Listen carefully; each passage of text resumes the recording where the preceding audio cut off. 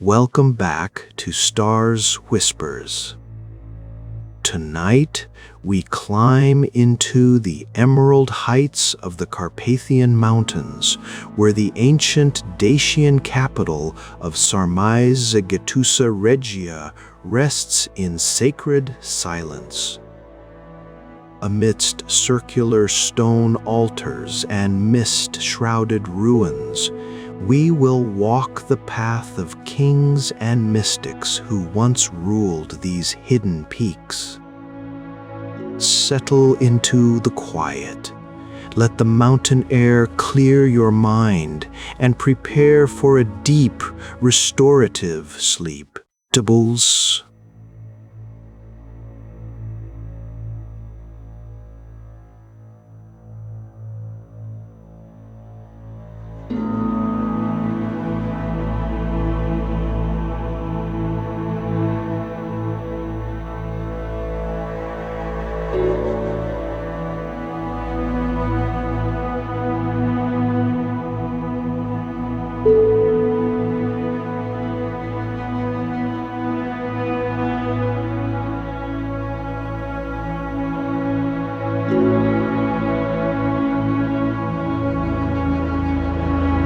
Optimistic, he says, eyeing the gleaming new REI purchase I'd made specifically for this trip.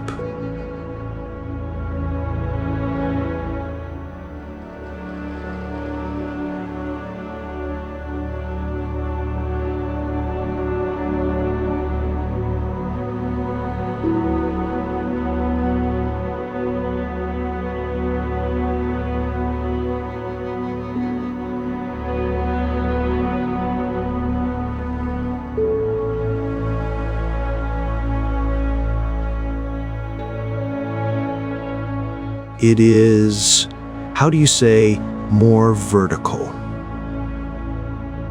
He's not wrong. We're standing at the base of the Oricti Mountains in Transylvania, looking up at what appears to be less a hiking trail and more a geological suggestion that humans might, if sufficiently motivated, be able to ascend at a 45-degree angle through dense forest while dodging rocks that seem personally offended by the concept of stability. The Dacians, Ionu continues, hefting his own battered pack, they liked to build their fortresses where their enemies would arrive already exhausted from the climb. Very practical people, the Dacians, also very suspicious.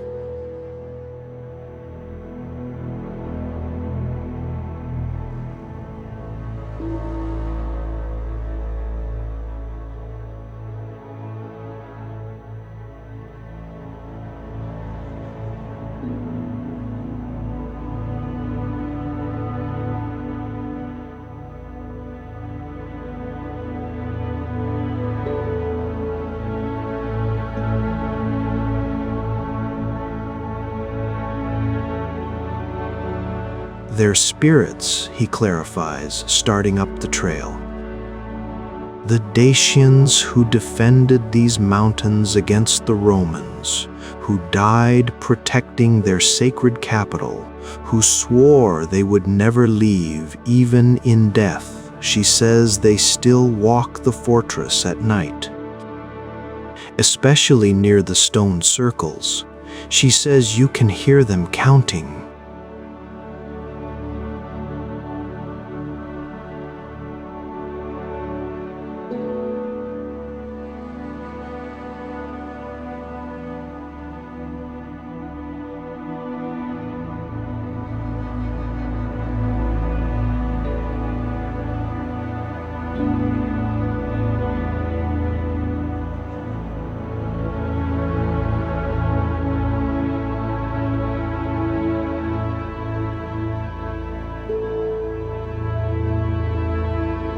Dead Dacians, they have a lot to count.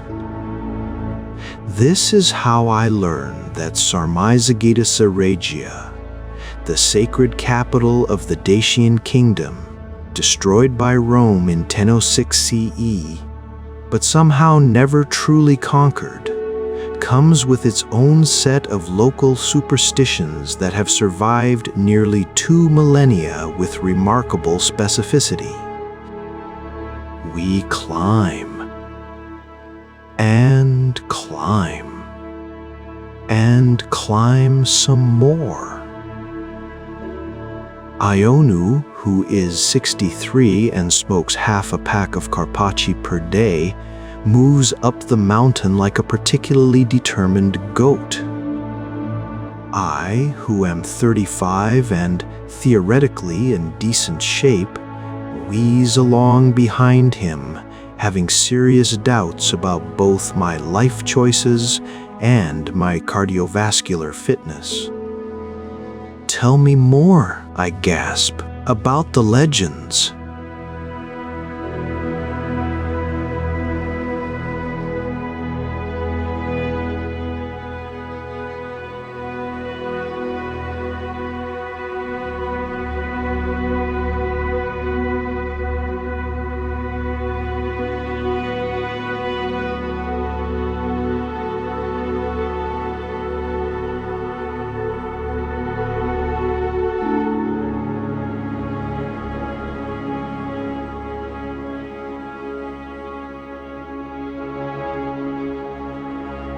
Good. The tourist version is boring. He lights a cigarette, offers me one, I decline, and launches into what is clearly a well-rehearsed narrative. In these mountains, in the years before Rome came, there was a civilization that modern people do not fully understand.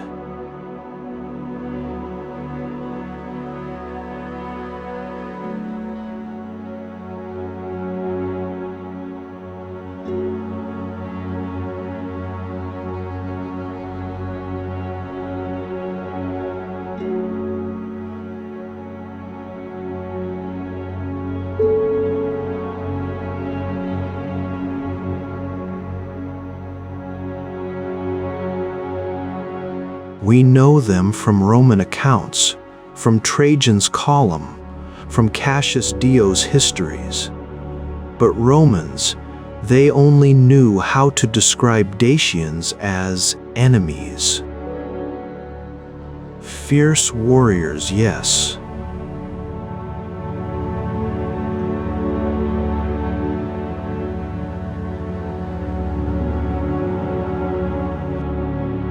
Skilled metal workers, yes, but also something else, something the Romans could not understand because they were Romans, and Romans thought they already understood everything. He takes a long drag, exhaling smoke that drifts up through the beech trees. The Dacians were priest kings. Their capital here, Sarmizegetusa Regia, it was not just a fortress, it was a temple, a calendar, a library written in stone.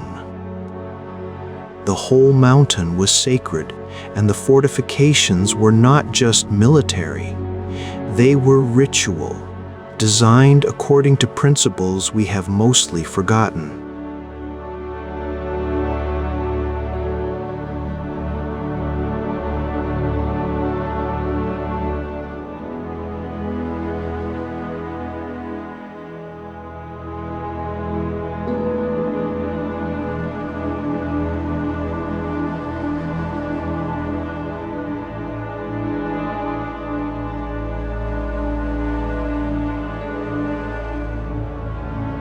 Like the stone circles.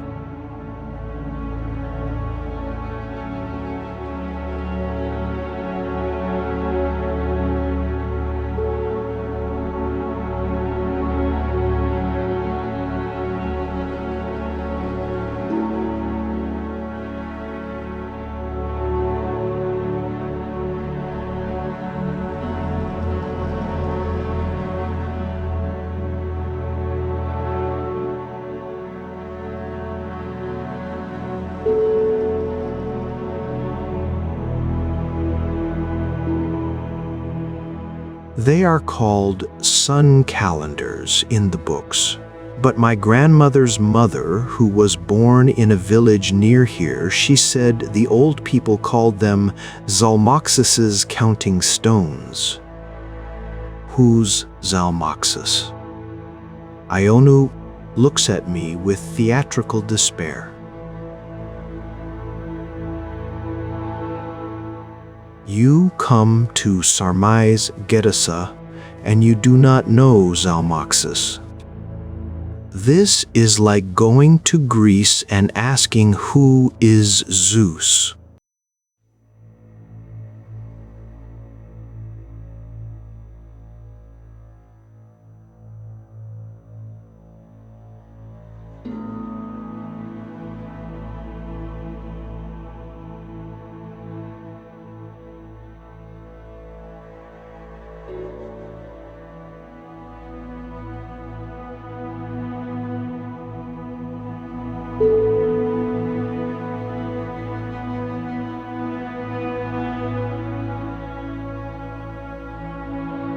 Herodotus wrote about him.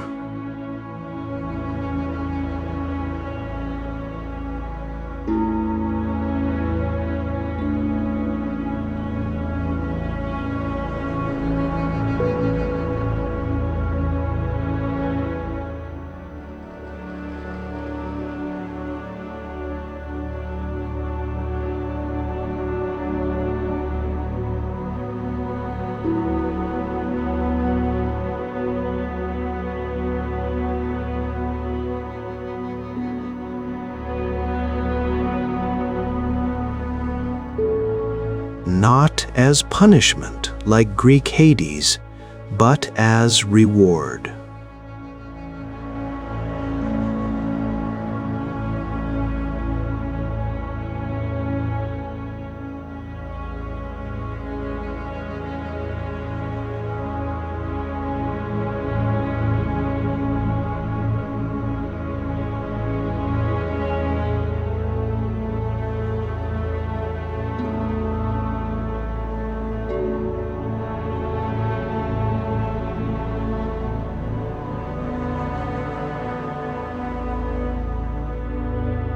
This is why Dacian warriors were so fearless.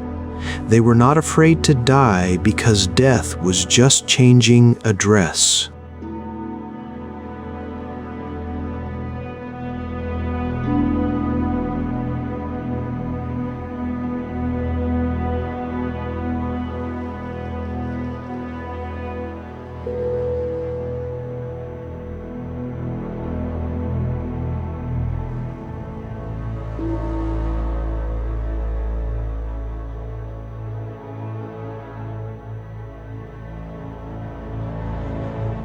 The forest is dense and old, and there's a quality to the light filtering through the canopy that makes everything feel slightly otherworldly, slightly more than ordinary forest. But Zalmoxis, Ionu continues, he had to know when each person was meant to join him. So he needed to count very precisely, count days, count seasons, count the movements of stars and moon and sun.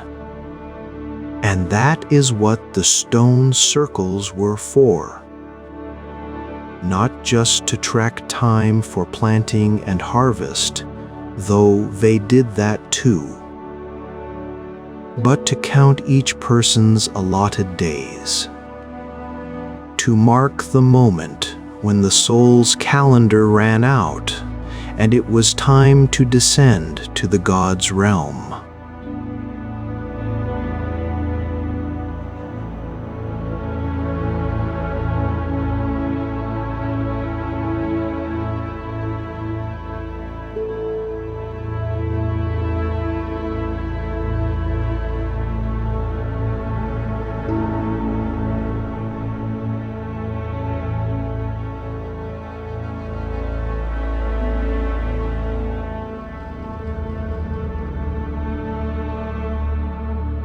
They were not light people, the Dacians. They looked at life and death and said,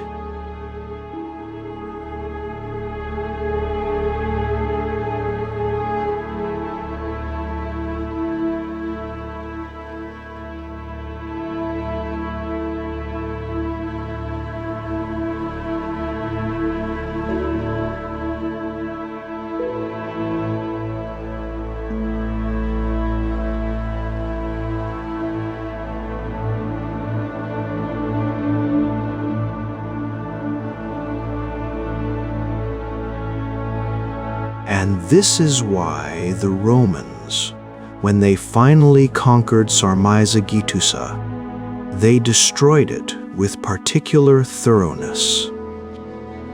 Not just to break Dacian military power, but to break their sacred calendar.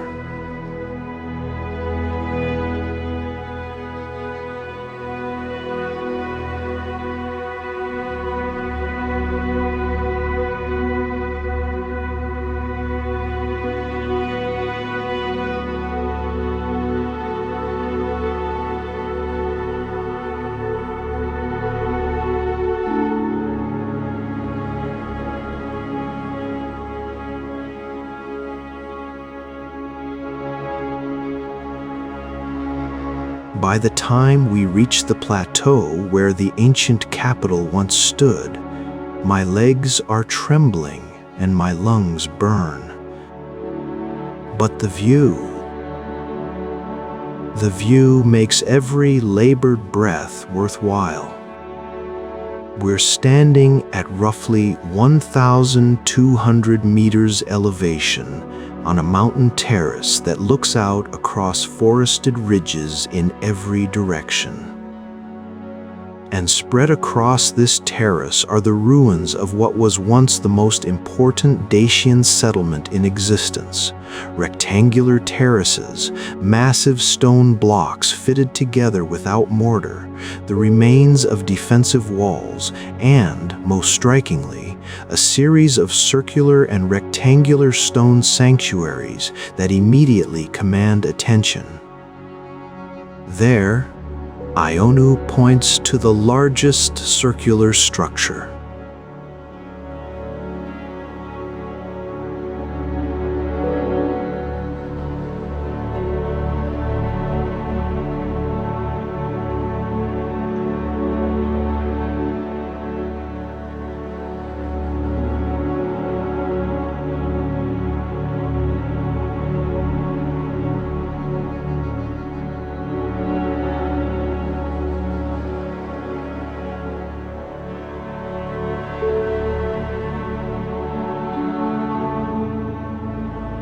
And beyond, the large limestone sanctuary. Each one aligned to different astronomical events, each one counting different cycles.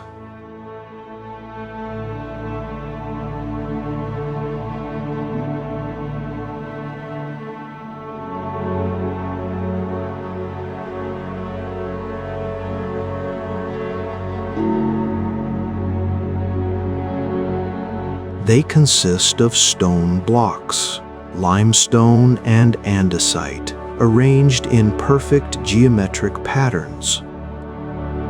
The great circular sanctuary has an outer ring of wood post holes, the wood long since decayed, and an inner horseshoe of andesite blocks. The precision is remarkable.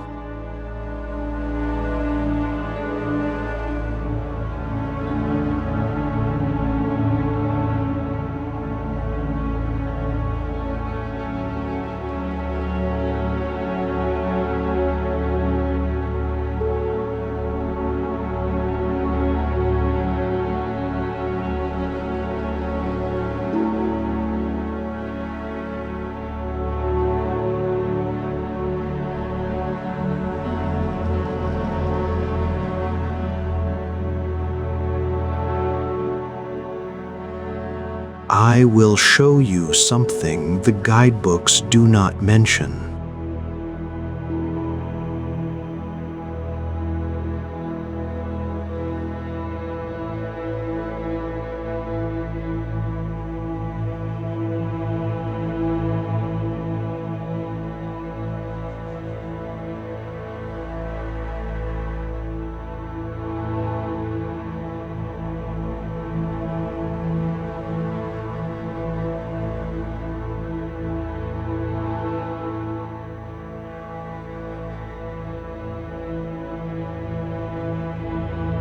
Count them, he says. I start counting the post holes. There are a lot.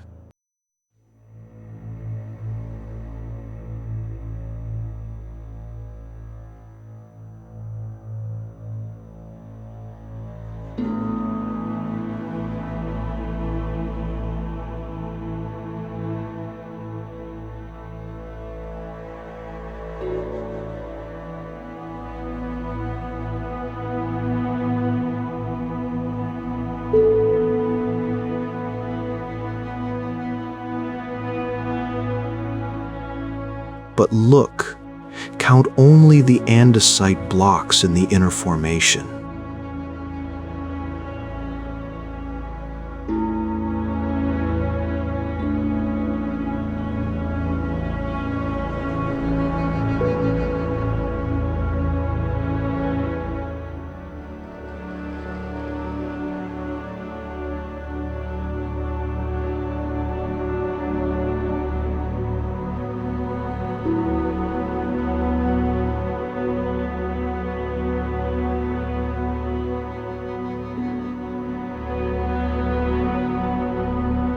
The Dacians built these sanctuaries to encode multiple time cycles simultaneously. Solar year, lunar month, seasonal divisions.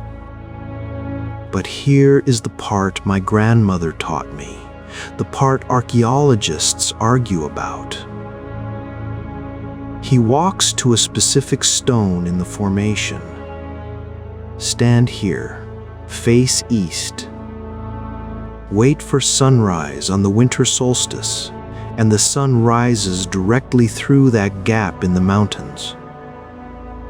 He points to a notch on the horizon. Spring equinox through that gap.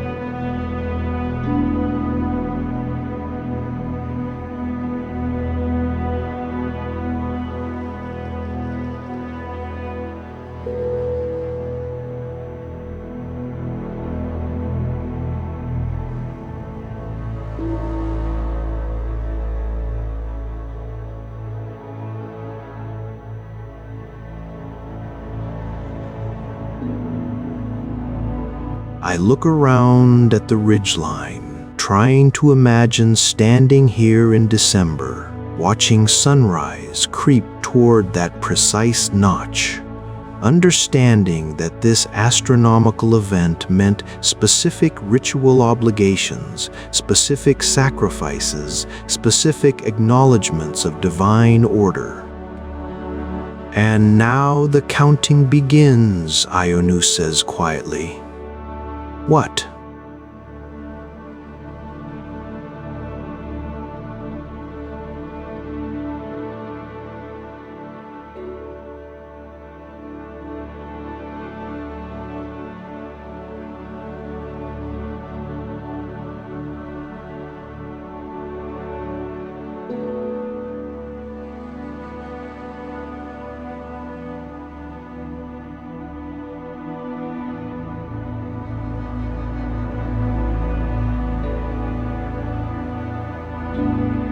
When you stand in the center of the great circular sanctuary on certain nights, new moon, or winter solstice, or certain anniversaries, you can hear counting. Quiet, in Dacian language that no one speaks anymore, but counting. 1, 2, 3, up to very high numbers.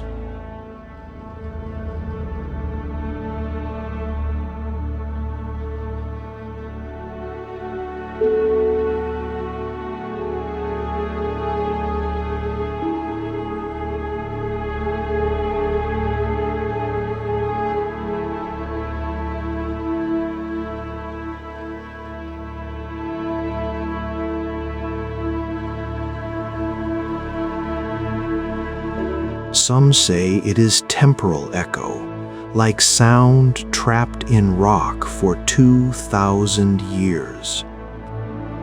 And some say it is the priests of Zalmoxis, still performing their duties, still tracking the calendar, still counting each soul's remaining days.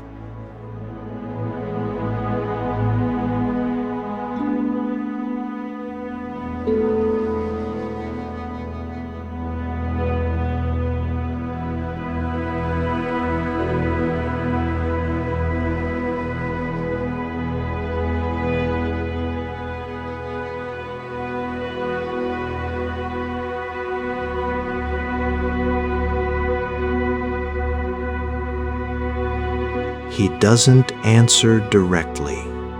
I camped here once, many years ago, with friends.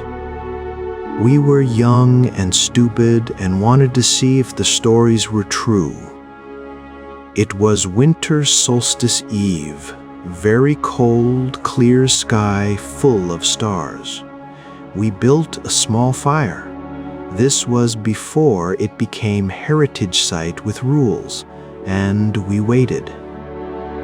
He pauses, and for the first time since I met him, he looks uncertain.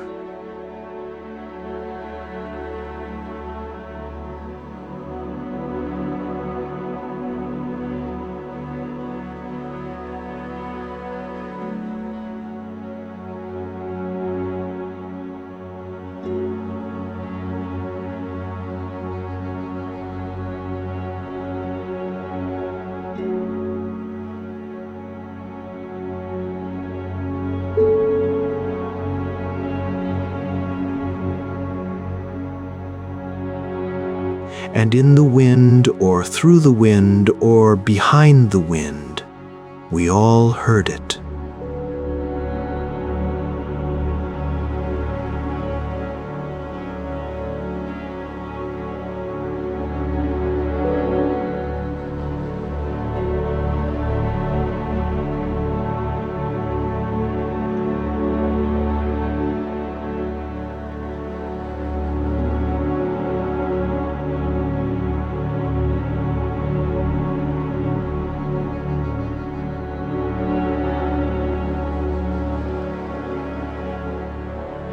Numbers, spoken in rhythm, like meditation or prayer. We could not understand the language, but we understood it was counting.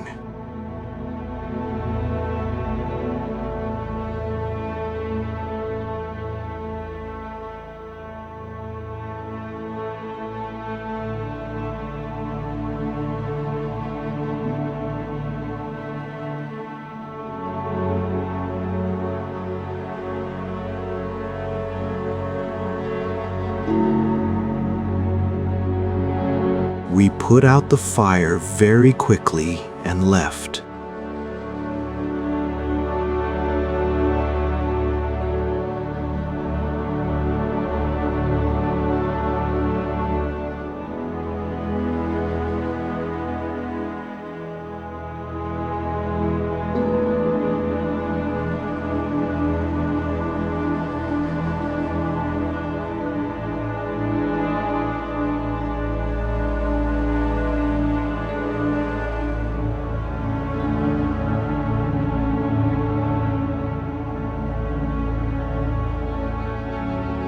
We were young and stupid, but not stupid enough to interrupt whatever was happening.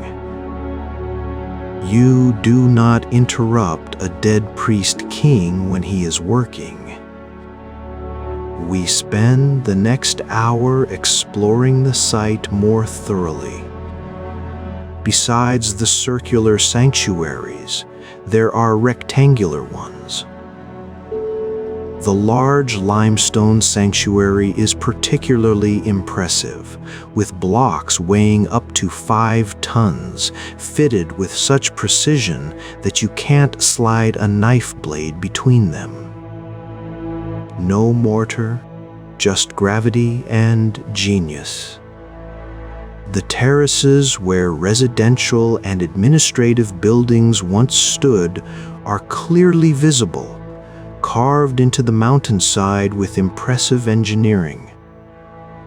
There are remains of a water distribution system, sophisticated for its era.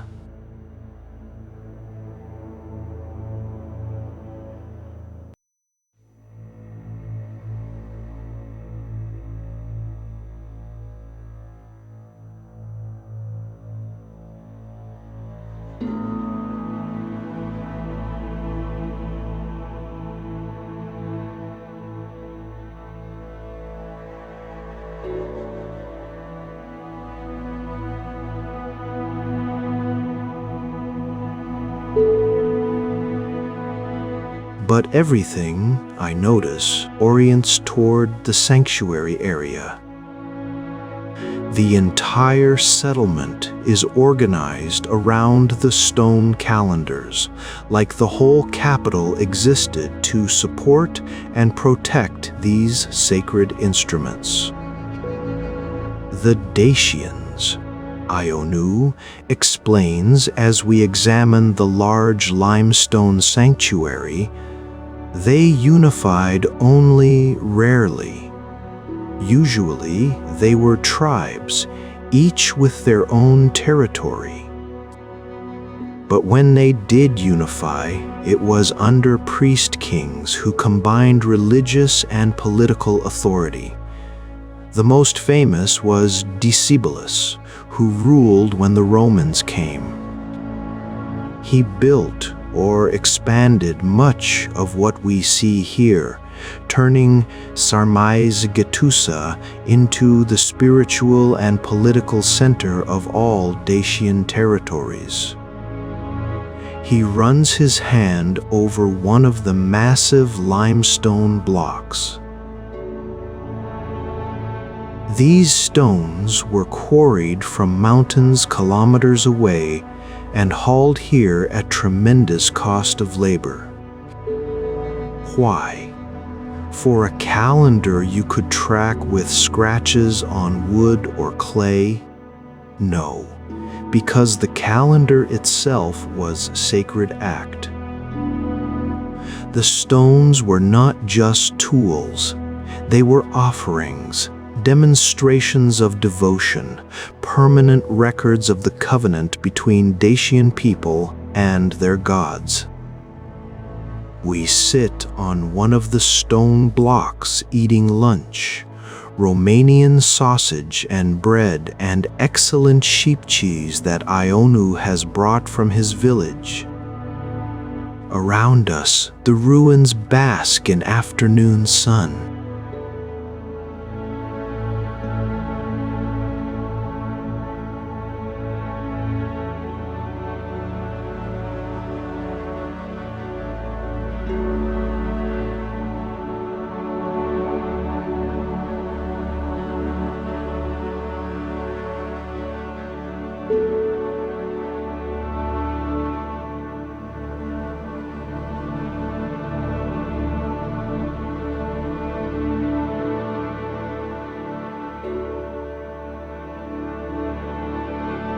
Tell me about the Roman conquest, I say. Ionu's expression darkens.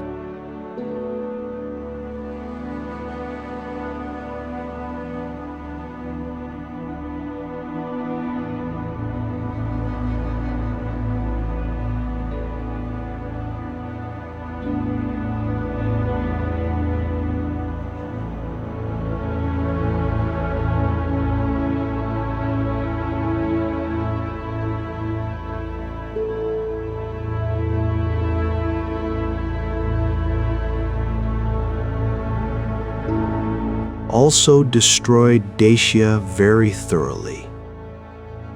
He takes a bite of sausage, chewing thoughtfully. The Romans, they wanted Dacia's gold and silver. The mountains here, they are full of precious metals, and the Dacians were expert miners. So Trajan launched 2 wars.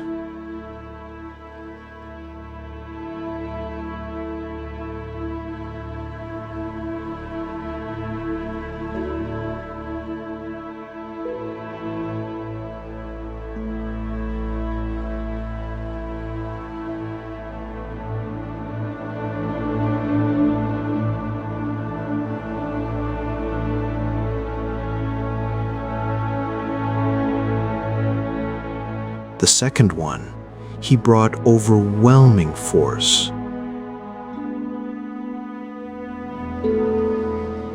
15 legions, over 150,000 men, against Decebalus and maybe 40,000 Dacian warriors.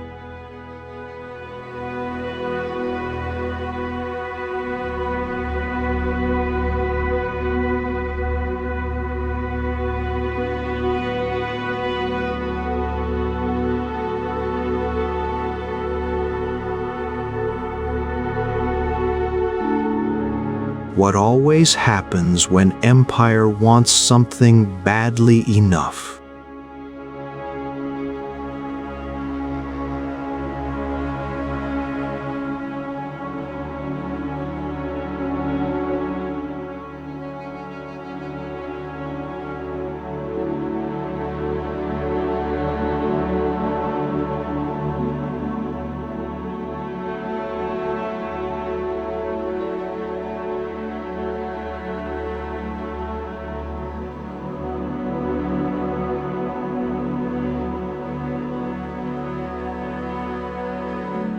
Decebalus fled but was hunted down and killed himself rather than be captured.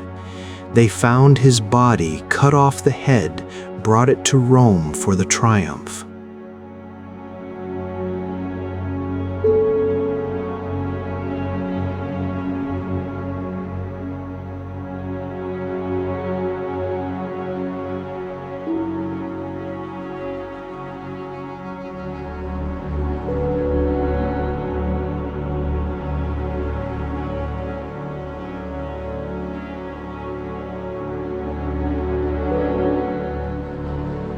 Very brutal.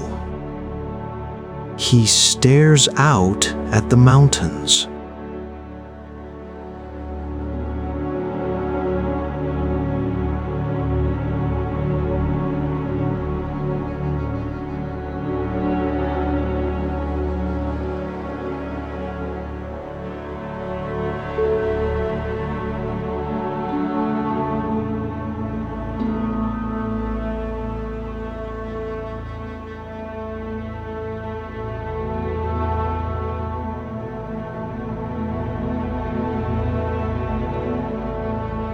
The Romans destroyed the Dacian capital, burned buildings, toppled walls, tried to erase the sacred sanctuaries.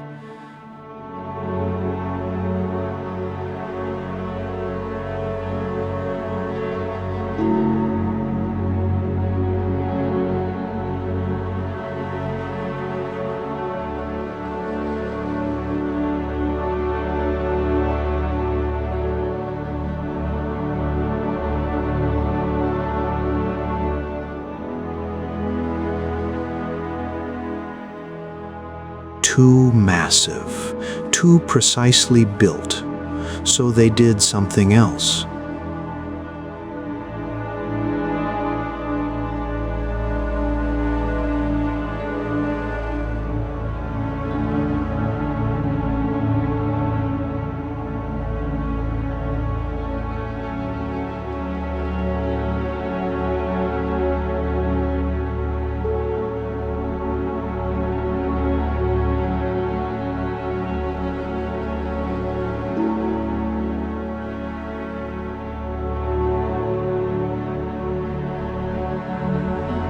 Like they understood that these calendars were not just astronomical instruments, but power sources, and that the best way to defeat Dacian resistance was to stop the counting. Stop the sacred calendar.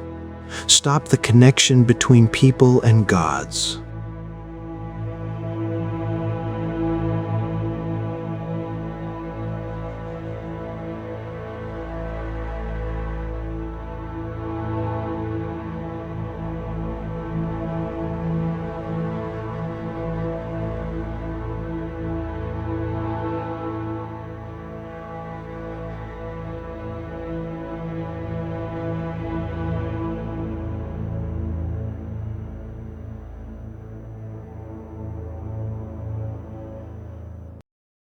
This is fascinating and also slightly ridiculous, and I say so.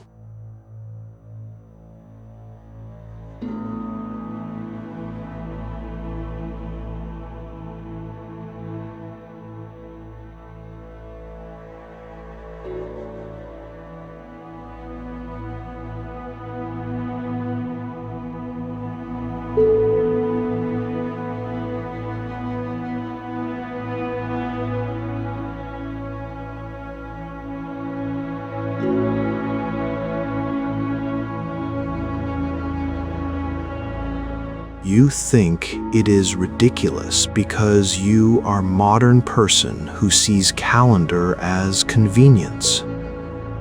But for Dacians and for many ancient peoples, calendar was sacred technology. Control calendar, control agriculture, control festivals, control when people gather and what they believe. Romans understood this. Why do you think they reformed their own calendar, made January 1st the new year instead of March, made months equal length even though moon does not care about Roman organization? Calendar is power. He has a point. We spend the afternoon photographing and measuring and generally marveling at the site. The stonework is incredible. These blocks were shaped with bronze tools.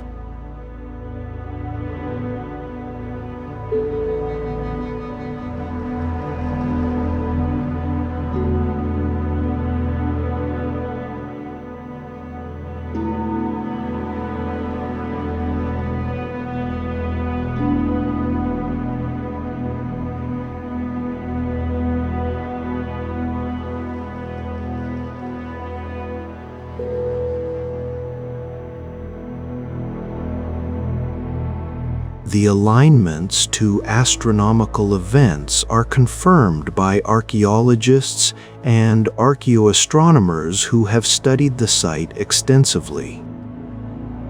The Great Circular Sanctuary, for instance, definitely marks solstices and equinoxes.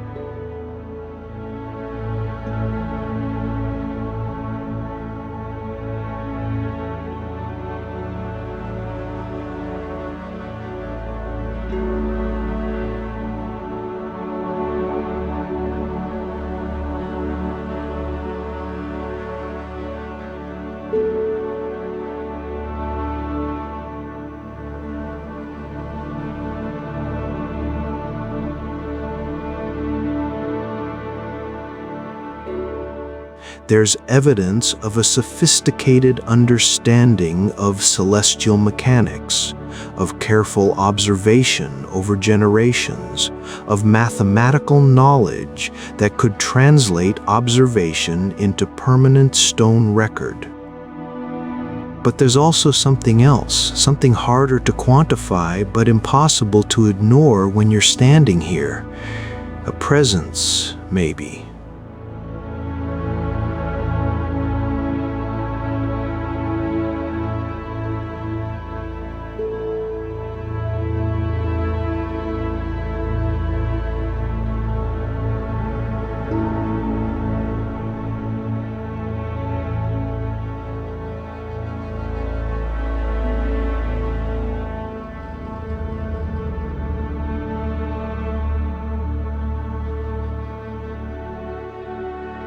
A sense that this place was designed not just to track time, but to manipulate it, to bend the relationship between human consciousness and cosmic order. Or maybe that's just romanticism. Maybe I've been listening to too many of Ionu's stories. As the sun begins to descend, turning the sky copper and rose, Ionu announces it's time to descend. We do not want to be here after dark. not because of danger sight is safe, but because of respect.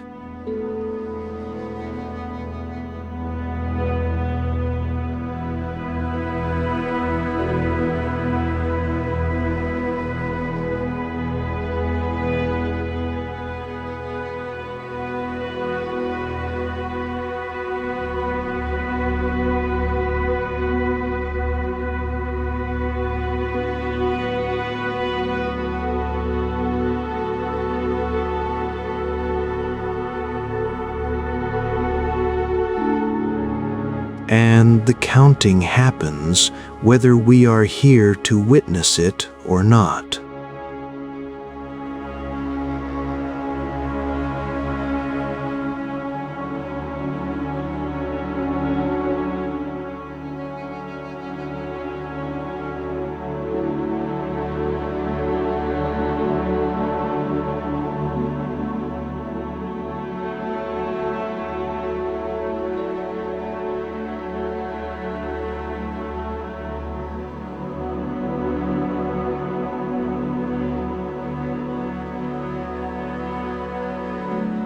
Ionu, inexhaustible, maintains a steady stream of additional details and legends.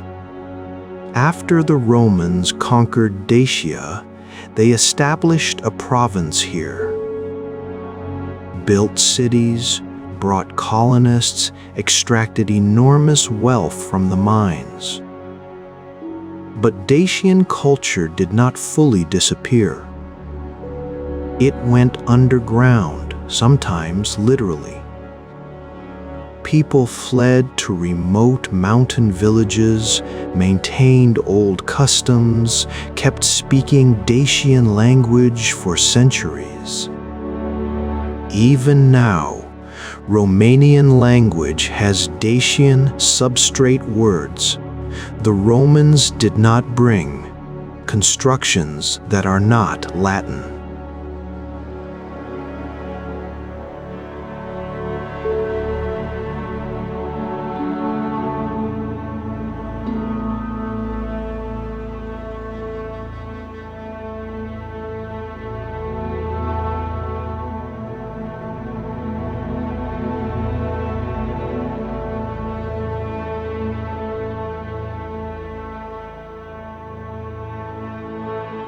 Those never stopped.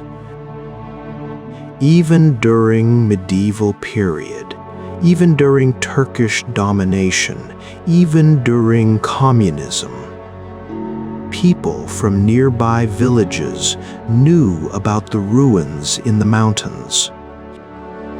They called it the Old Capital, the sacred place, the stone counting. And they avoided it mostly. Oh, shepherds would graze their flocks on the plateau in summer, but they would not camp near the sanctuaries. They would not disturb the stones. There was understanding, passed from grandmother to granddaughter, that some places remain active even when they appear abandoned. By the time we reach the trailhead, dusk is settling over the mountains. Ionu drives me back to my hotel in Orikti, chain-smoking and telling increasingly elaborate stories about Dacian gold hoards supposedly hidden in caves, about Romanian nationalist movements that tried to claim direct descent from Discipulus, about communist-era archaeologists who approached the site as scientific puzzle and left convinced there were mysteries beyond archaeology's reach. That night, in my hotel room, I research more.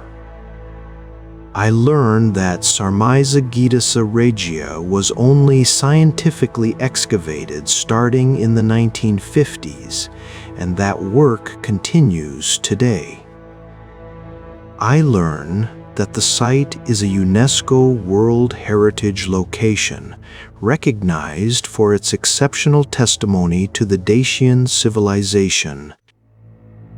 I learned that the stone calendar sanctuaries are genuinely sophisticated, astronomical instruments, comparable in complexity to other ancient observatories around the world. I also learn, reading between the lines of academic papers, that there's still genuine debate about the full purpose of these structures. Yes, they track astronomical events. Yes, they mark seasonal transitions. But the specific ritual uses, the religious cosmology that informed their construction, the exact relationship between the calendar and Dacian beliefs about death and the afterlife,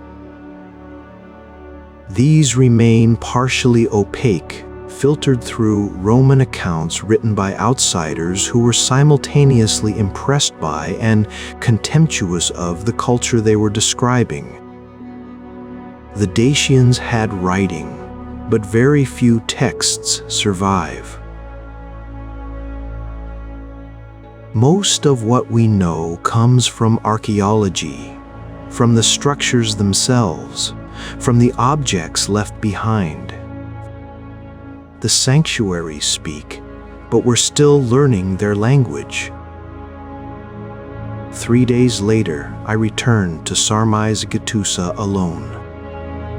Ionu has another tour scheduled, but he's drawn me a detailed map and given me specific instructions. If you stay until evening, sit quietly. Do not expect anything. But pay attention. The stones remember, even if we forget.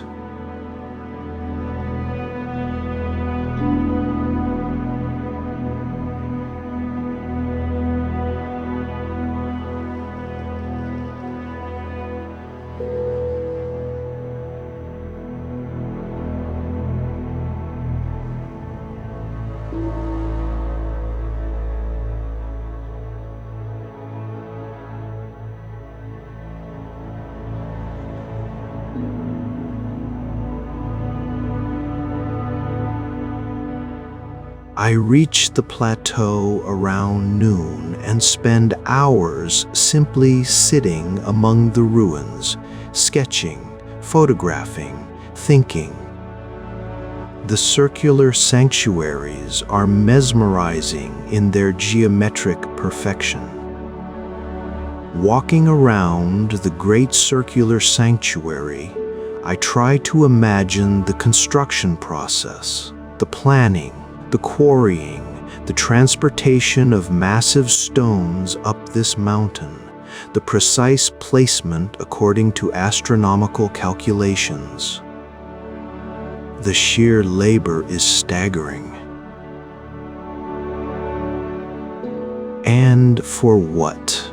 To track time more accurately. That can't be the whole story.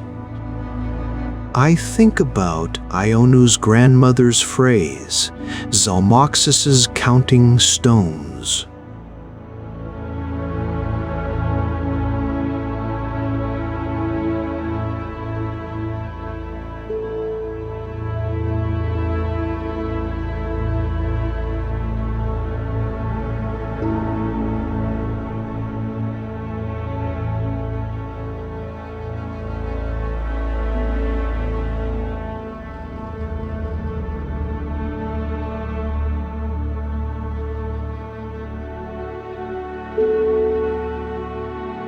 What if tracking time was tracking the gods' attention, the gods' accounting of each soul's remaining days?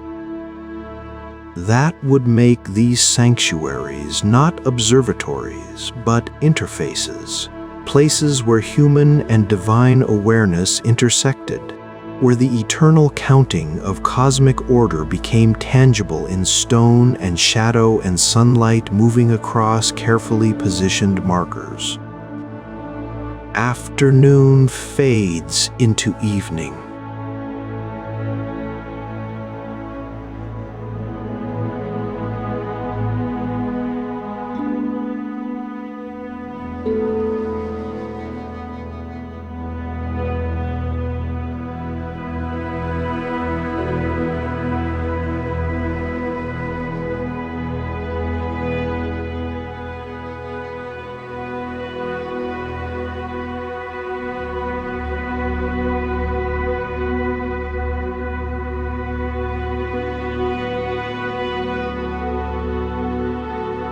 I position myself in the center of the great circular sanctuary, sitting cross-legged on ancient stone, and wait.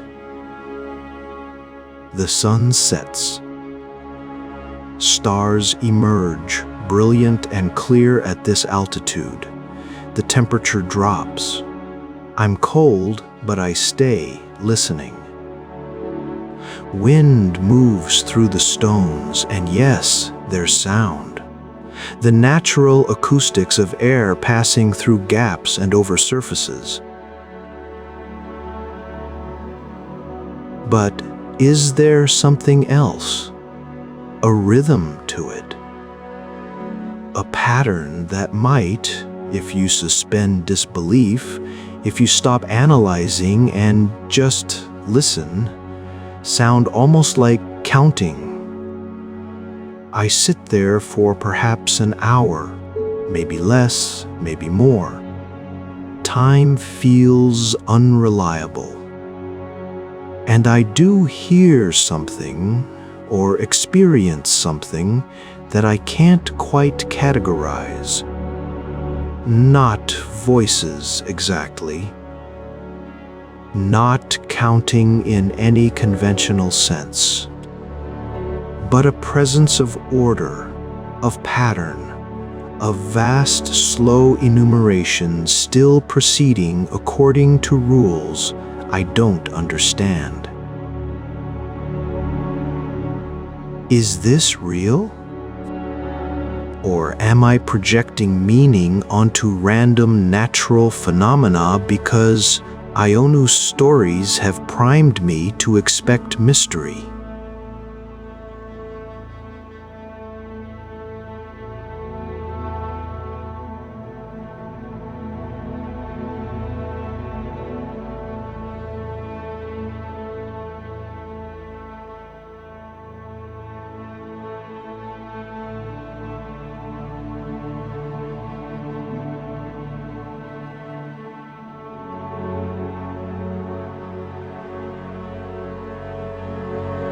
But I do know that when I finally stand up, stiff and cold and slightly dizzy, I feel like I've participated in something, witnessed something that exists outside the normal categories of secular tourism.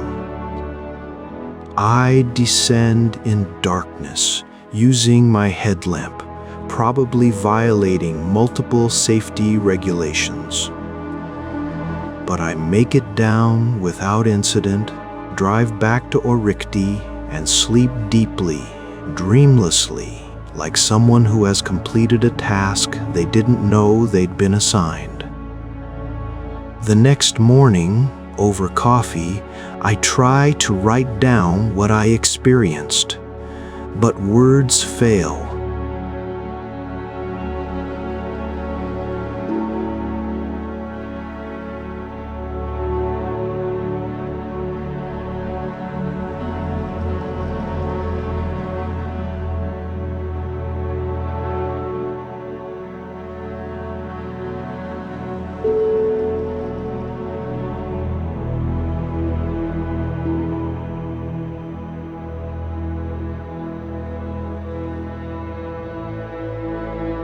That ancient mechanisms are still operational.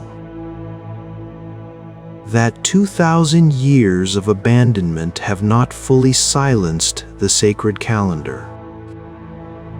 I can report the facts. Sarmizegetusa Regia was the Dacian capital. It contains sophisticated stone calendar sanctuaries. It was destroyed by Rome in 1006 CE, but never completely erased. It is now protected, studied, and partially understood. But the truth.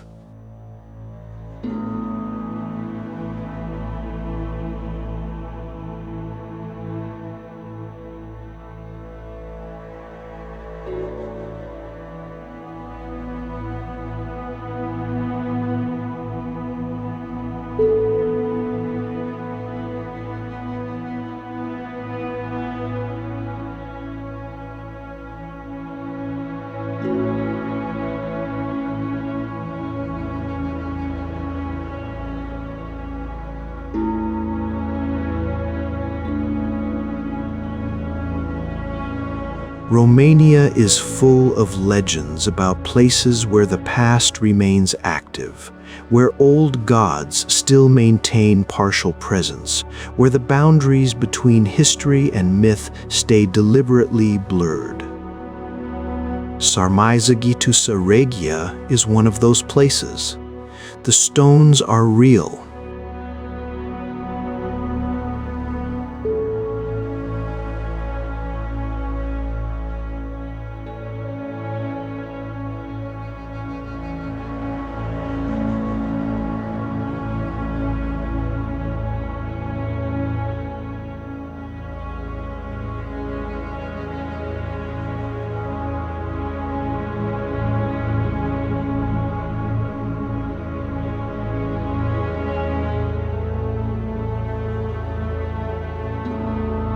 But the counting.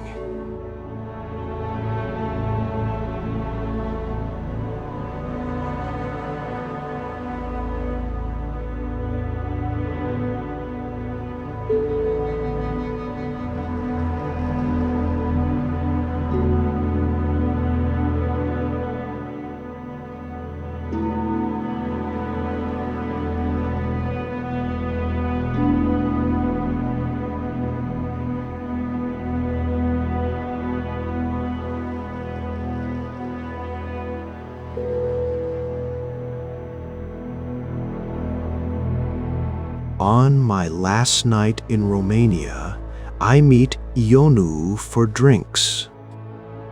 We sit in a small bar in Orutier, working our way through a bottle of Huici that tastes like someone distilled autumn itself.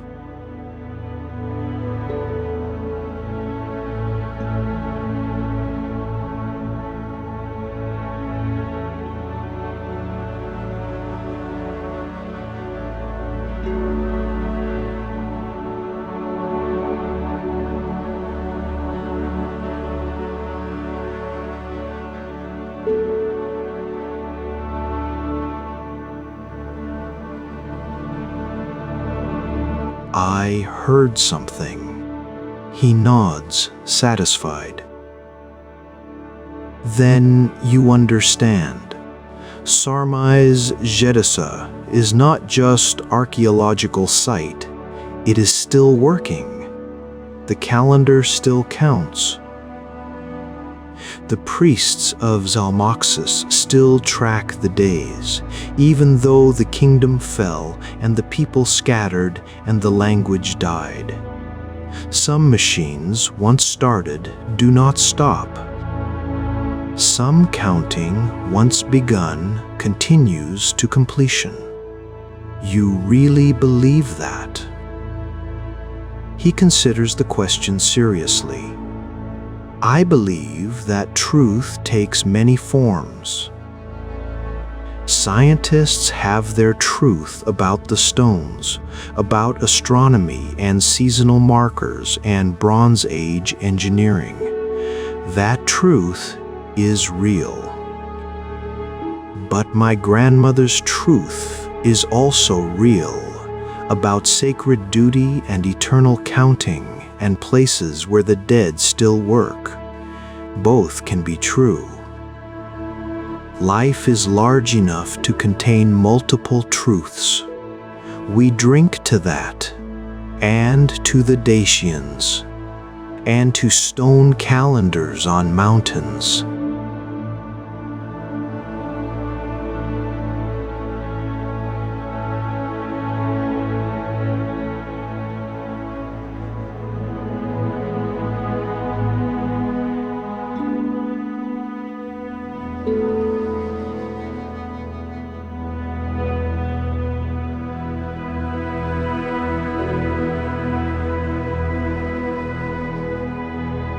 Before we part, IO News gives me a final piece of advice.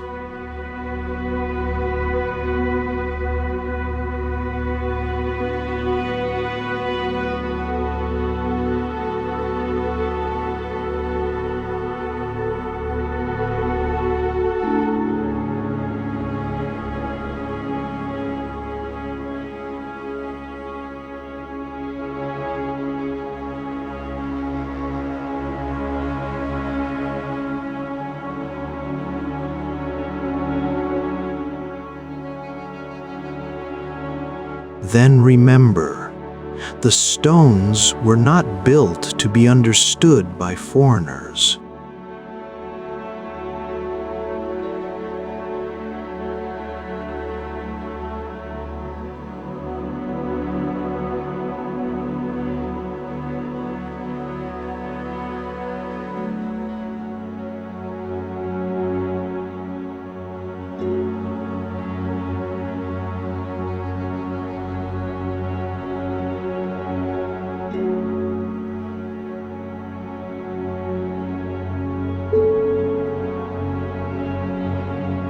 That relationship was broken when Rome came.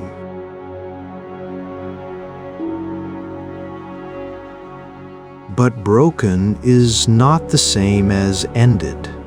The calendar counts whether or not anyone is there to read it. The stones remember even when we forget. And somewhere in whatever realm Zalmoxis rules, the accounting continues. This is not superstition. This is pattern. This is how certain things work.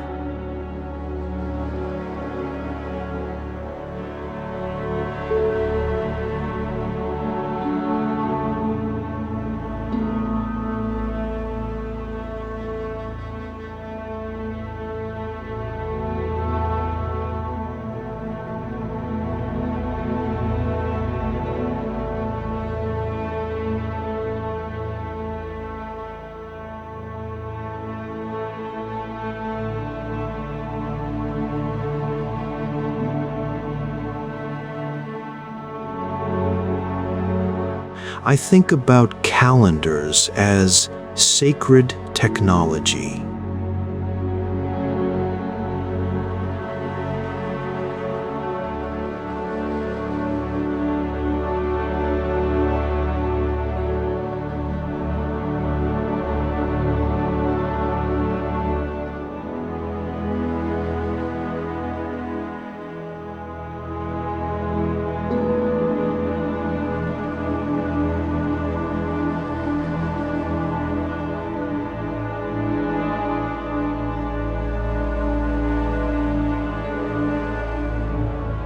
And sometimes, late at night, I imagine I can hear it.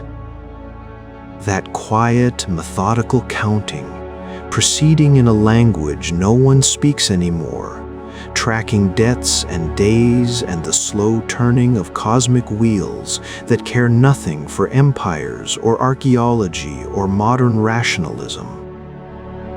The stones stand. The calendar counts, the mountains remember, and somewhere, always, someone is keeping track.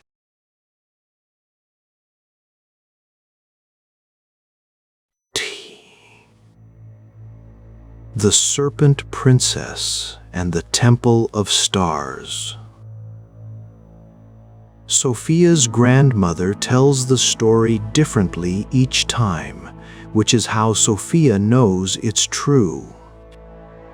The details change, her grandmother says, sitting on the wooden porch of their house in Siem Reap, overlooking rice fields that stretch toward the distant silhouette of Angkor Wat, because the story is alive. Dead stories stay the same.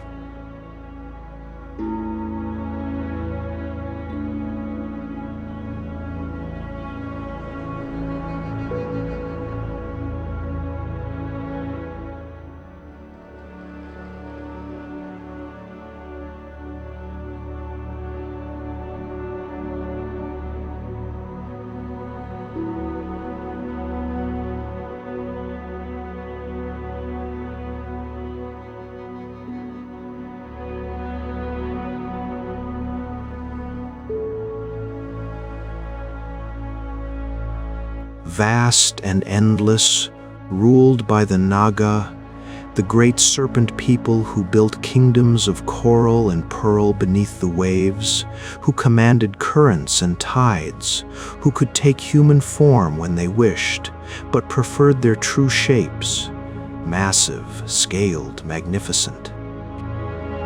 The Naga king had 7 daughters, each more beautiful than the last.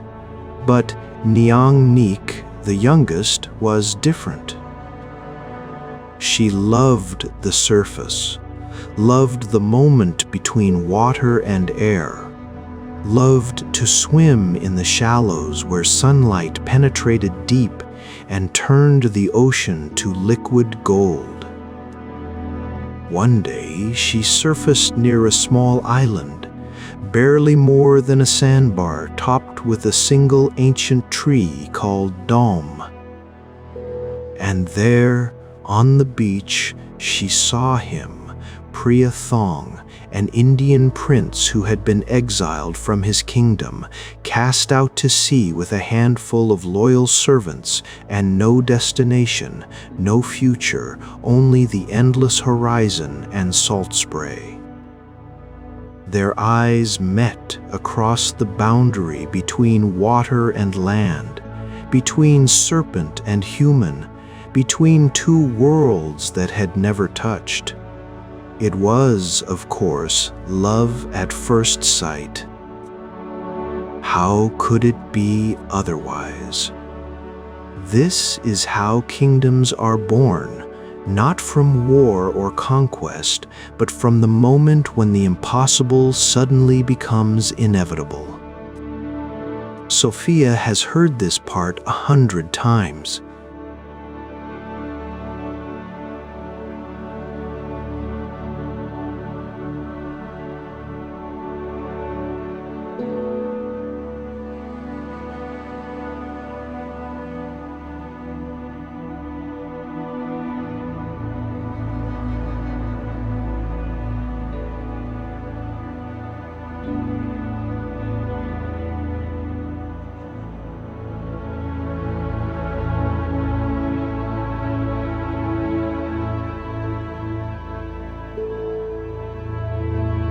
The way her grandmother's voice softens when she describes how Niang Nik emerged from the waves, how her serpent tail transformed into human legs, how Priya Thong stood frozen on the beach, unable to believe what he was seeing. But today, her grandmother adds something new. They say that when she walked from the ocean, the water clung to her like memory. Every step left pools that wouldn't evaporate, wouldn't drain away.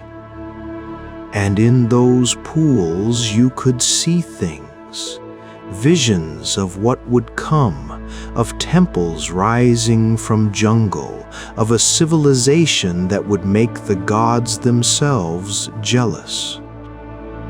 The courtship was brief.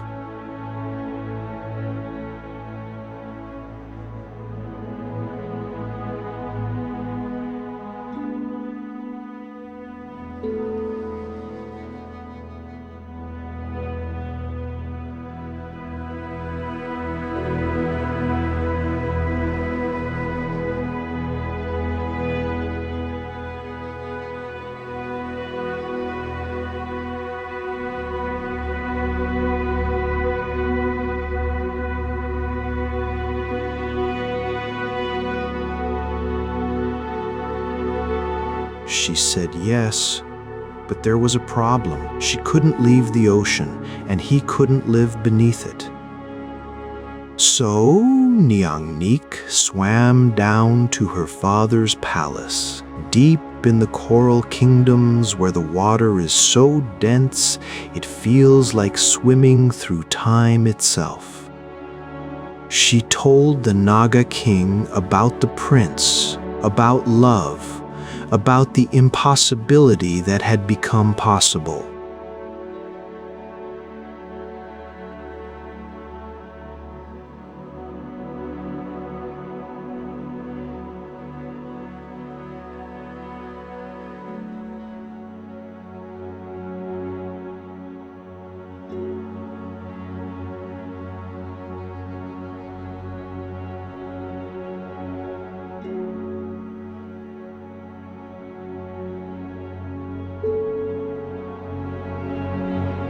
He could have kept his daughter in the ocean where she belonged, but he was wise, and wise fathers know when to hold on and when to let go. Instead, he gave them a wedding gift that would change the world. He drank the ocean, not all of it. Even a Naga king has limits, but enough. Enough to reveal land where water had been, enough to create a kingdom where only waves had existed. He drank and drank until vast territories emerged, mountains and valleys, rivers and plains, all the geography that would become Cambodia. "This is my gift," he told Niang Nik and Priathong. "Build here, rule here. Create something that bridges your two worlds, land and water, serpent and human, old magic and new vision."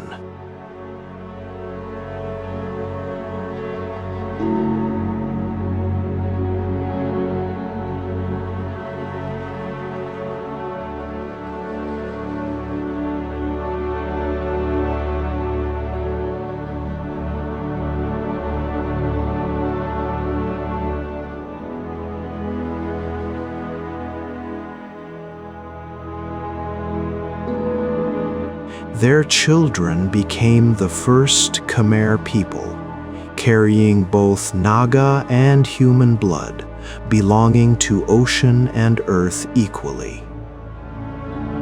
The royal family traced its lineage directly to this union, which is why even today, at traditional Cambodian weddings, the groom holds the bride's sash, a ritual reenactment of Priathong holding Niang Nik's tail as she led him down into the underwater kingdom to meet her father. Sophia always thought this was just a beautiful myth, the kind of story that explains cultural identity without needing to be literally true. But her grandmother insists otherwise. Why do you think the Naga are everywhere at Angkor Wat?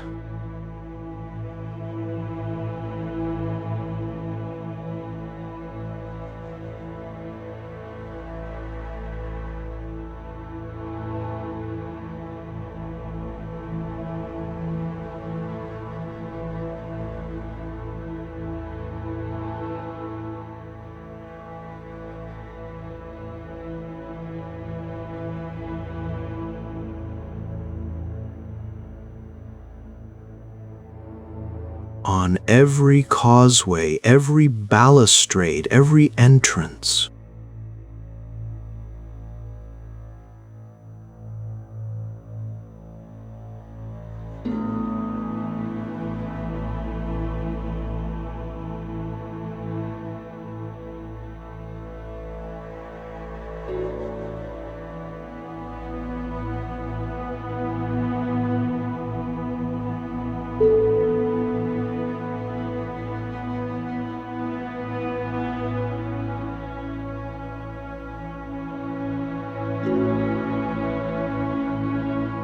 they're reminders.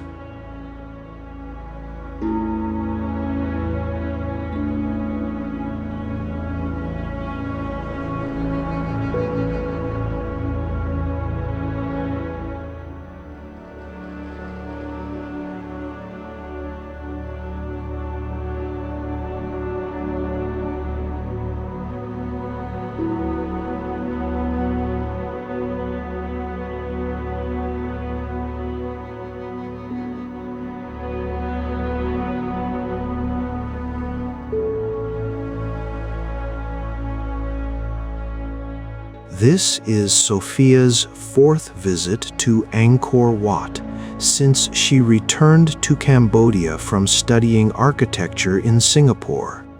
Each time, she sees it differently. The first visit was pure tourism.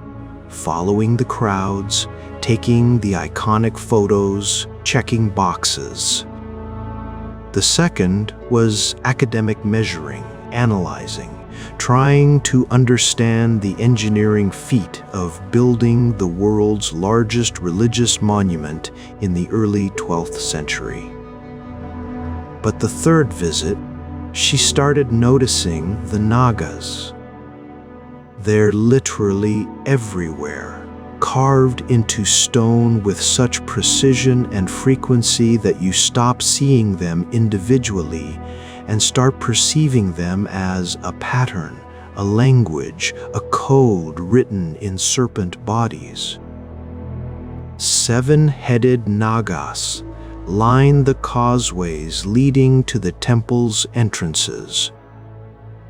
Their bodies form balustrades that visitors grip without thinking, touching stone serpents as they cross from the outer world into the sacred space. At the gates, Nagas rear up as guardians, their hoods spread, their eyes alert for threats that ended centuries ago. And inside, in the miles of bas-reliefs that cover the temple's galleries, the Nagas appear again and again in the Hindu stories carved into stone, most famously in the churning of the ocean of milk, where gods and demons use the serpent Vasuki as a rope to churn the cosmic ocean and produce the elixir of immortality. But Sophia's grandmother says that's not really the Hindu story at all, not in the Khmer version. We took the Indian myths, she explains, and we made them ours. The churning of the ocean isn't just about gods and demons, it's about Niang Nik's father, rearranging the ocean to create land. It's about the same act, told in different language.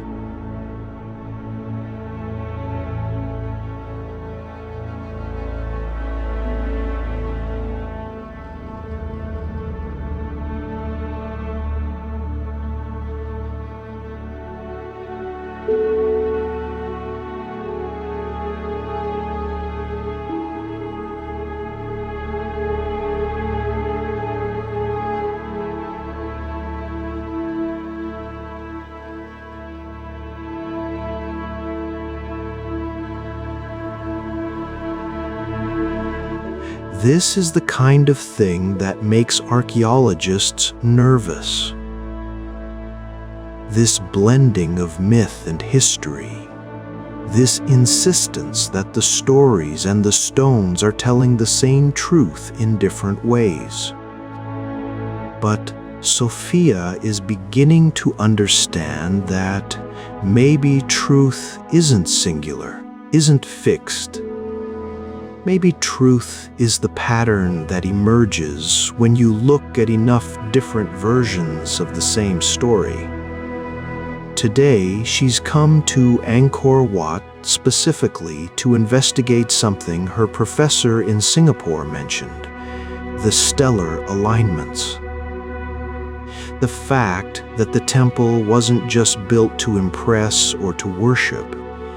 It was built to mirror the heavens, to create a map of the cosmos in stone and space.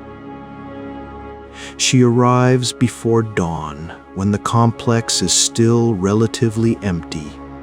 Just a scattering of photographers hoping to capture the iconic image of sunrise behind the temple's 5 towers. She ignores the main causeway and instead walks around to the west entrance, approaching the temple as ancient visitors would have, seeing it as it was meant to be seen. Angkor Wat is a temple mountain designed to represent Mount Meru.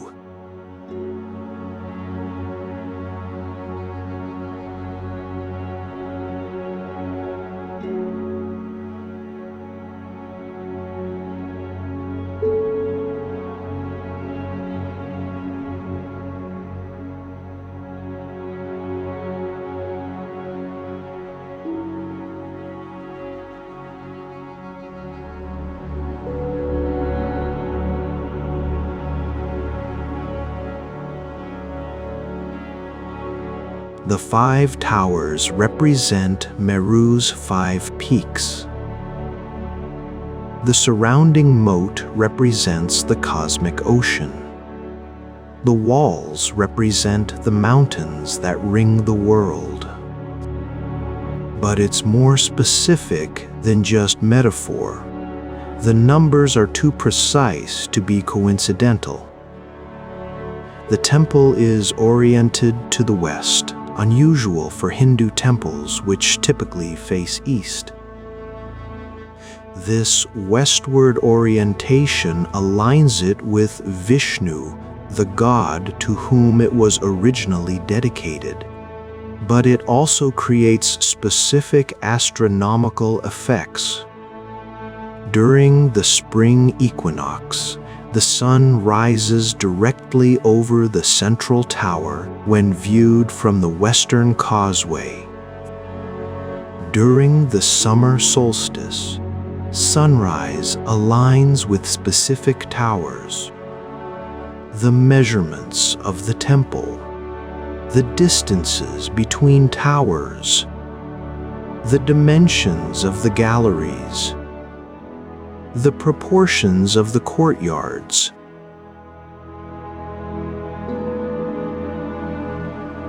Encode the cosmic time cycles of Hindu astronomy. Research has shown that the ground plan of Angkor Wat replicates the constellation Draco at the moment of the spring equinox in 1150 CE, precisely when the temple was being completed under King Suryavarman II. The 5 towers correspond to stars in Draco.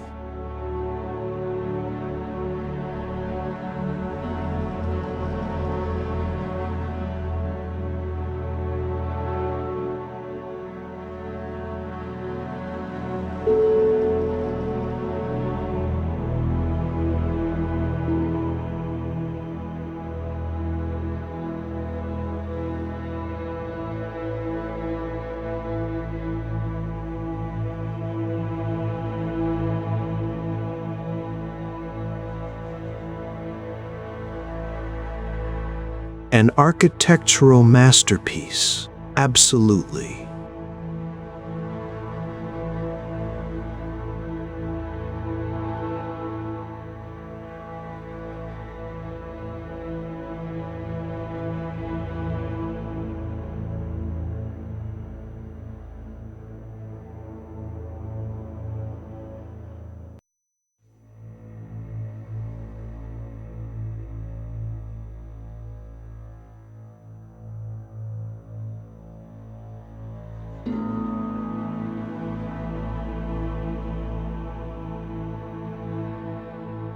Sophia stands in the center of the cruciform gallery where the 4 cardinal directions meet, looking up at the tower above her.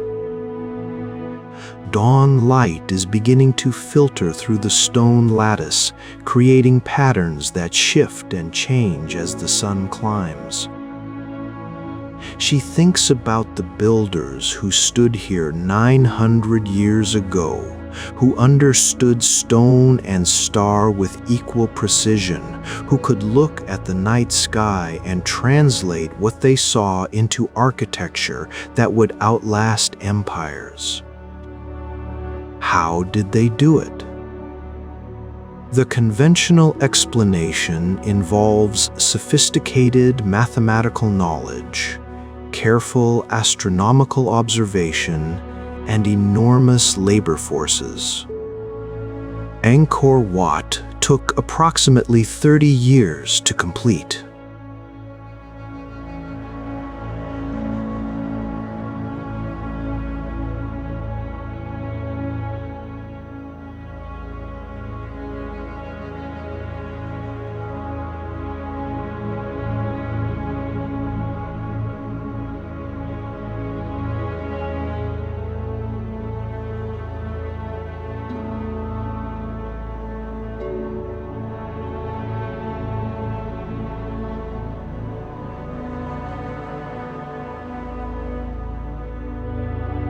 The precision of the masonry is extraordinary.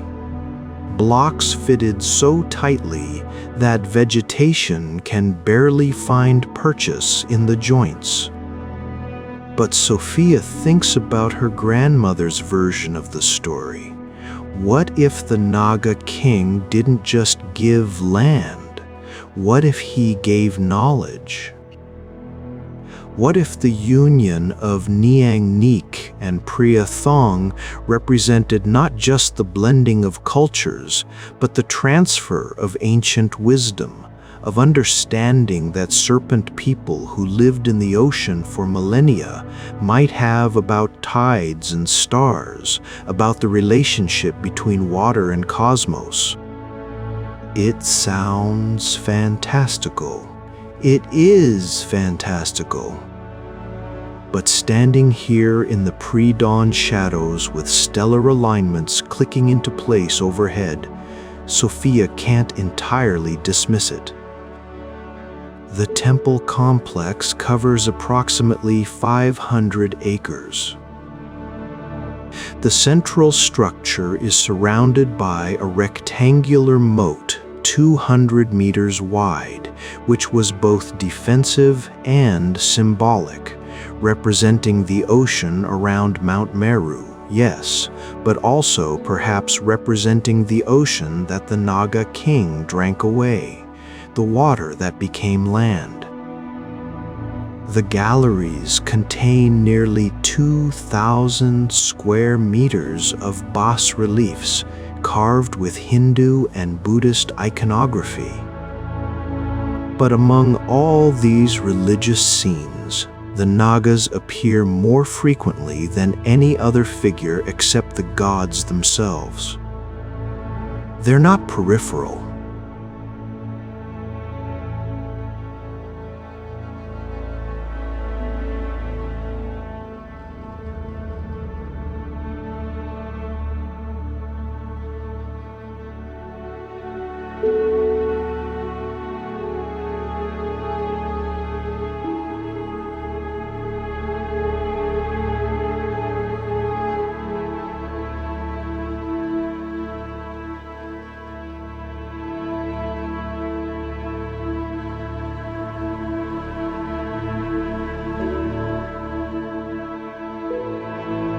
Over 1,800 Apsara dancers are carved into the walls.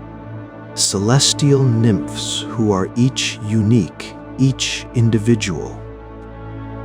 Scholars debate whether these represent actual court dancers or purely mythological beings. But in Khmer tradition, the distinction doesn't matter.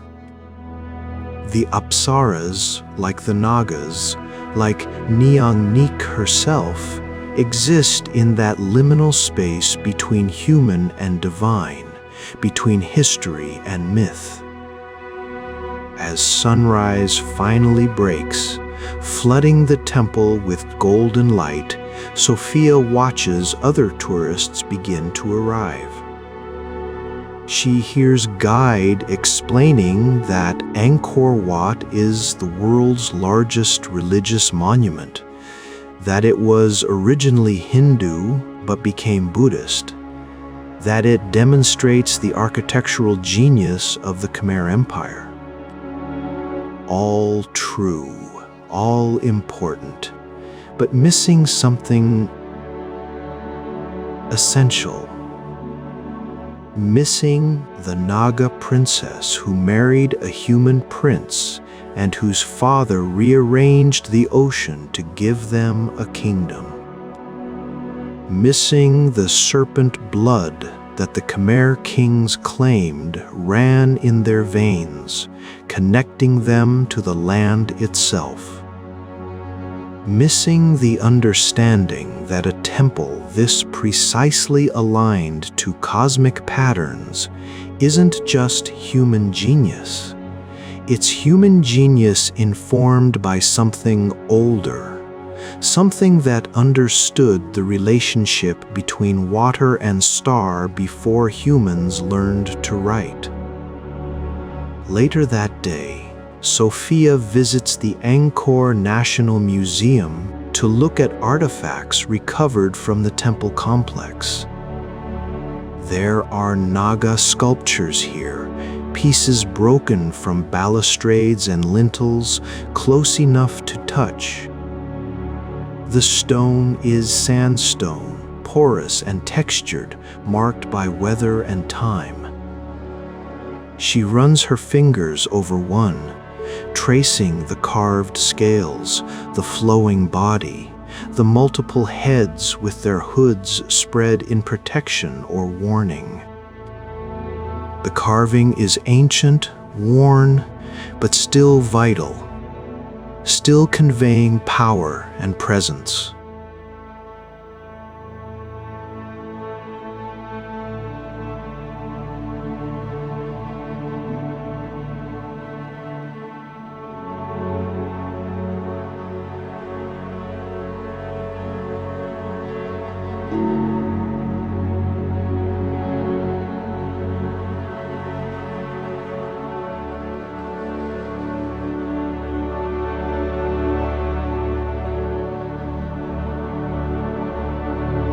But instead, the old man smiles.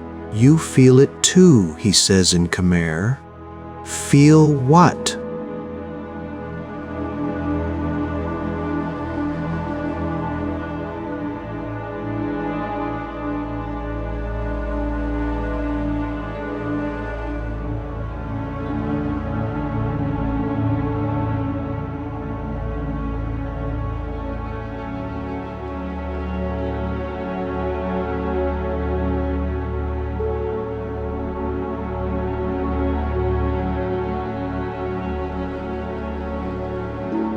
Art, history, culture, yes,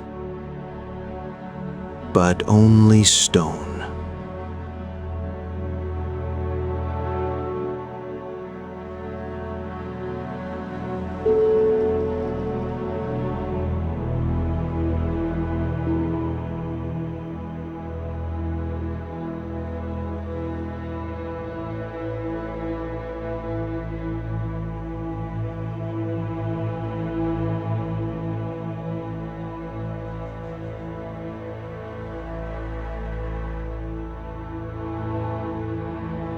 He tells her his own version of the Priathong and Niang Nik story with different details than her grandmother's version.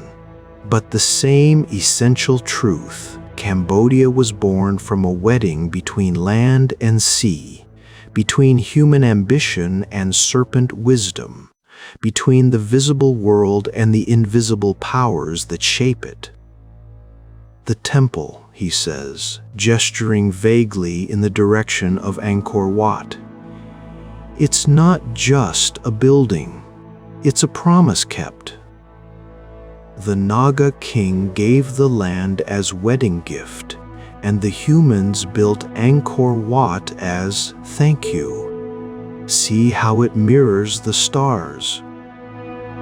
That's because the Nagas taught the humans to read the sky. See how the proportions are perfect. That's because the serpent people understand geometry differently. They lived in 3 dimensions, underwater. They understand space in ways land dwellers had to learn. Academic Sophia wants to dismiss this. But Sophia, who has walked Angkor Wat at dawn, who has traced stellar alignments through stone towers, who has felt the weight of 900 years pressing down through precisely fitted blocks, that Sophia isn't so sure.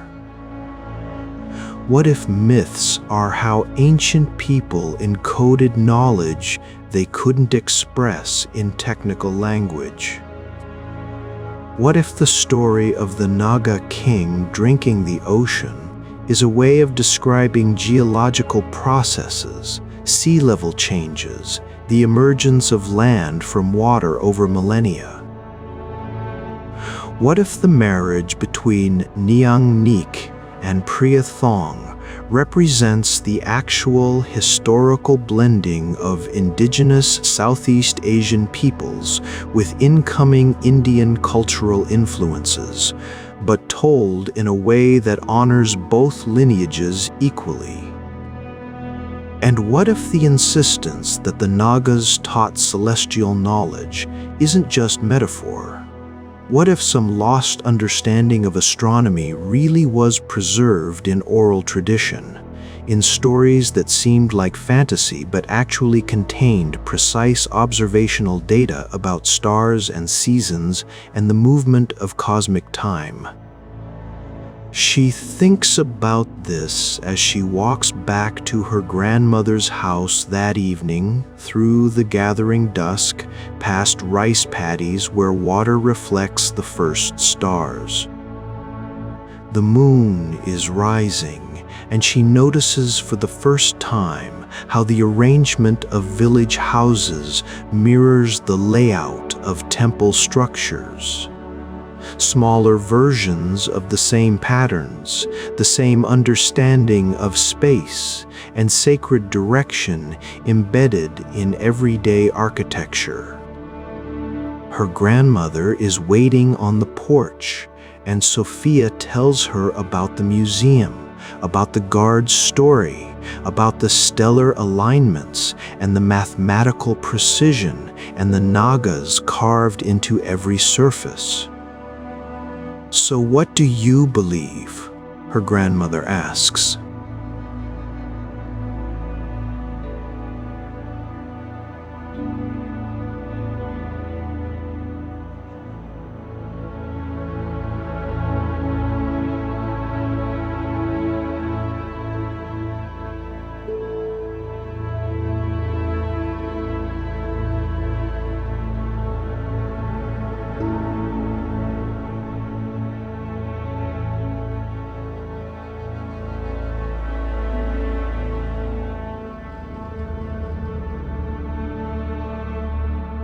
Just told in a different language. Her grandmother smiles. "Good, you're learning. The academics, they want everything separated. Fact and myth, science and story. What happened and what people believed happened.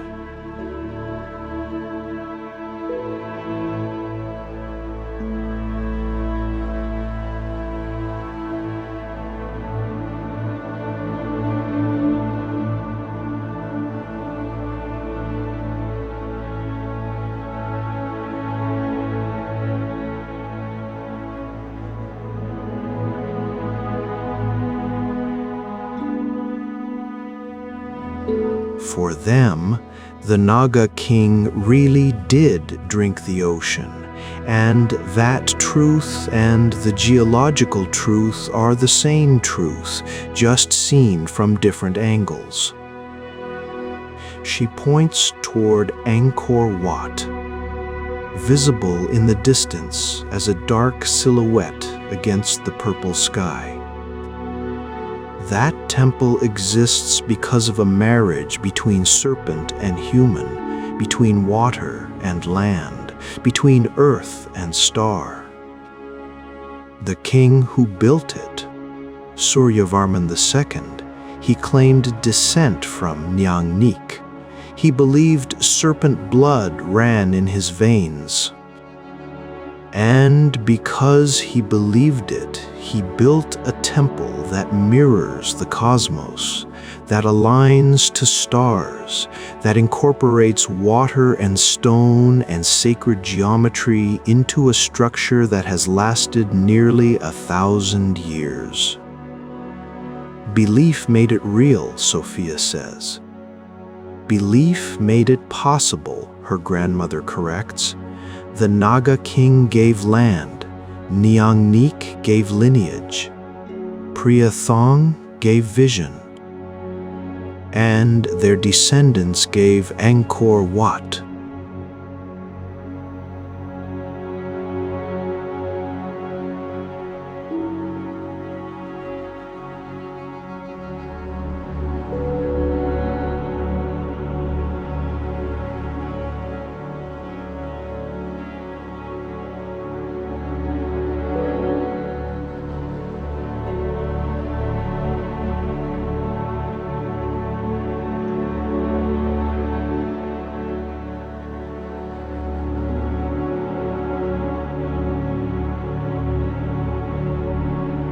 That night, Sophia dreams of serpents. She dreams of swimming through coral palaces, of water that is thick as time, of a father's love so vast he would drink an ocean to give his daughter solid ground. She dreams of stars reflected in water, of the moment when earth and sky mirror each other perfectly, of stone that remembers being water, and water that dreams of becoming stone. When she wakes, the first thing she sees through her window is Angkor Wat, catching the dawn light, its 5 towers rising toward the stars that guided its construction. The Nagas on the causeways are invisible from this distance, but she knows they're there, standing guard, marking boundaries, reminding anyone who enters that this temple is built on a foundation of serpent magic and stellar mathematics, of love that crossed impossible boundaries and created a kingdom. She decides then that when she writes her dissertation, she won't choose between the mythological explanation and the historical one. She'll include both. Let them speak to each other. Let the pattern emerge from the intersection.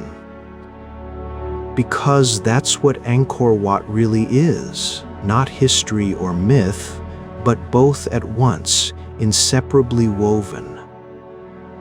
A temple that mirrors the cosmos because ancient architects learned astronomy from stories about serpent kings.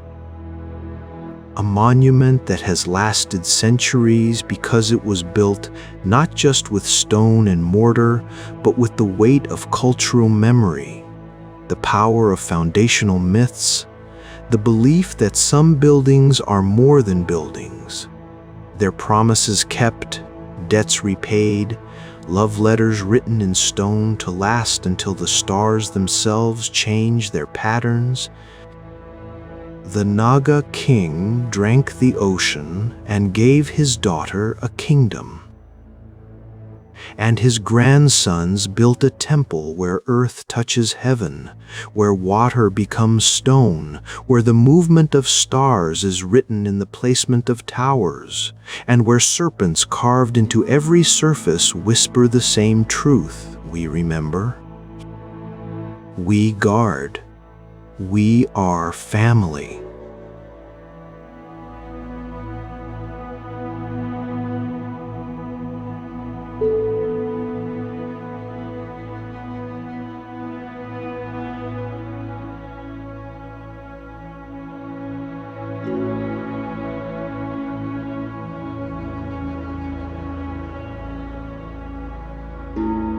This is the civilization that carries both human and serpent in its blood. This is the land that emerged from water through an act of love so profound it changed the map of the world. And Angkor Wat stands as proof carved in stone, aligned to stars, guarded by Nagas, that some stories are true in ways that transcend the merely historical, that some buildings are prayers made solid, and that when you build with both precision and belief, what you create can last forever. 2. The castle, built to seal hell.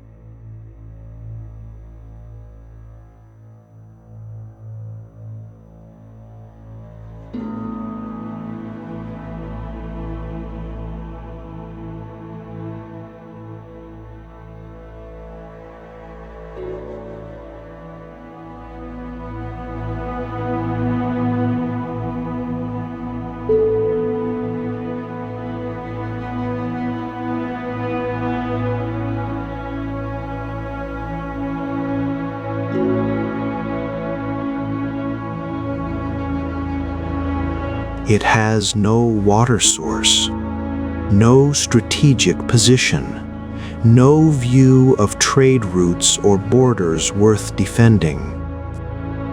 It sits in the middle of nowhere, overlooking nothing, protecting no one from any earthly threat. Medieval castles were built for reasons: to control river crossings, to watch mountain passes, to project power over productive farmland. Houska Castle has none of these justifications. So why was it built? The local people will tell you, if you ask the right questions on quiet evenings when the wind sounds strange through the trees, that Houska Castle wasn't built to keep enemies out. It was built to keep something else in, something that came from below, something that emerged from a crack in the earth itself, from a pit that went down and down and down without bottom, from a hole in the world where the rules of ordinary reality didn't apply. They will tell you, in voices that are half joking and half serious, in the way that people talk about things they don't quite believe, but don't quite disbelieve either, that Houska Castle was built to seal the gateway to hell. The legend of the bottomless pit.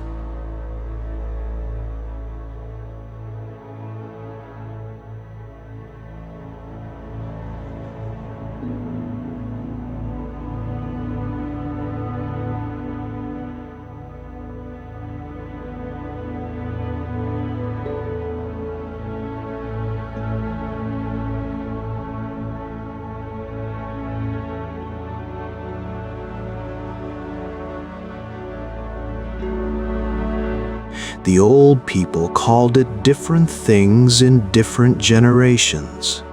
The gate, the mouth, the crack in the world.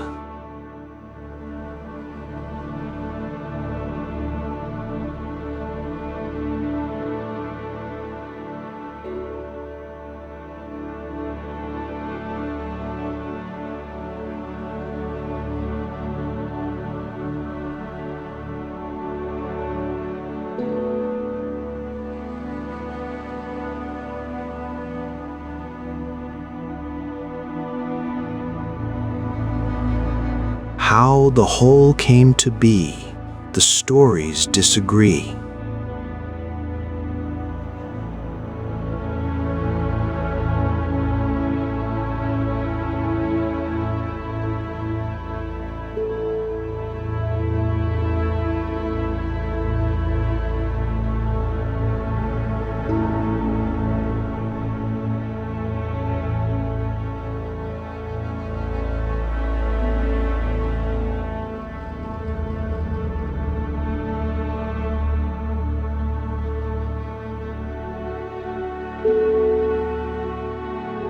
Some say it opened after an earthquake, the earth splitting along a line of weakness.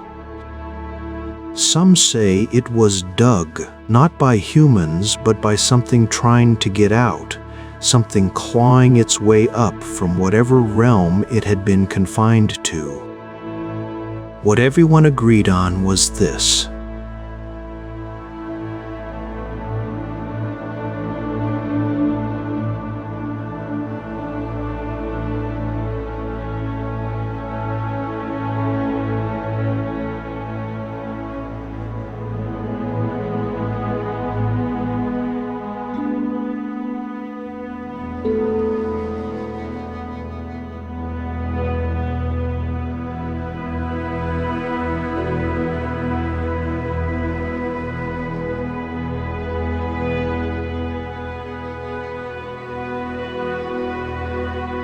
deer would avoid the area entirely, creating a clear space in their trails where the hole opened its black mouth to the sky.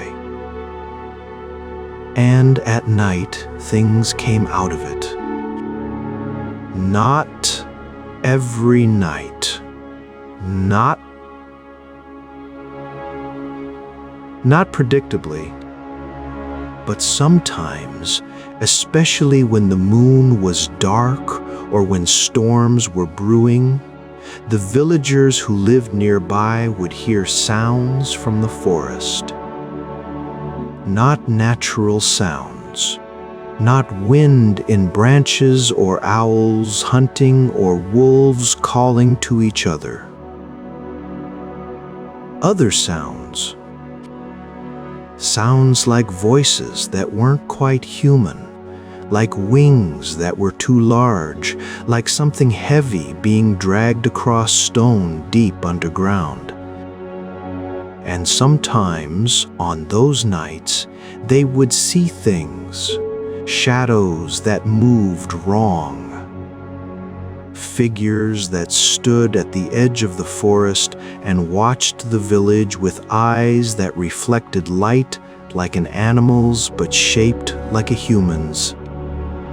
Once, a farmer claimed he saw something with wings but no feathers, something that hunched on a tree branch and grinned at him with too many teeth before dropping into the darkness and vanishing. The villagers did what people do when faced with inexplicable danger. They avoided it. The area around the hole became forbidden. No one hunted there. No one gathered wood there. Parents warned children with increasingly elaborate stories about what would happen if they went near the gate. Stories designed to scare children into obedience, yes, but stories that might also contain warnings based on real, observed dangers. For generations, this arrangement held. The hole was there. Occasionally, things came out of it. People stayed away, and life continued. Then someone decided that avoidance wasn't enough. The hole needed to be sealed. The prisoners and the pardons.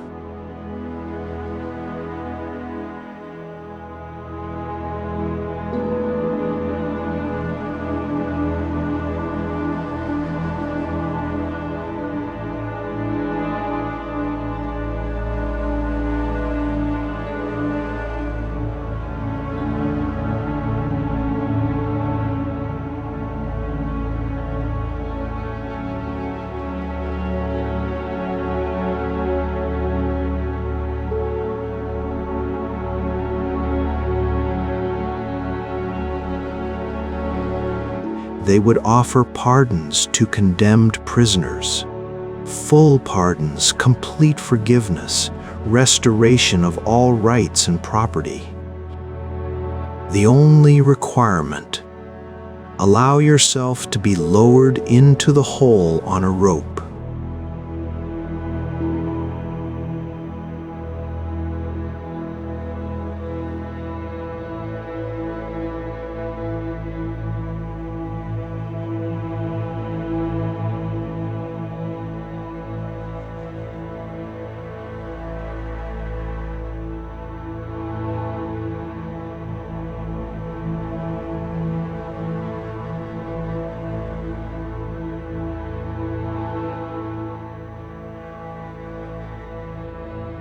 It seemed straightforward enough.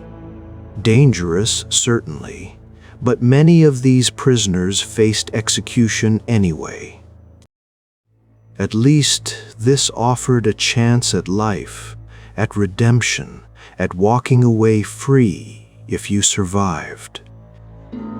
The first prisoner, a murderer, the stories say, a man who had nothing left to lose, agreed eagerly.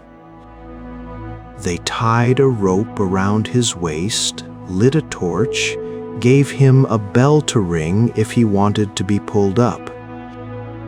He waved cheerfully to the gathered crowd as they lowered him over the edge, torch held high, disappearing into the darkness below. The rope played out.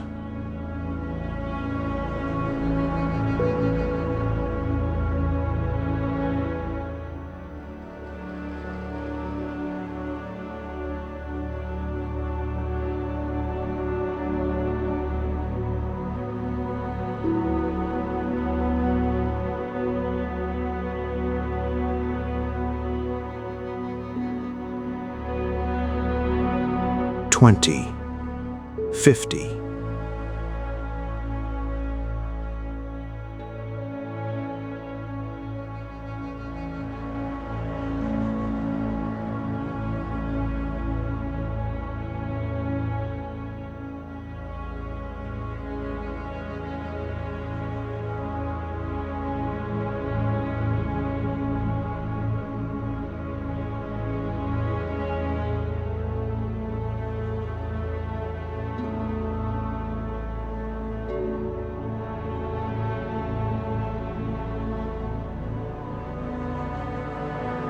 The rope kept going slack, meaning he was descending, meaning there was something to descend into, meaning the pit went deeper than anyone had imagined.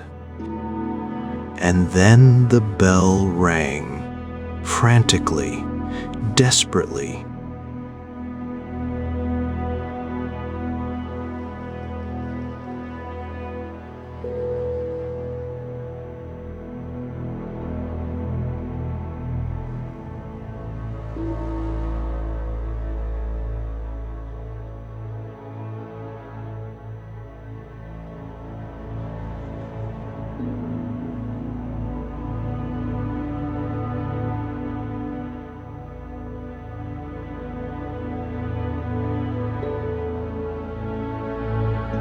The rope was heavy, heavier than it should have been for one man.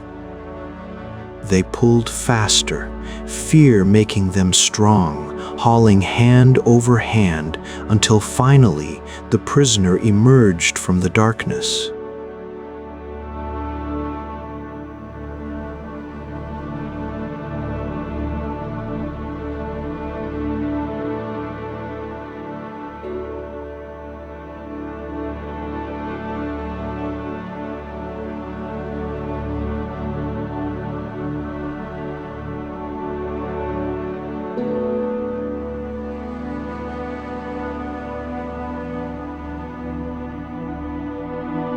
He wasn't speaking. His hair, the stories say, had gone completely white. His face was blank, empty of expression, empty of sanity. His eyes were open, but they weren't seeing the forest or the crowd or the daylight. They were seeing something else, something that had broken him so completely that he would never be able to describe it. He lived, technically.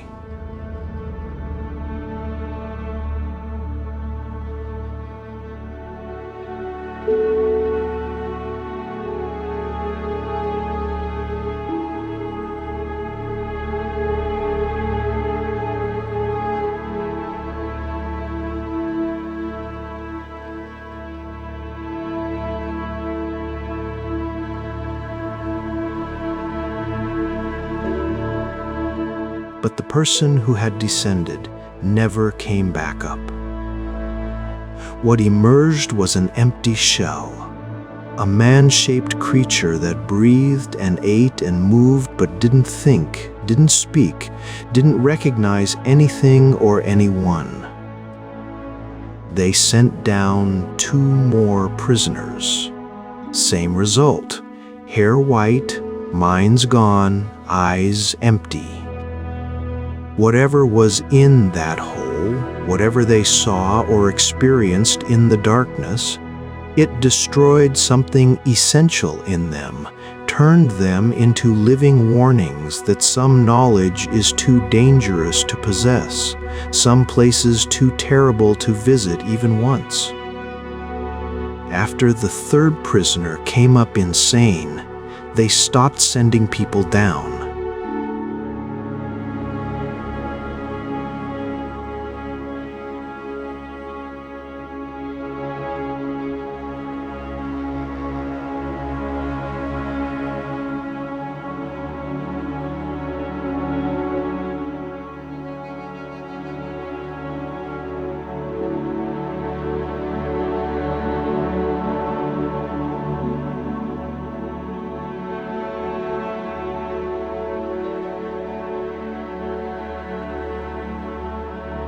it can only be sealed. And so they built Houska Castle. The castle without purpose. Construction began in the 13th century, around 1253, commissioned by Ottokar II of Bohemia. The design is unusual for a medieval castle in several crucial ways. First, there's no fortification worth mentioning. No moat. No defensive ditches. The walls are thick, yes, but they face inward more than outward, as if designed to contain something rather than repel attack.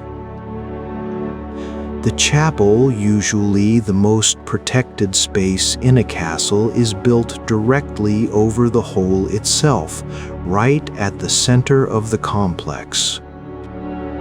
Second, there's no water source within the castle walls. Medieval castles needed wells or cisterns for siege situations. Houska has neither. You couldn't defend it for more than a few days without access to water. This isn't a castle designed for military occupation. Third, its location makes no strategic sense. It doesn't control any routes. It doesn't oversee valuable land. It's in the middle of forest, away from trade roads, positioned to defend against nothing that medieval warfare cared about. But if you're building something to seal a gateway to hell,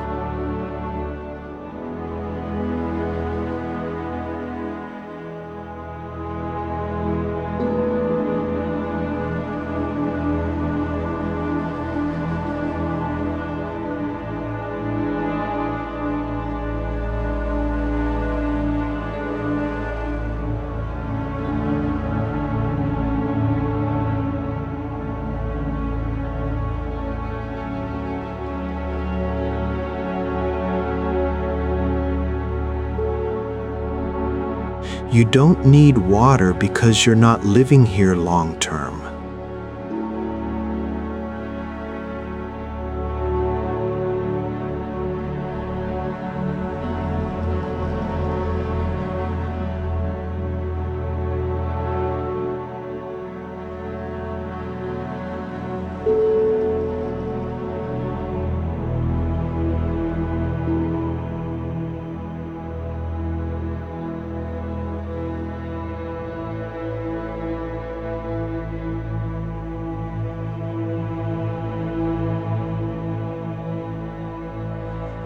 You face walls inward because the threat comes from below, not from the surrounding countryside.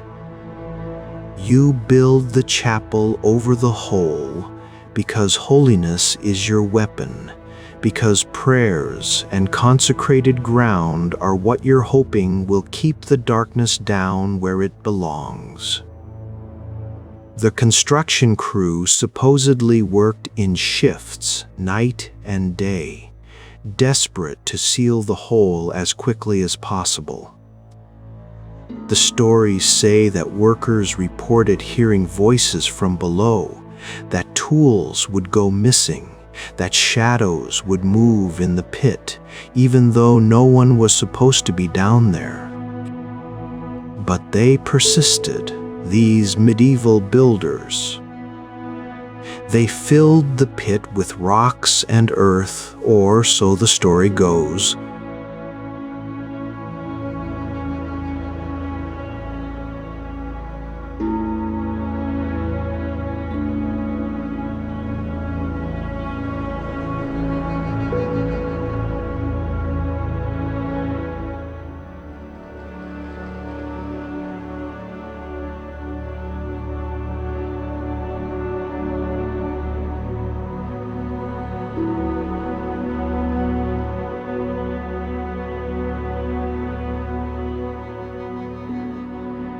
Instead, They built over it, constructed a floor of thick stone that would cover the opening, then built the chapel on top of that, layer upon layer of blessed architecture between the world above and whatever waited below. The chapel was consecrated with special ceremonies.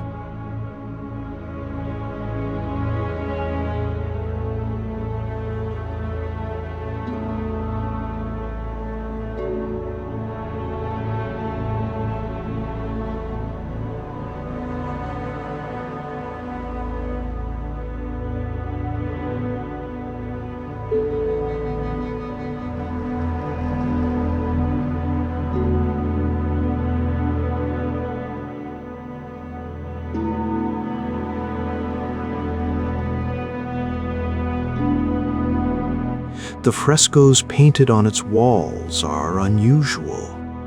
They show demons being cast down, angels standing guard.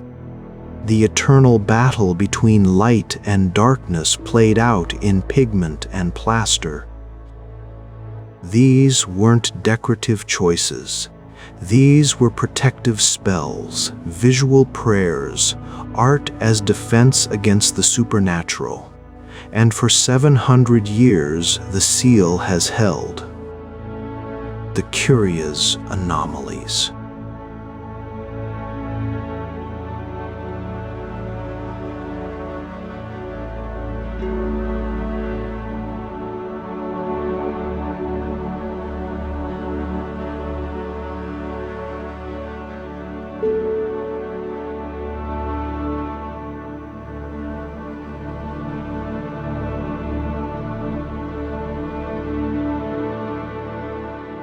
Houska Castle has a reputation, not just in folklore but in the careful records kept by various owners and visitors over the centuries. Strange things happen here with unusual frequency, too many to dismiss, too consistent to ignore, yet too weird to fit comfortably into rational explanation. The chapel frescoes, for example, they were painted in the 13th century.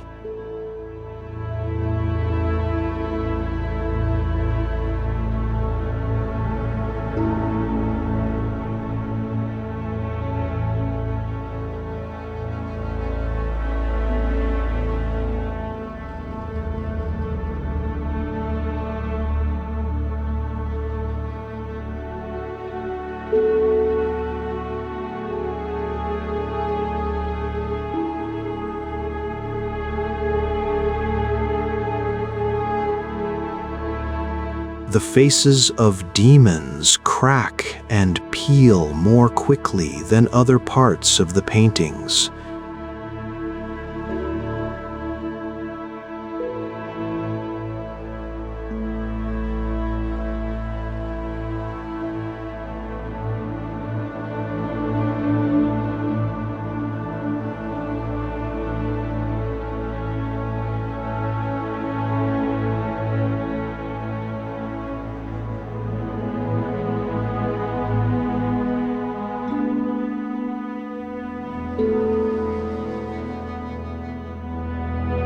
Multiple restorers have noted this pattern, have tried different techniques, different materials, but the problem persists.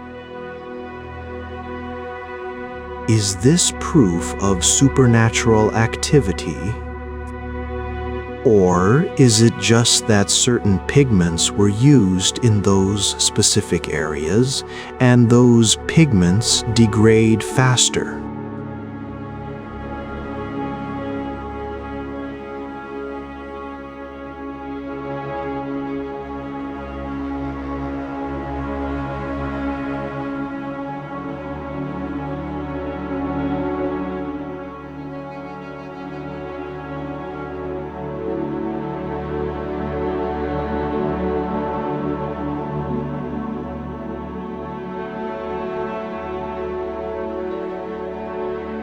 But why would medieval painters use inferior materials specifically for the demons and nowhere else?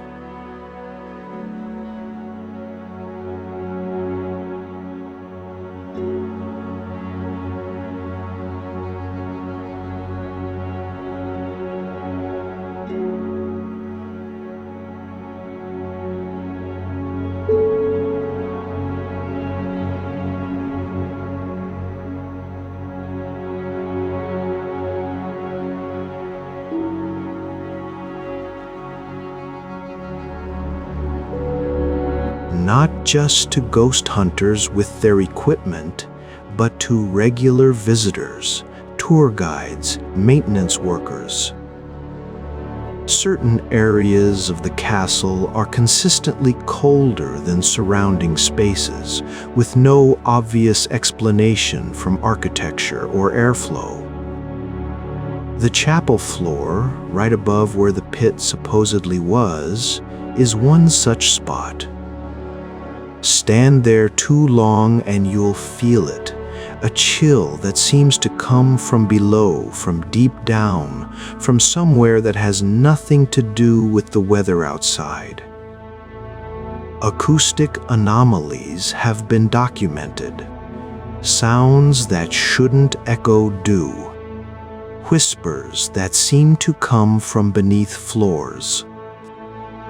Once, during renovations in the 1980s, workers using ground-penetrating radar got strange readings beneath the chapel, inconsistencies that suggested either cavities in the rock or equipment malfunction. They couldn't dig to verify without destroying the historic floor, so the mystery remains unresolved. And then there are the visitors' reports. Hundreds of them over decades. People who feel suddenly nauseous in certain rooms.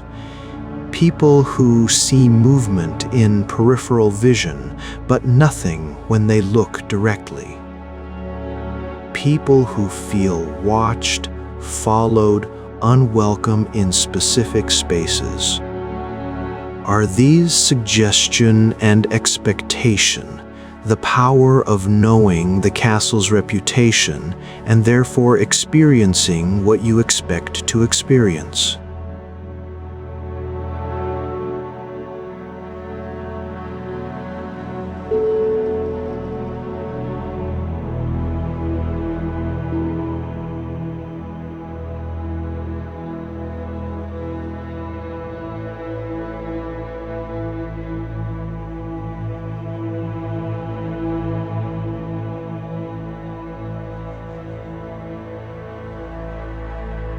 But not all of them knew the stories beforehand.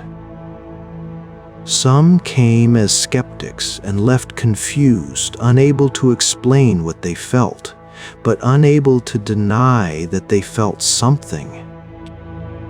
During World War II, the Nazis occupied Houska Castle, using it for purposes that remain partially classified. Documents suggest genetic experiments, occult research, attempts to harness supernatural forces for military purposes. The Nazis were deeply interested in the occult, in ancient artifacts, in anything that might give them an advantage in their insane quest for power. Why choose this specific castle in the Czech forests?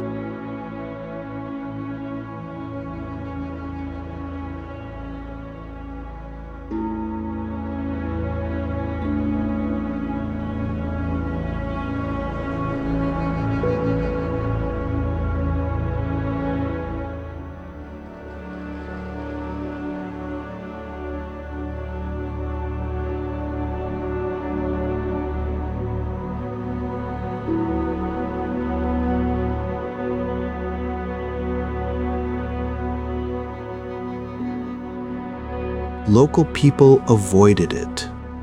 Not just because it was abandoned and unsafe, but because it had a reputation.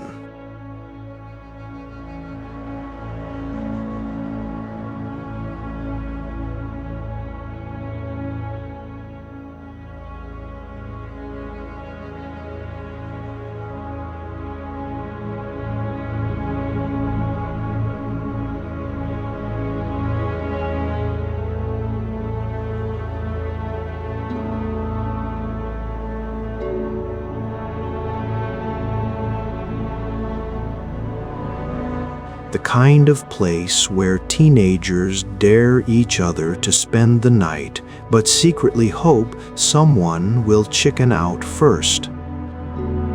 Where you can see it. Today, Houska Castle has been restored and is now open to the public. You can visit it on a day trip from Prague, about an hour's drive north through increasingly rural countryside, through forests that still feel deep and old, through villages that still have one foot in the medieval world despite their satellite dishes and internet connections. Tours run regularly during tourist season, April through October. English-speaking guides are available and they know the stories, all of them, from the historical facts to the wildest legends. They'll show you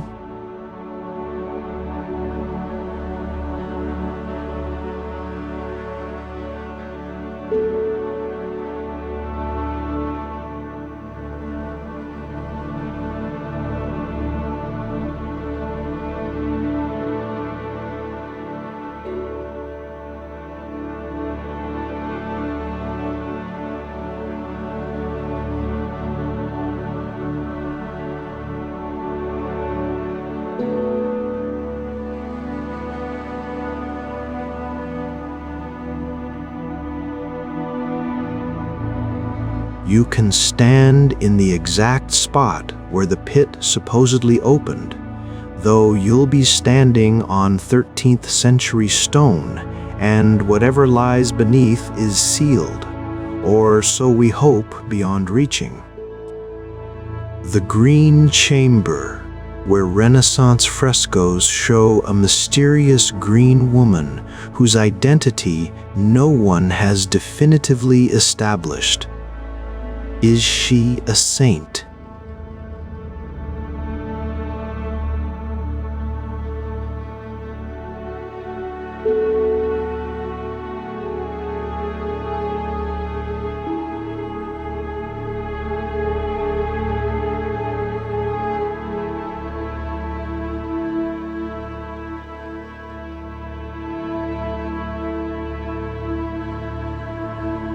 Someone's beloved. The mystery adds to the castle's aura of secrets kept. The Knight's Hall, with weapons and armor from various periods, reminding you that, despite its odd origins, this was also just a building where people lived mundane lives, ate meals, argued about money, fell in love, grew old. The castle courtyard, where you can see the entire structure's unusual layout, how it seems to unfold itself, walls facing inward, everything oriented toward the center where the chapel stands. Many visitors report feeling nothing unusual. They tour the castle, appreciate the architecture, learn the history, take photos, leave satisfied. The castle is beautiful in a stark Gothic way, all stone and shadow and forest views. But some visitors report otherwise. Feelings of discomfort in certain rooms, a sense of being watched, unexplained cold. a reluctance to linger in the chapel.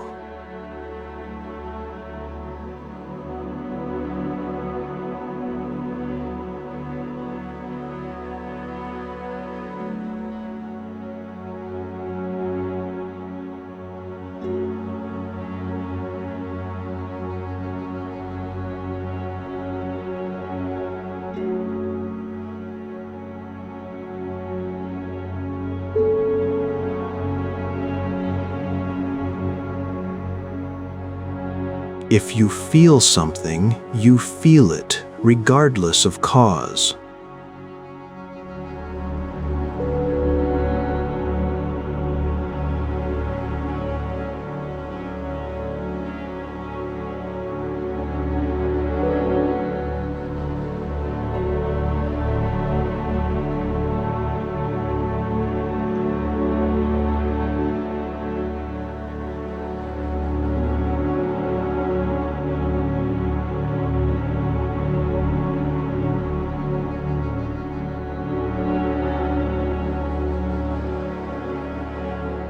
There's something wonderful about this, about taking a place built to contain darkness and filling it instead with music, art, celebration.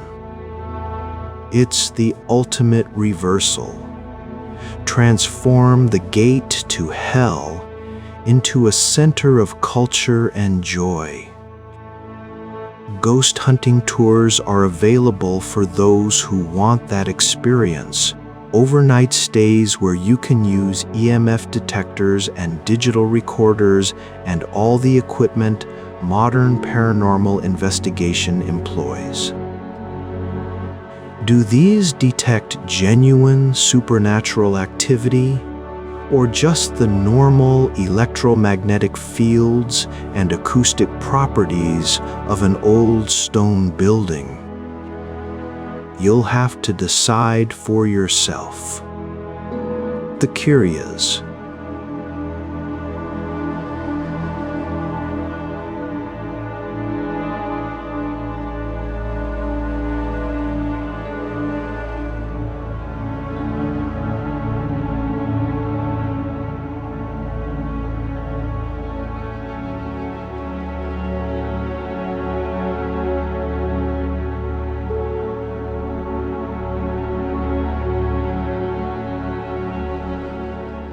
This castle comes from a diminutive form of hora, meaning mountain or hill. So Houska means little hill, a modest, almost cute name for a place allegedly built to seal a gateway to hell. There's something very Czech about this understated approach to the cosmic and terrifying. The castle's architecture shows influences from several periods. Original,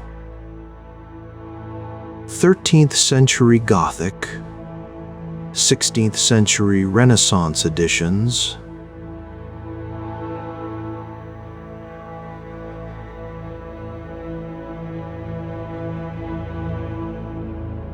each era added something while preserving the core structure. The pit, if it exists, has been beneath all these layers for 800 years, sealed by accumulating centuries of human effort. No archaeological excavation has been done beneath the chapel floor. This is partly due to preservation concerns. You can't dig through 13th century architecture without destroying it. But it's also partly, some suggest, due to superstition. If the stories are true, do you really want to open that seal? If they're false, you'll just find rock. So why take the chance?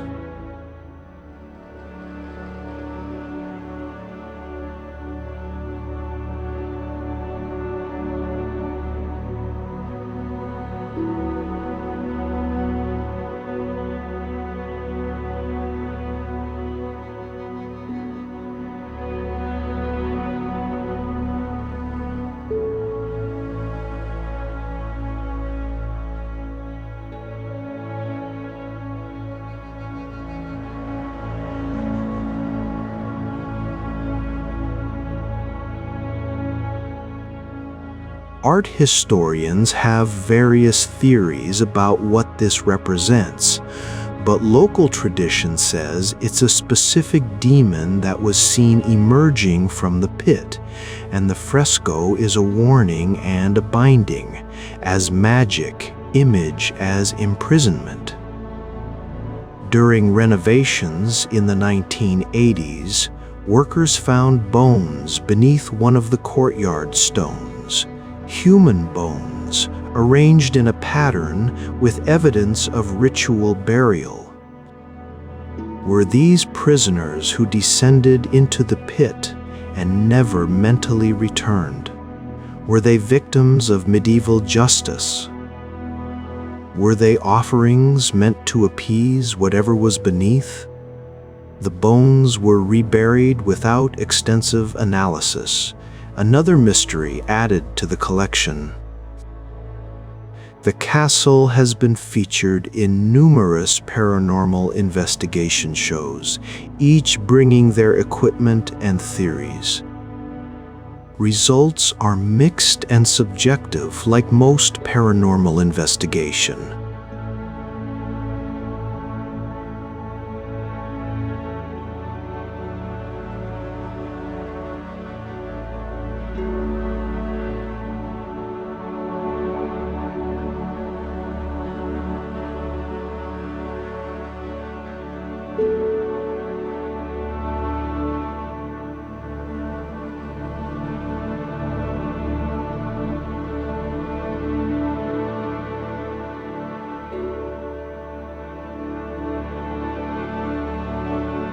The castle maintains its mysteries regardless of who's looking and what they bring to measure them.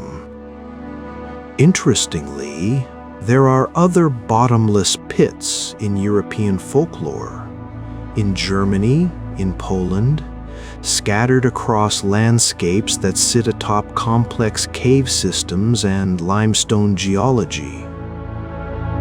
Most are natural formations, sinkholes, cave entrances, deep fissures in rock that seemed bottomless to medieval people without modern equipment.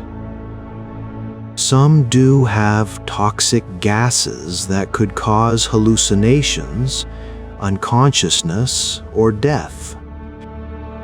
The universal fascination with these features suggests they tap into something fundamental in human psychology: the fear of depths, of the unknown below, of what waits in darkness.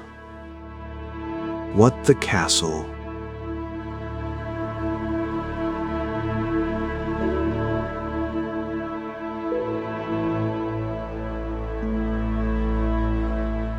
HHHA.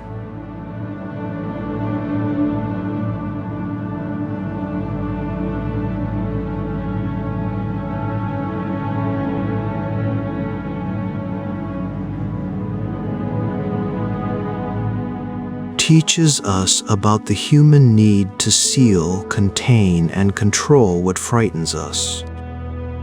Whether or not there was ever truly a bottomless pit, whether or not anything actually emerged from it, the castle represents a fundamentally hopeful impulse.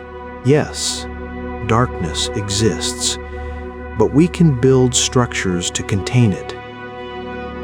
Yes, hell might have gates, but we can close those gates, lock them, build chapels over them, pray them shut. This is very different from the Greek and Roman approach we saw at Lake Avernus, where the entrance to the underworld was kept open, maintained as a sacred site, used for communication with the dead. The Houska approach is closure, separation, a firm boundary between worlds that shouldn't mix. But notice what happened over time. The castle, built to seal darkness, became over centuries a place of normal life.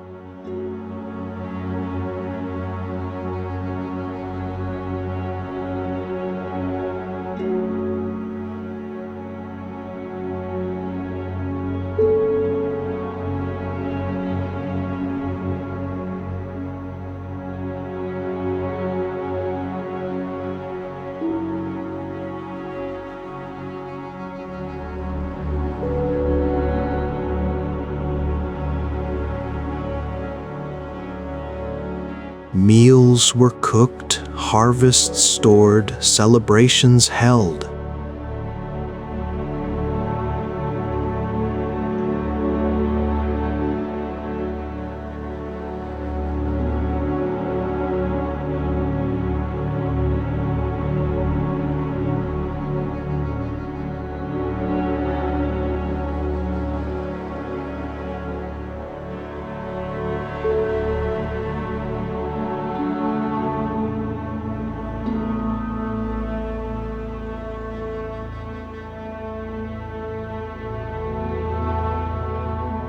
A place people visit by choice, taking photos, buying souvenirs, enjoying the Gothic atmosphere.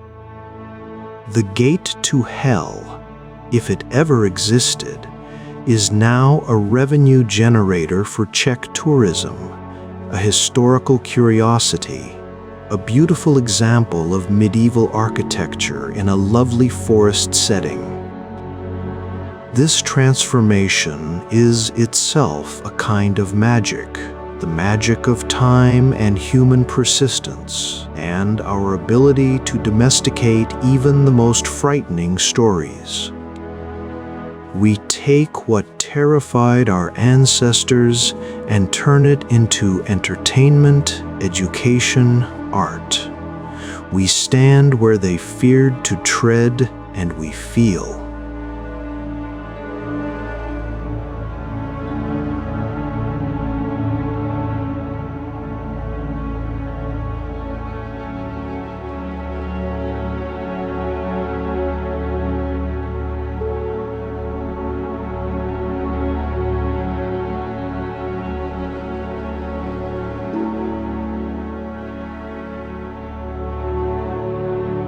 Maybe a little chill, maybe genuine fear, maybe just appreciation for a good story well told.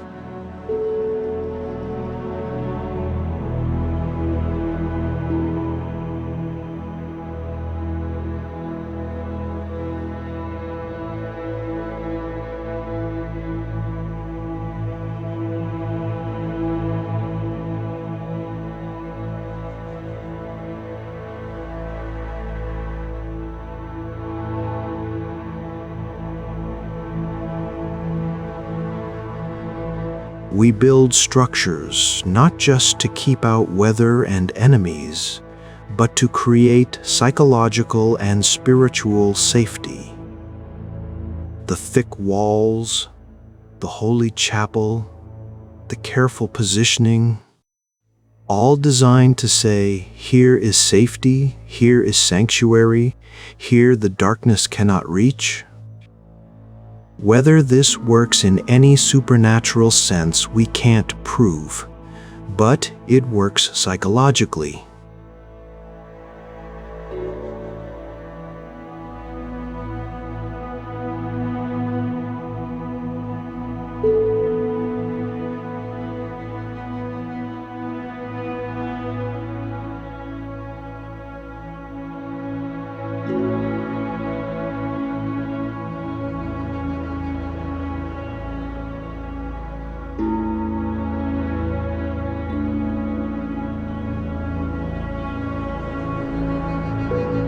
People feel safer with it there than they would with just a hole in the ground. That's real, regardless of whether demons exist. The seal holds stand in the chapel of Houska Castle on a quiet afternoon. The tour groups have left.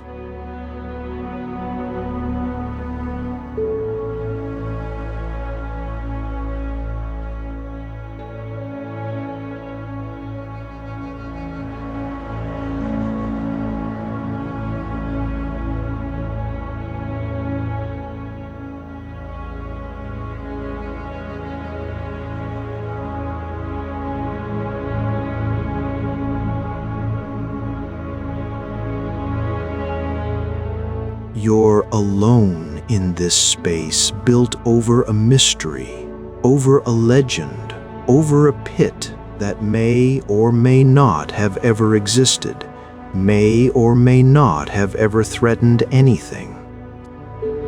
The floor beneath your feet is cold.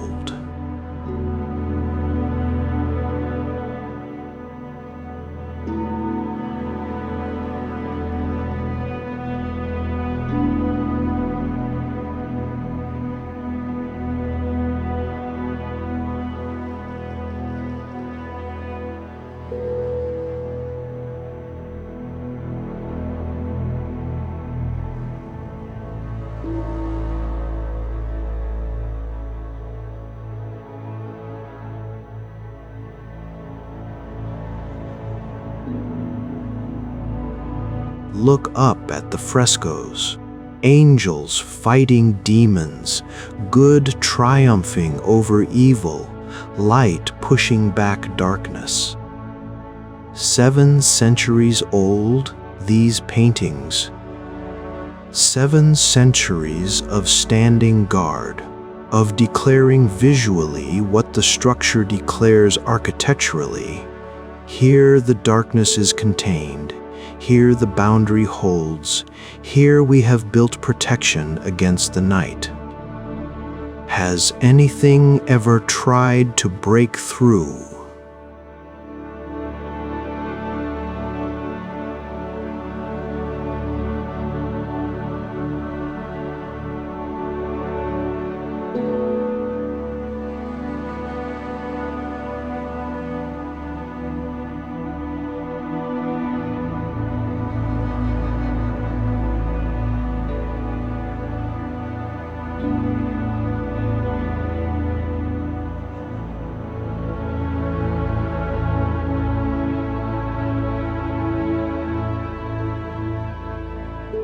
No bottomless pit has swallowed the castle from beneath.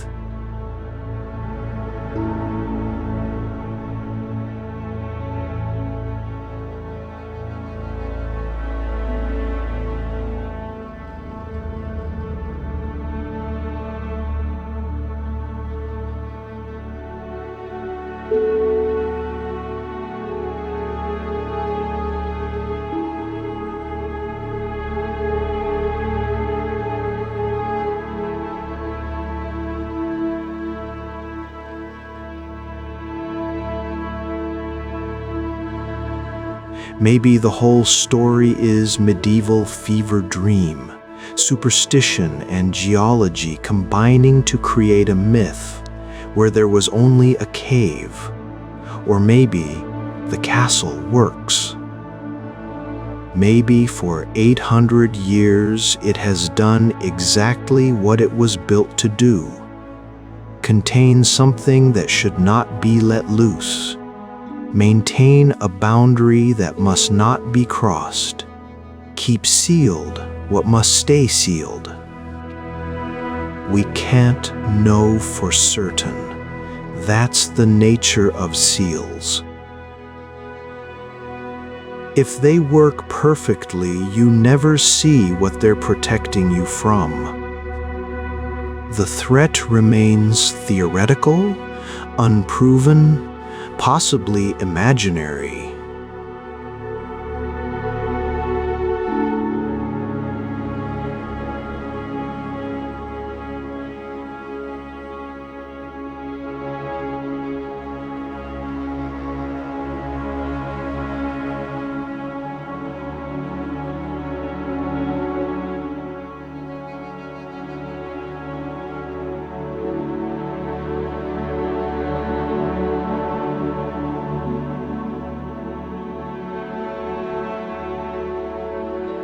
Stone and prayer and architectural intention, all layered over a mystery that refuses to resolve. And perhaps that's perfect.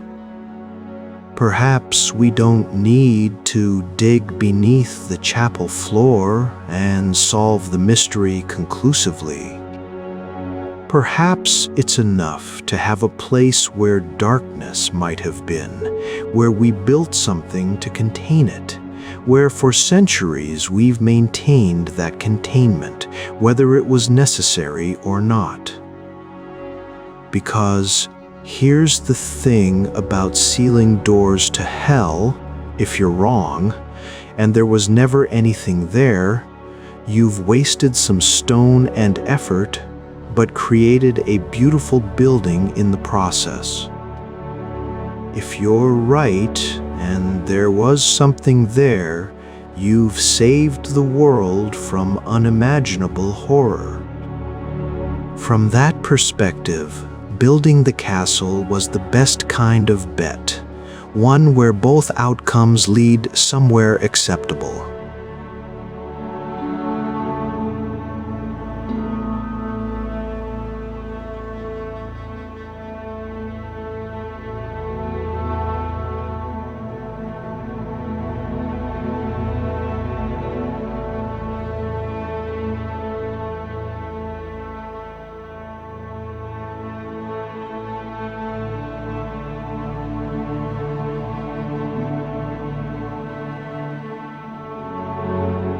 The standing structure reminds you that humans are good at building things that last.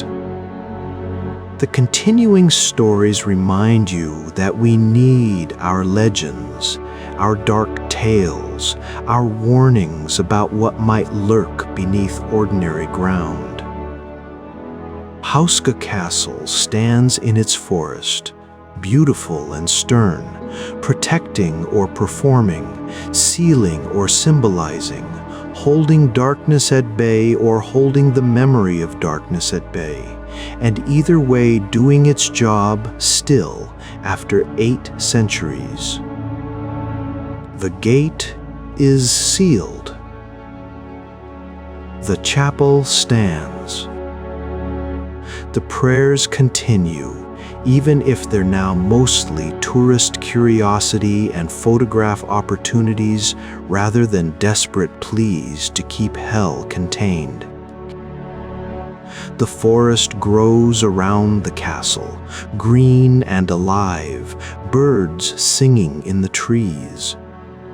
Not the disturbed forest of legend where animals avoided certain areas, but normal, healthy forest where deer browse and badgers dig and owls hunt at night. Whatever was here, if anything was here, it's contained now. Sealed beneath stone and prayer and centuries of human habitation that declared firmly, "This ground is ours, this castle is ours, this hilltop is ours, and we say what happens here." The darkness, if it listens, has apparently agreed.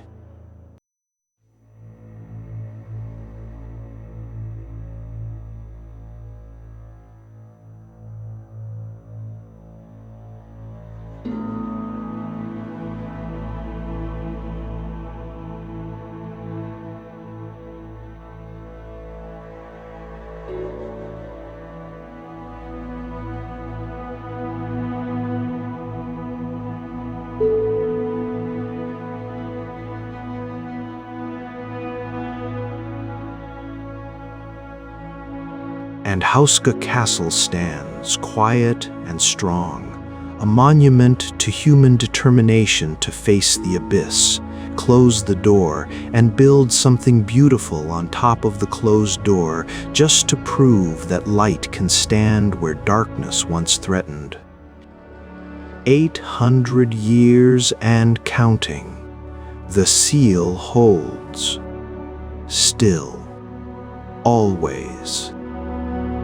And perhaps, just perhaps, that's the most important part. Not whether the threat was ever real, but that we built protection anyway, maintained it for centuries, and turned even our darkest fears into architecture that endures, that welcomes visitors, that stands in afternoon sunlight, looking almost peaceful despite its stern stones and shadowed corners. From gates of hell to tourist attraction in 800 years. That's not failure.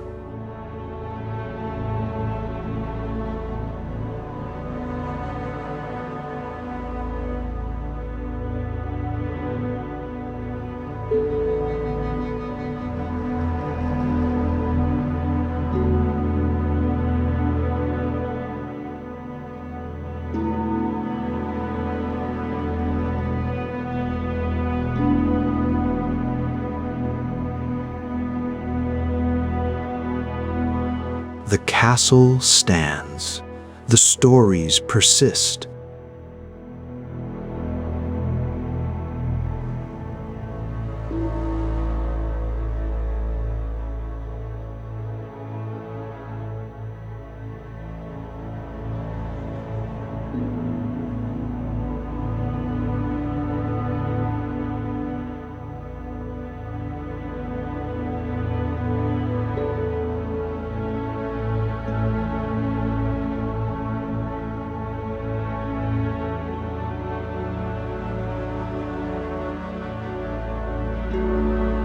And somewhere far below or nowhere at all, the pit waits, sealed or imaginary, contained or never existing, but either way kept separate from the world above by stone and prayer and the sheer stubborn will of people who decided that if hell had a door, they would damn well close it. The door stays closed. The castle stands guard. The light wins, always. The brothers who became mountains.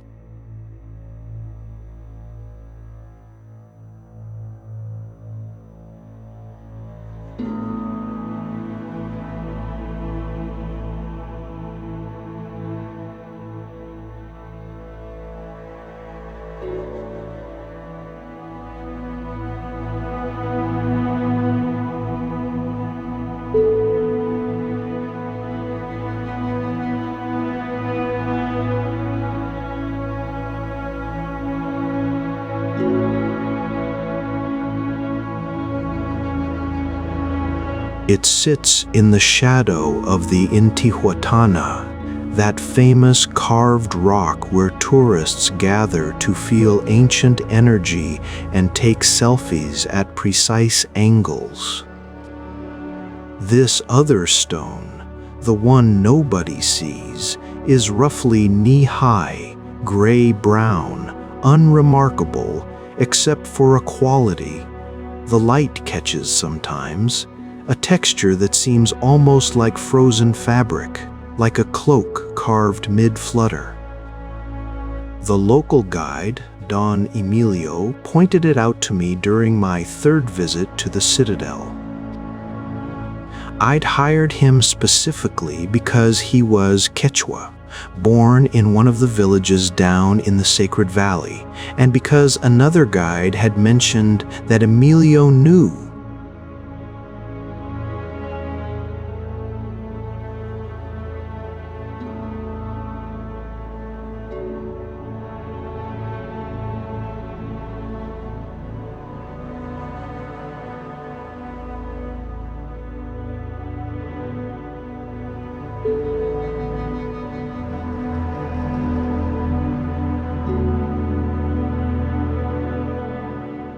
That stone, he said, speaking Spanish but occasionally dropping into Quechua for emphasis, is huacha, orphaned, abandoned. All these other stones, they have brothers, sisters, families. They fit together.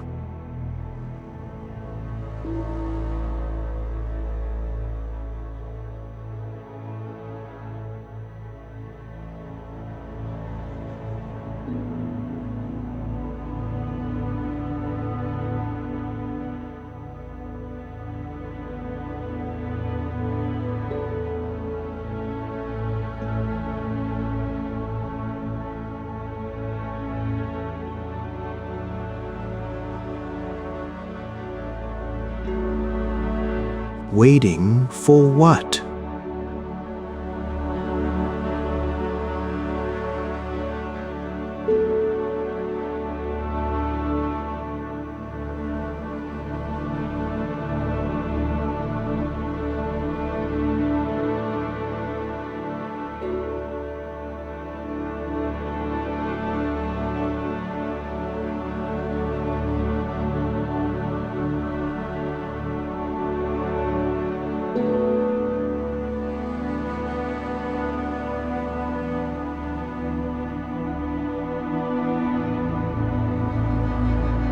This is how I learned about the Ayar brothers, about the legend that doesn't appear in the UNESCO brochures, but that every Quechua child in the region grows up knowing. It's the story of how the Inca Empire and perhaps Machu Picchu itself came to be. More importantly, it's a story about stones that were once men, and men who understood stone in ways we've forgotten. According to the legend, after a great flood destroyed the world, 4 brothers and their 4 sister wives emerged from a sacred cave called Pacaritambo, northeast of Cusco. Their names were Ayar Manco, Ayar Kachi, Ayar Uchu, and Ayar Oka.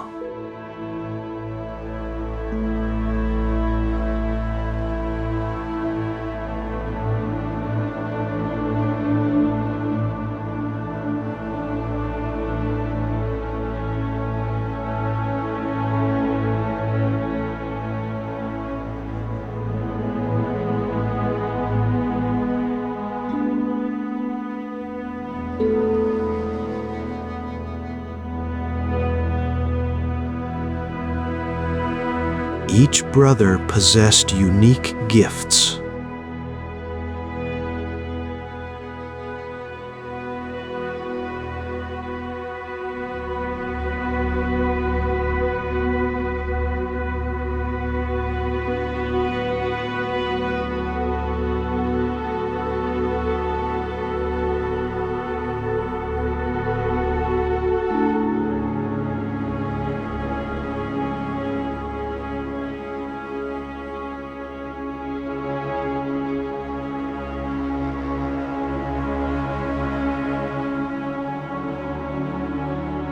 Ayar Uchu had wisdom and could read omens in the landscape.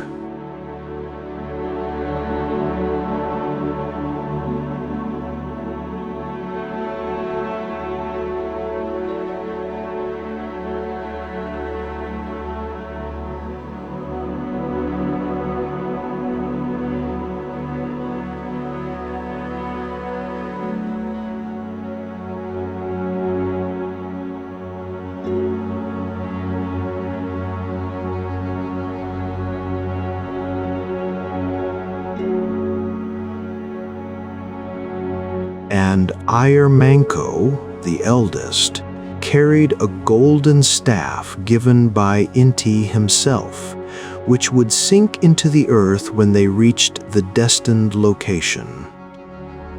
But gifts breed jealousy, and the brothers' journey was marked by betrayal.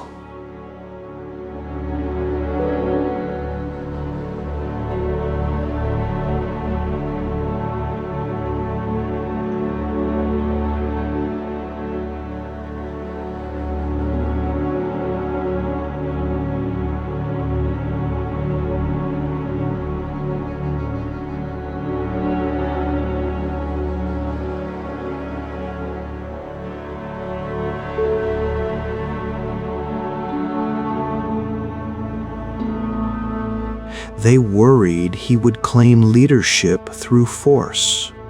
So they tricked him, sending him back into the cave to retrieve sacred seeds and golden vessels. When he entered, they sealed the entrance with an enormous stone. Ayar Kachi's roar of rage was so powerful, it shook the earth. His fury split mountains, carved valleys, reshaped the landscape. The betrayal didn't kill him.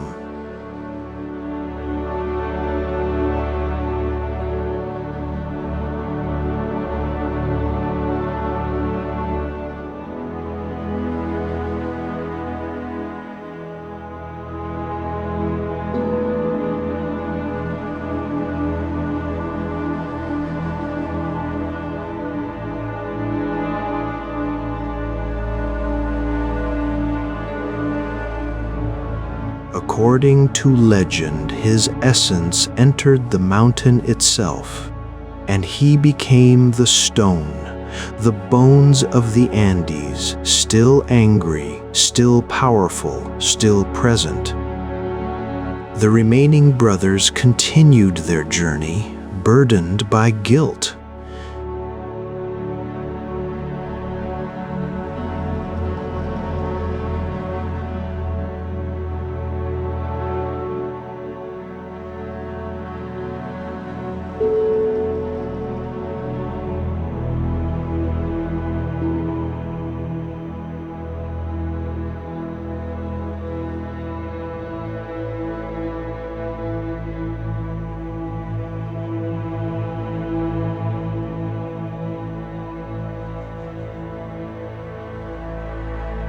Ayar Uchu, seeking redemption or perhaps accepting his fate, jumped onto the idol's back. The moment he touched it, he froze, his body becoming stone, a huaca, a sacred site where the boundary between human and divine, between flesh and earth, had dissolved. Ayar Auca met a different transformation. As they approached the valley of Cusco, he felt wings growing from his shoulders. He flew upward toward the sun, landed on a sacred spot, and instantly petrified, marking the location as blessed, as chosen, as ready for the empire that would rise there. Only Ayar Manco completed the journey in human form. He descended into the Cusco Valley with the 4 sister wives, found the place where his golden staff sank effortlessly into soil, and founded what would become the capital of Tawantinsuyu, the Inca Empire. But the brothers who became stone didn't disappear. They became the mountains, the guardians, the Apusi, powerful spirits protecting the land and its people. Every peak surrounding Cusco was said to contain one of them, watching, waiting, remembering their journey and their sacrifice. This is why, Don Emilio explained as we sat on a terrace in Machu Picchu, looking out at the surrounding peaks, Inca stonework is what it is. They didn't see stone as dead material. Stone was family.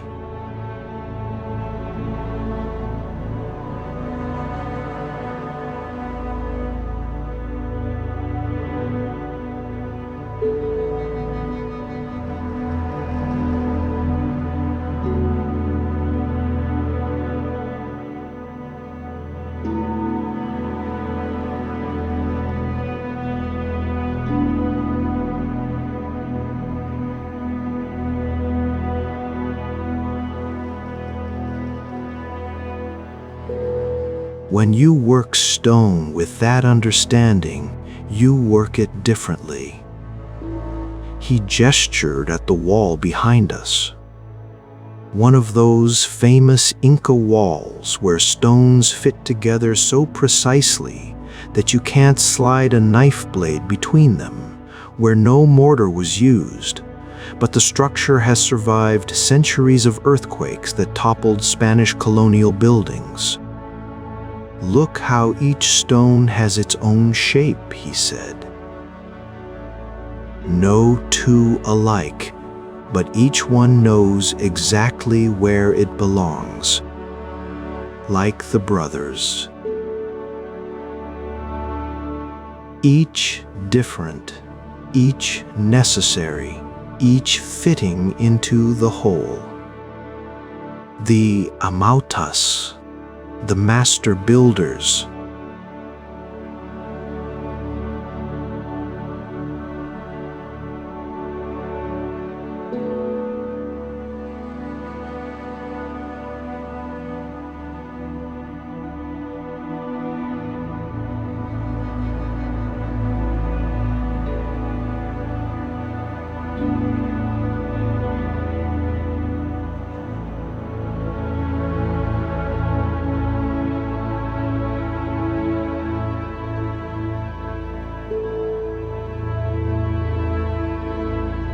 not forcing the stone to fit the design, but listening to the stone and letting the design emerge.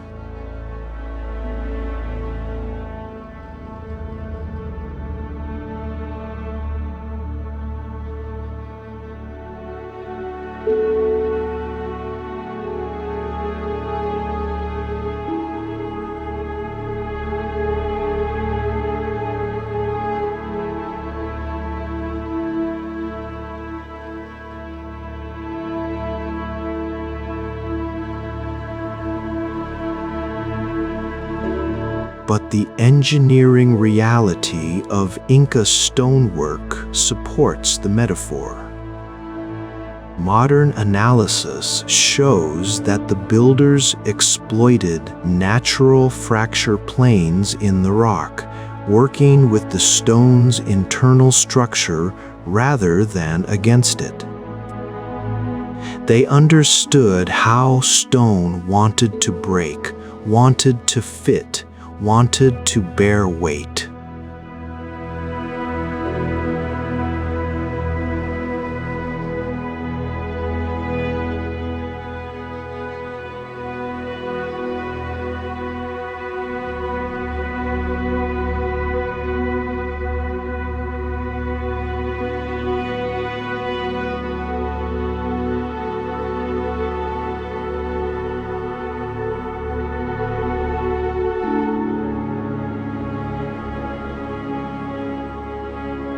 It was quarried from the mountain, transported to its current location, and fitted with millimetric precision into a structure that has survived 5 centuries of seismic activity in one of the most earthquake-prone regions on Earth. No mortar, no metal tools.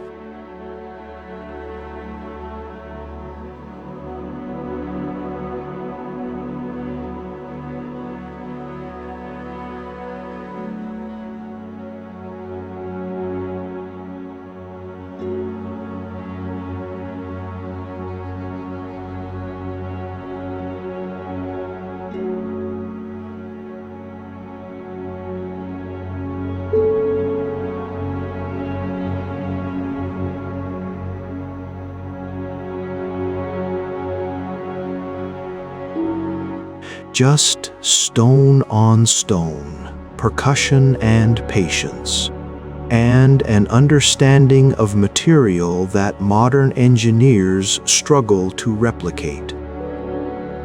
The conventional explanation involves bronze chisels, stone hammers, sand abrasives, and enormous labor forces working under the direction of master builders who had refined their techniques over generations. This is true, but insufficient. It explains the how mechanically, but not the how philosophically.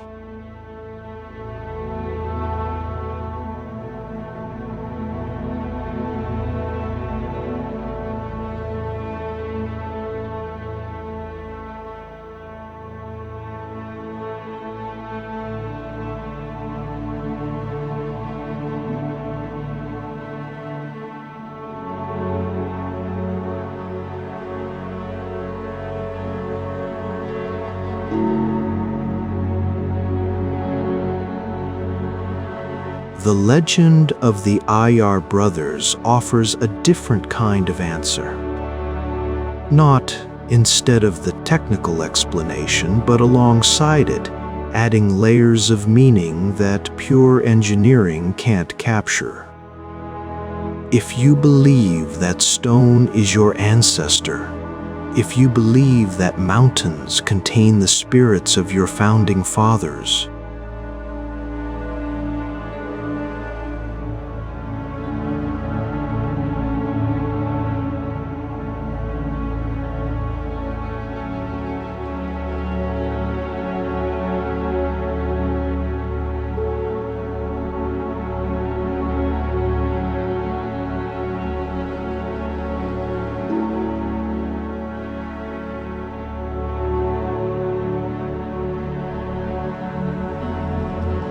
You're not forcing inert material into predetermined shapes.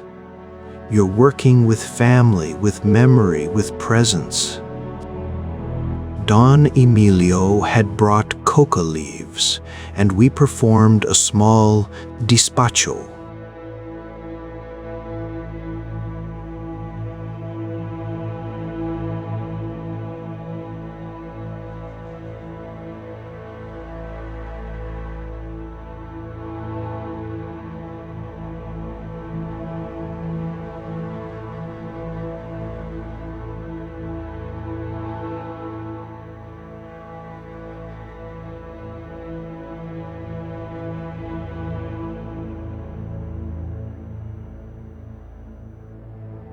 He arranged the leaves in a pattern I didn't fully understand, murmured prayers in Quechua, then invited me to add my own intention to the offering.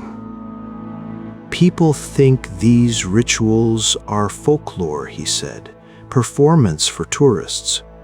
But my grandmother, she taught me that the mountains are listening, always listening. And the stones remember.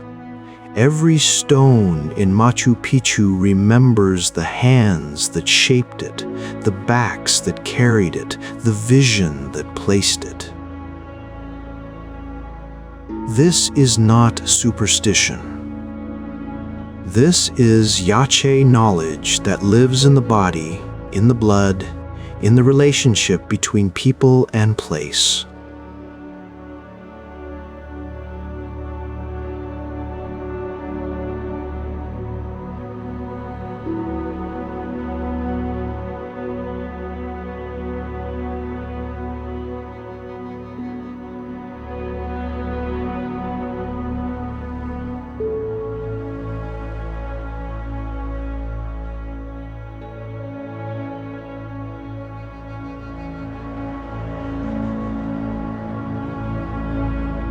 Built around 1450 CE under the reign of Inca Pachacutec IX, Sapa Inca, and the one who transformed the kingdom from a regional power into an empire. It served some combination of royal estate, ceremonial center, and astronomical observatory. The name means Old Mountain in Quechua, though what the Inca themselves called it remains unknown. The site was occupied for only about 100 years before being abandoned, possibly around the time of the Spanish conquest. But abandoned might be the wrong word. The Spanish never found it, never looted it, never destroyed it. It was released, perhaps, allowed to return to the embrace of the mountain, to sleep under vegetation until its rediscovery by Hiram Bingham in 1911. And here's where the legend deepens in strange ways.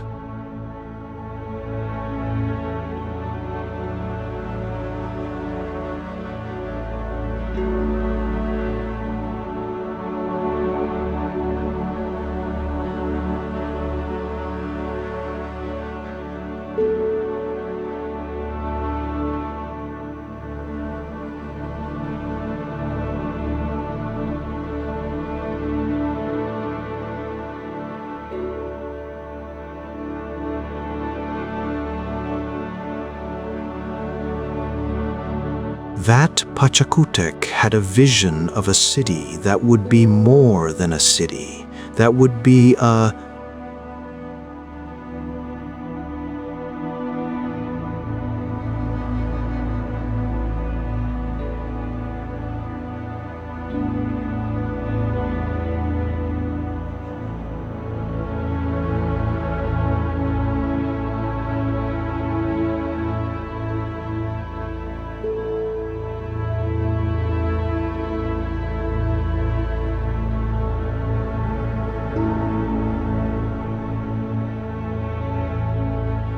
but the completion required the brothers to return.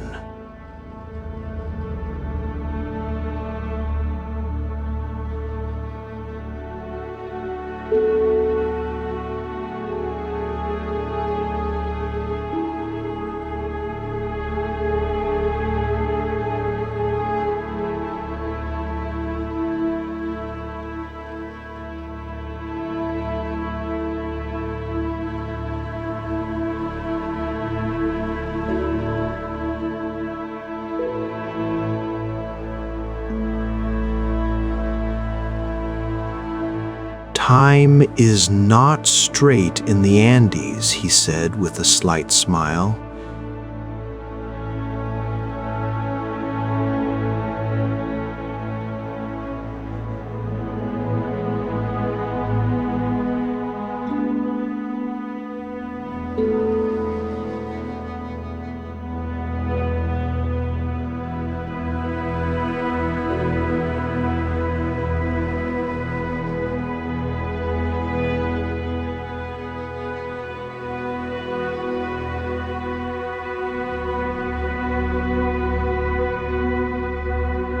And when they return, when all four are reunited in the valley, then Machu Picchu will become what it was always meant to be.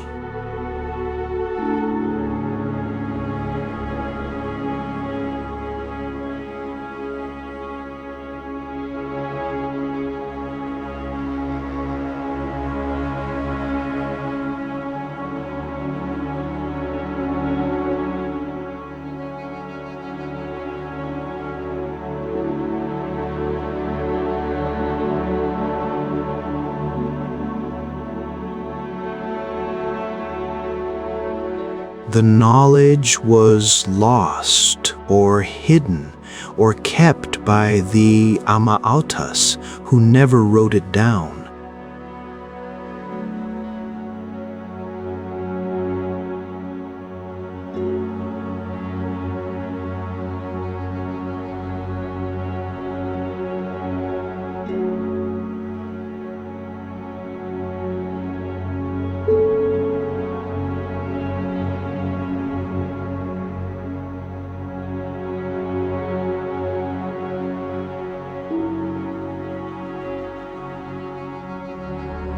That certain stones are positioned to receive others that haven't yet arrived.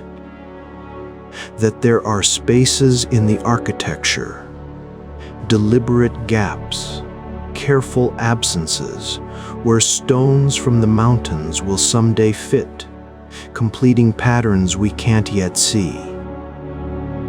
This is the kind of claim that makes archaeologists wince. There's no evidence of incomplete structures at Machu Picchu beyond what you'd expect from natural collapse and erosion. The site, as it stands, is remarkably whole, remarkably realized. But absence of evidence isn't evidence of absence, especially when you're dealing with knowledge systems that operated on different principles than modern scientific archaeology. I spent my remaining days in Peru thinking about stones and brothers, about transformation and sacrifice, about what it means to become mountain. In the small museum at the base of Machu Picchu, there are examples of Inca stonework in various stages.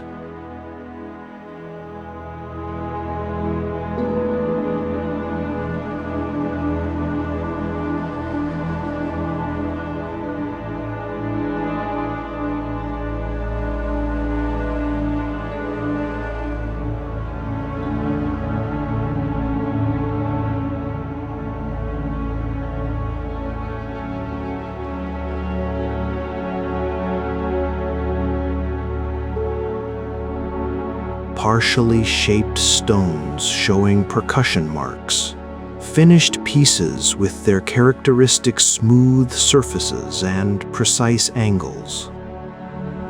Looking at this progression, you can see the transformation of mountain into architecture, of raw material into sacred space. But the legend suggests the transformation goes both ways. Not just stone becoming structure, but humans becoming stone, choosing to inhabit the mountain permanently, to become guardians in a form more durable than flesh. There's a pragmatic explanation. The legend explains geological features, gives narrative sense to the dramatic peaks surrounding Cusco, provides origin story for an empire. This is what myths do.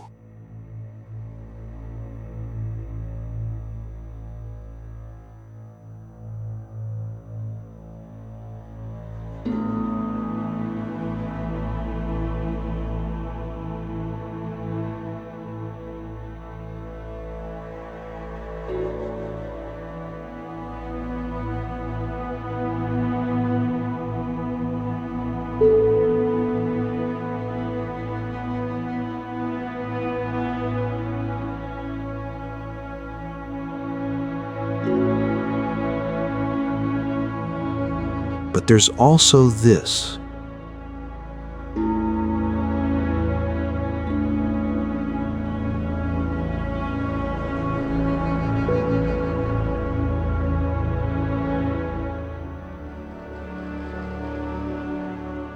But there's also this.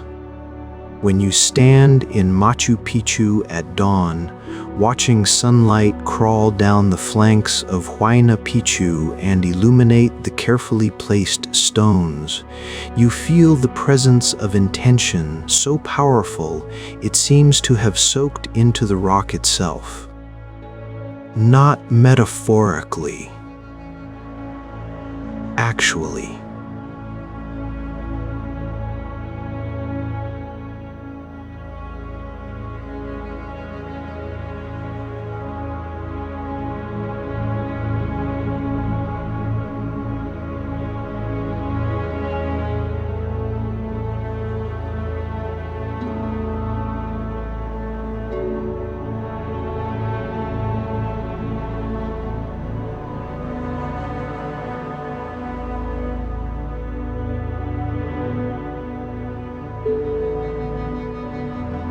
The stones fit together because they remember being one mountain, being one family, being brothers. Modern engineers have tried to replicate Inca stonework and mostly failed. They can get close with laser levels and diamond-tipped tools, but they can't achieve the same fluid integration.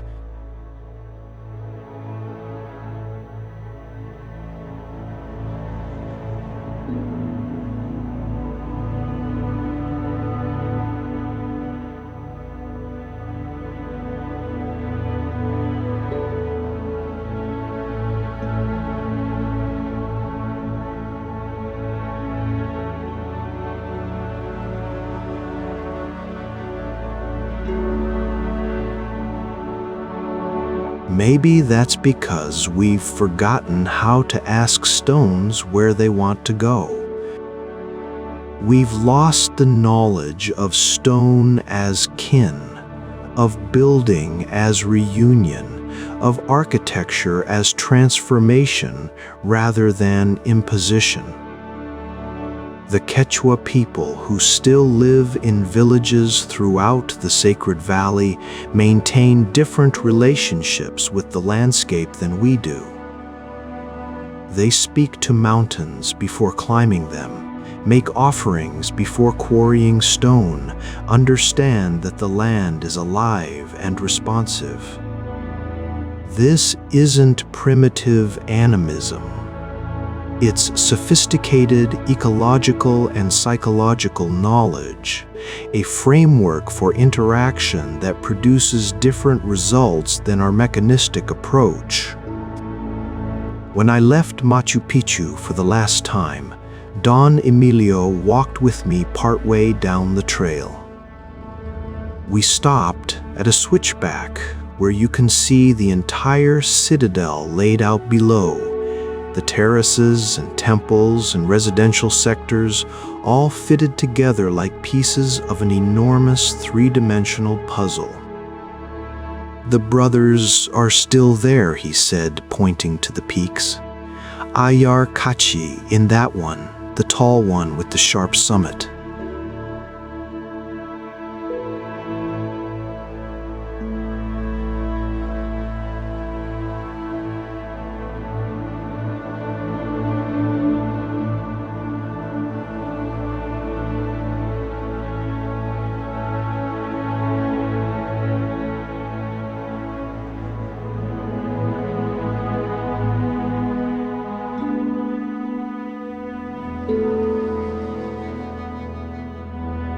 Ayar Aka, in the peak that looks like wings.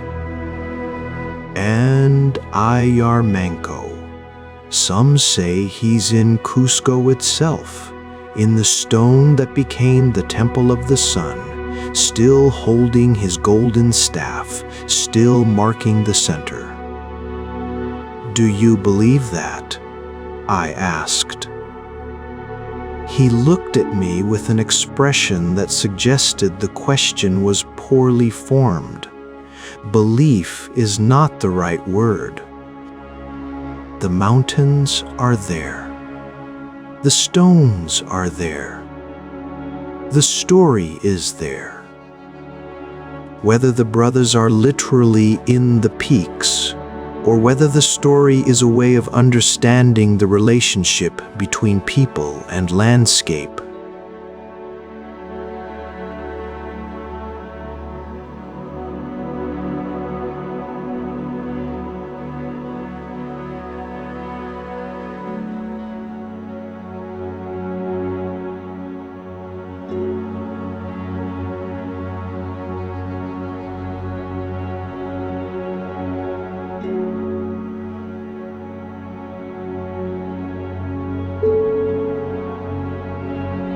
The effect is the same. We remember that stone is not dead. We remember that building is sacred act. We remember that our ancestors made sacrifices so we could live here, and that those sacrifices continue in forms we can see and touch. He touched the stone wall beside the trail, casually, affectionately. Every stone in the Inca Empire is one of the brothers, in a sense. Each one gave up its mountain form to become part of something larger, and each one still contains the memory of being mountain, being whole, being wild. This is why they fit so well. They remember belonging to each other.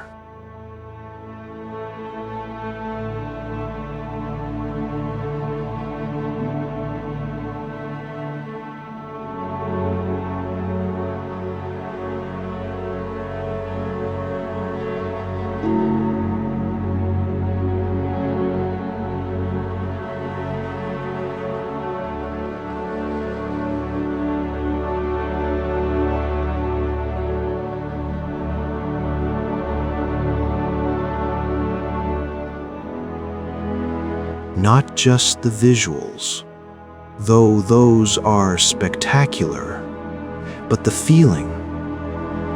That sense of standing in a place where an entire civilization believed that stone could be family, that mountains could be ancestors, that transformation was not metaphor but actual process, available to those with sufficient vision and courage.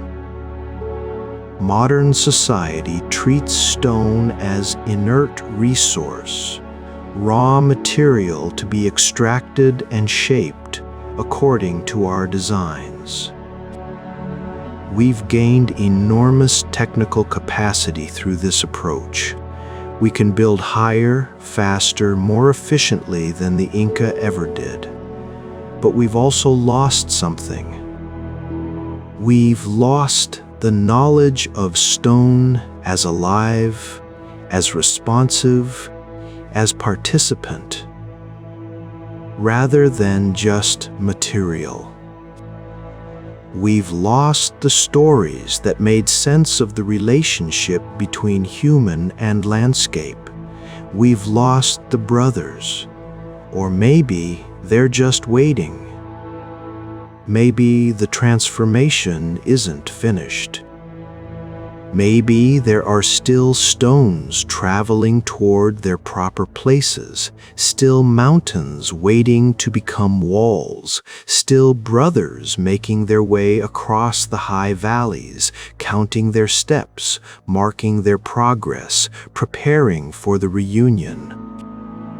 Standing in Machu Picchu, touching those perfectly fitted stones, feeling the weight of precision that survived 5 centuries of earthquakes and weather and time, you understand that something profound was achieved here, something we can document but not fully explain, something that required not just technical skill, but a different way of seeing.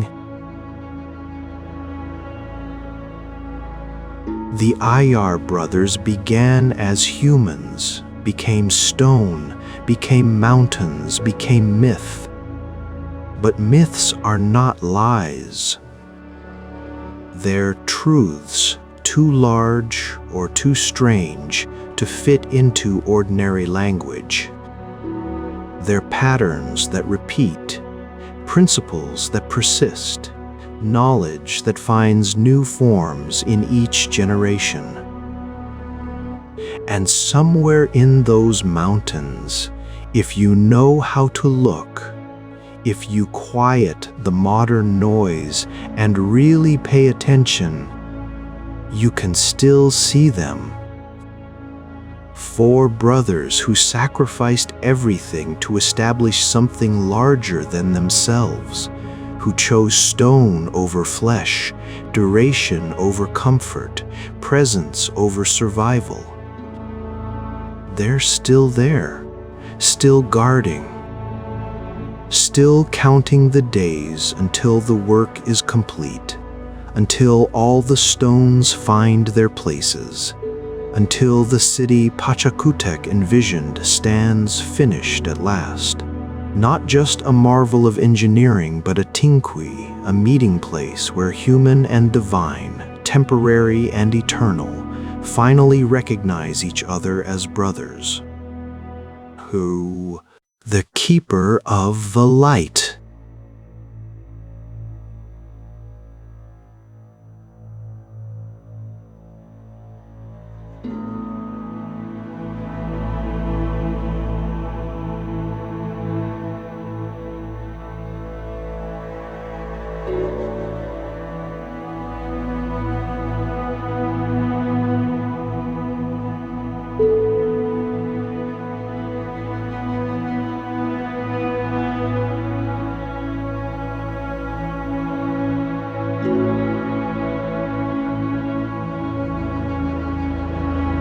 "20 years working at Newgrange had given her a sixth sense for when someone was embellishing the truth, and this particular guide, a young American with a clipboarded enthusiasm, was laying it on thick. And so the ancient kings would gather here on the winter solstice, he proclaimed to his group of shivering tourists, bathing in the light as it penetrated the chamber, receiving visions of the future. Maeve suppressed a smile as she pretended to examine the information placard near the entrance. The light through the roof box was real enough, a genuine feat of Neolithic engineering that had survived 5,000 years. But the visions of the future bit, pure invention.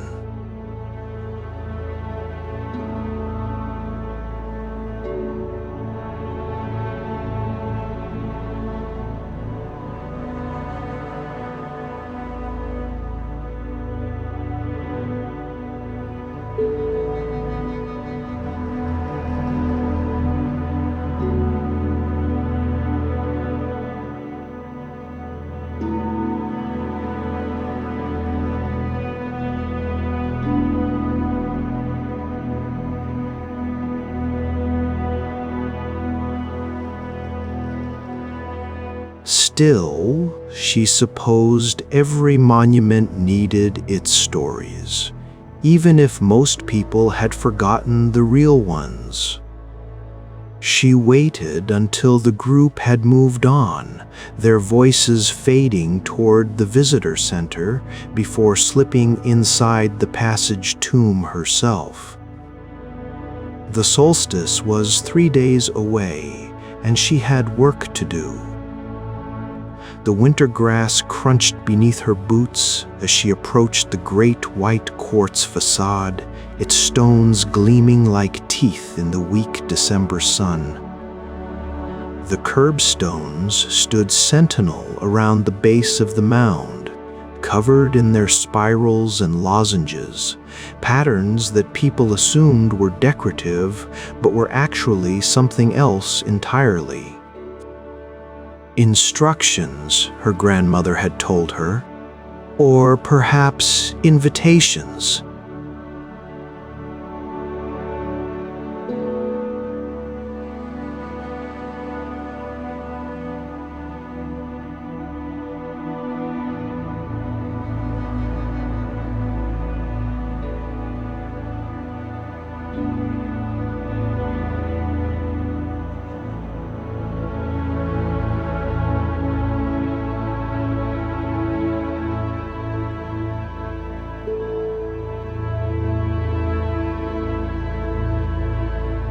Inside, the passage was narrow and cool, the air thick with the weight of millennia. Maeve switched on her torch and made her way through the stone corridor, her shoulders nearly brushing the walls. The megaliths that lined the passage loomed in the darkness, each one carved with its own collection of spirals and symbols. She'd long since stopped trying to photograph them all. Some things refused to be captured by cameras. The inner chamber opened up around her, the corbelled ceiling rising above in perfect, ancient geometry. 3 recesses branched off from the central space, each with its own stone basin. This was where the bones had been found, the cremated remains of people whose names were lost to time, but whose engineering genius had outlasted empires.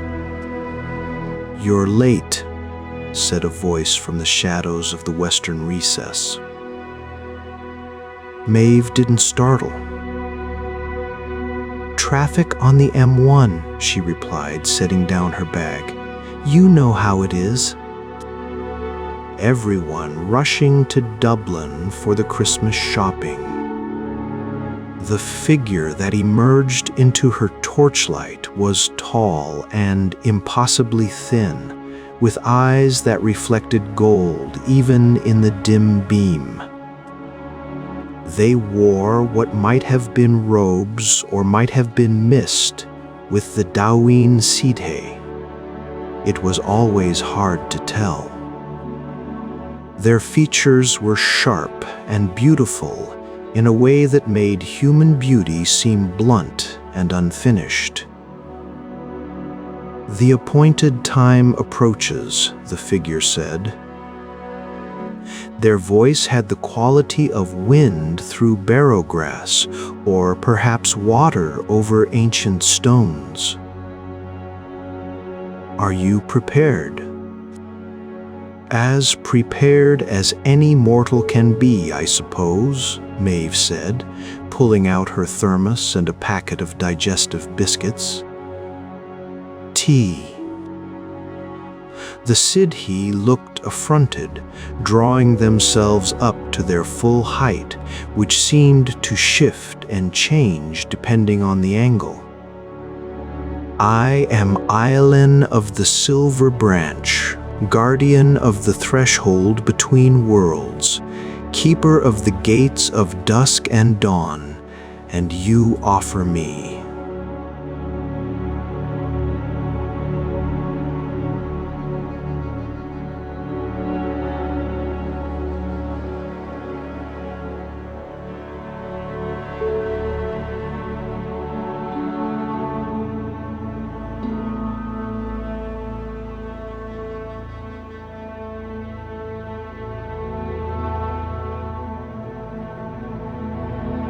Same as every year, Aylin. Maeve poured herself a cup, the steam rising like offerings in the cold chamber, and I brought biscuits this time. McVitie's, not the cheap ones.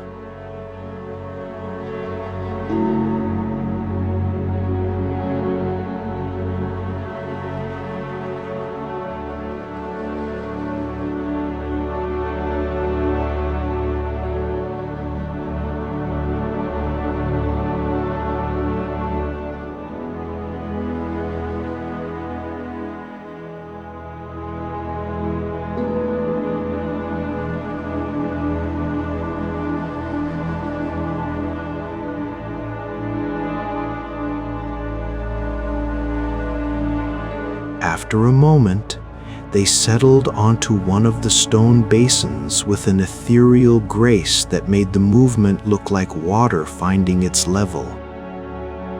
You are incorrigible. I'm Irish, Maeve said. It's the same thing. Now, shall we get started? What most people didn't know about Newgrange, what the tour guide certainly didn't know, what even most of the archaeologists had missed, was that the winter solstice illumination wasn't just a clever trick of Neolithic astronomy. It was a lock. And every year for just 17 minutes that lock opened. The ancient builders hadn't constructed a tomb, not really. They'd built a door. A door between this world and the other world, between the realm of mortal concerns and the domain of the Dacian Sidhe. Not a door for traveling through, that would have been catastrophic, but a door for communication, for the passing of messages, for the small magics that kept the world turning as it should. And someone had to manage it. The requests have been unusual this year.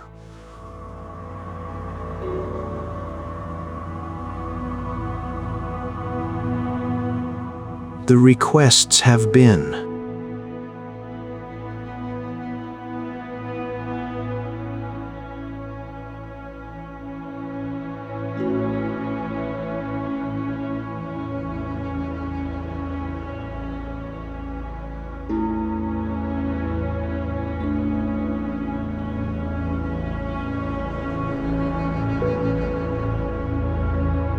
The letters shifted and changed as Maeve watched, reorganizing themselves into modern Irish, then English.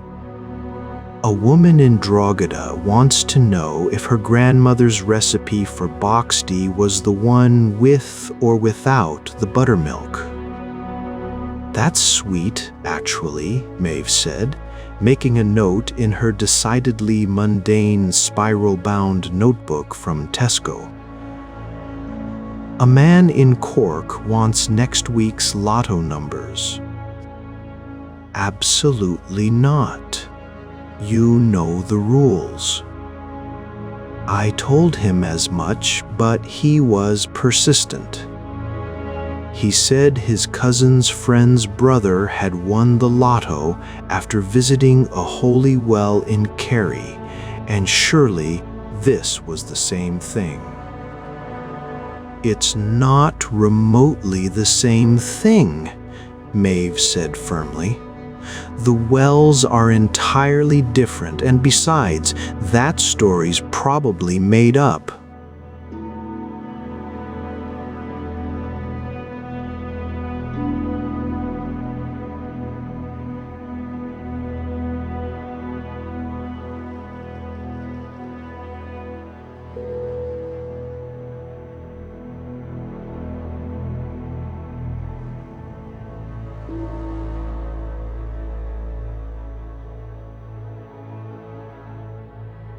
There's a child in Galway who wants to know if dogs go to heaven. Maeve's expression softened. She set down her tea and looked at the ancient spiral carved into the stone behind Alan, its 3 arms curving outward in perfect symmetry.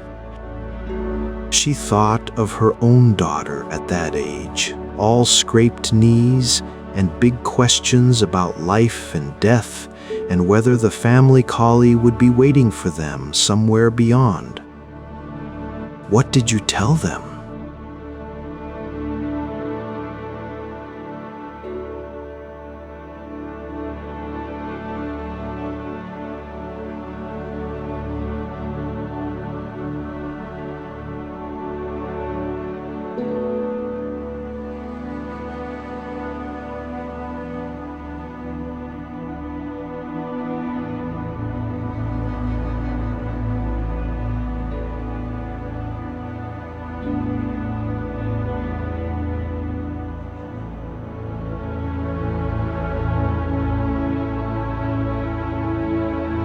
That's you, in case you've forgotten amid all your tea drinking and biscuit eating.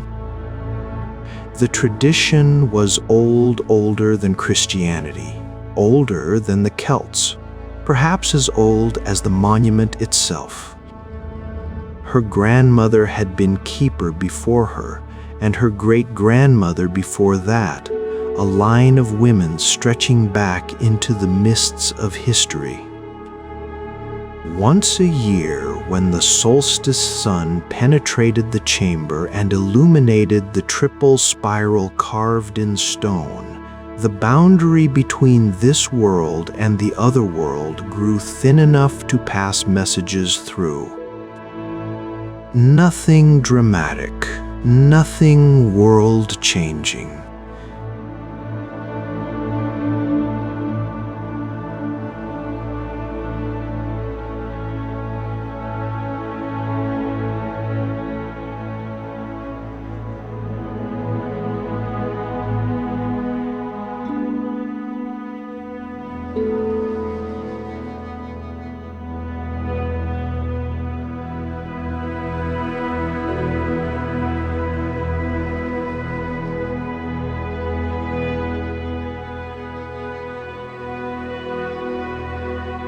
But small questions, whispered hopes, the sorts of things people needed to know to sleep better at night, those could be answered.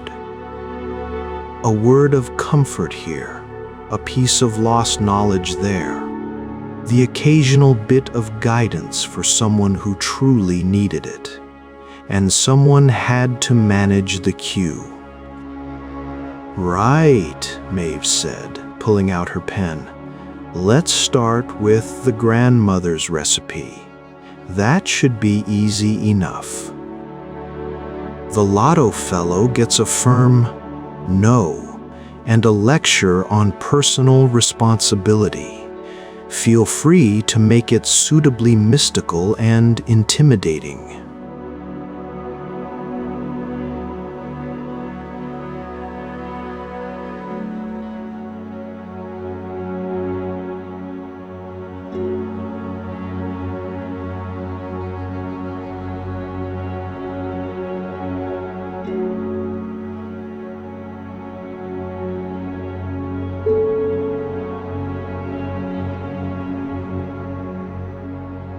She paused, staring at her notebook without seeing it.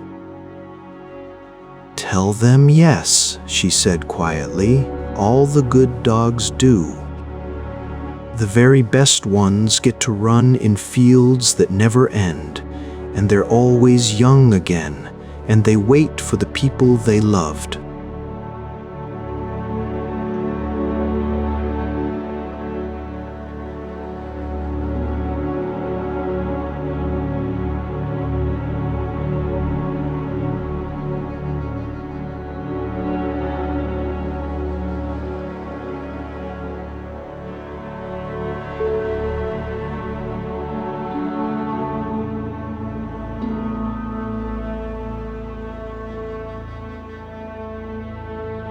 You're certain?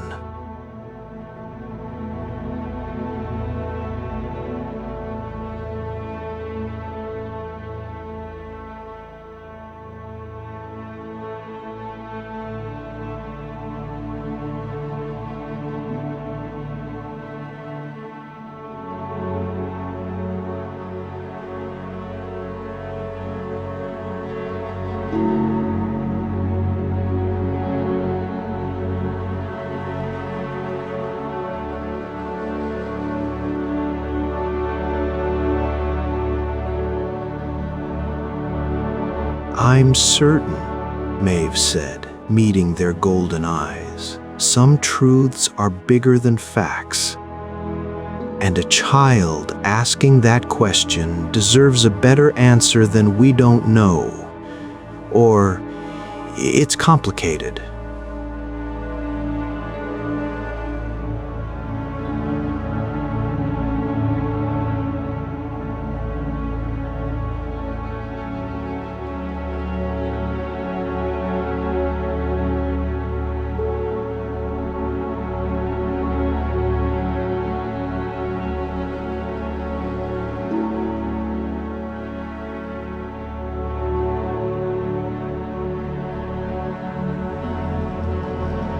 You humans and your hope, Ailin murmured, but they made a note on the shimmering scroll. Very well. What else? They worked through the evening, sorting requests, checking records in the great archives that existed somewhere in the in-between spaces, and preparing for the Solstice ceremony. Most requests were simple. People wanting to send messages to deceased relatives, farmers hoping for guidance on the coming growing season, students seeking a bit of luck on exams, a woman wondering if she should accept a marriage proposal, an old man wanting to know if he'd made his late wife proud. Nothing that would unbalance the cosmic order, but everything that mattered deeply to someone. You know, Ailin said as they worked, their voice thoughtful, in all my centuries of service, and it has been many centuries, you understand, I've never quite understood why humans burden themselves with these small concerns. Boxty recipes.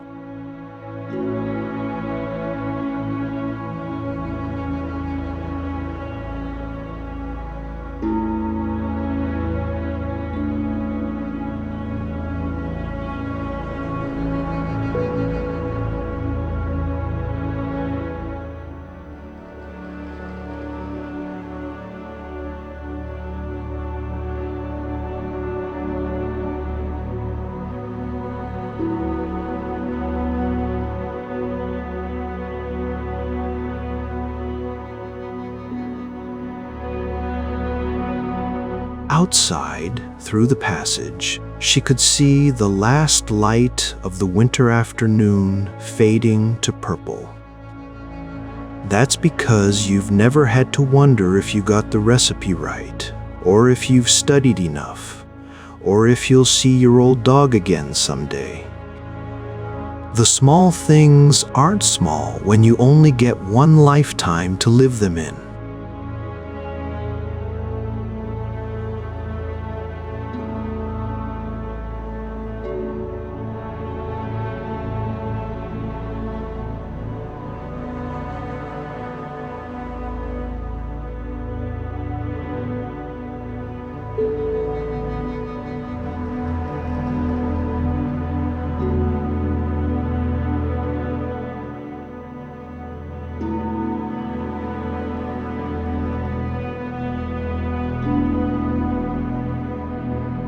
You've got forever, or close enough to it. But we've got maybe 80 years if we're lucky, and most of that time is spent working and sleeping and worrying about money. So yes, We care about boxty recipes because that's a link to a grandmother who's gone. We care about whether we've studied enough because that exam might determine whether we can feed our families. And we care about dogs going to heaven because sometimes the love of a good dog is the purest thing in a complicated world, and we need to believe that kind of love doesn't just end.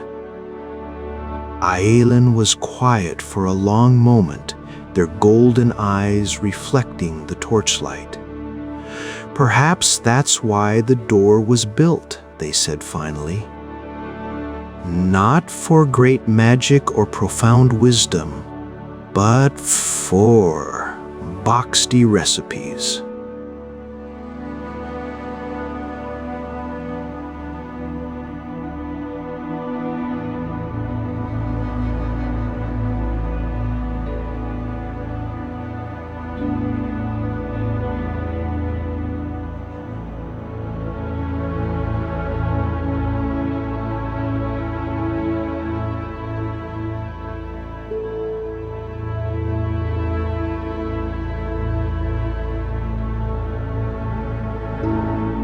That somewhere in this big, strange universe, there's a place where the small things matter, where you can ask your questions and maybe, just maybe, get an answer.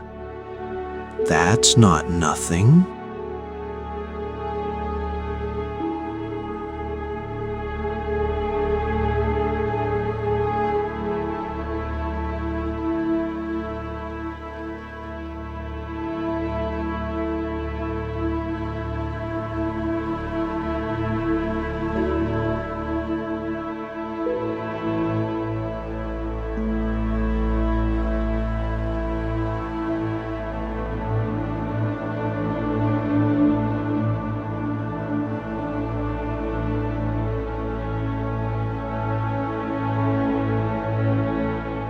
Maeve packed up her things, double-checking her list for the solstice morning.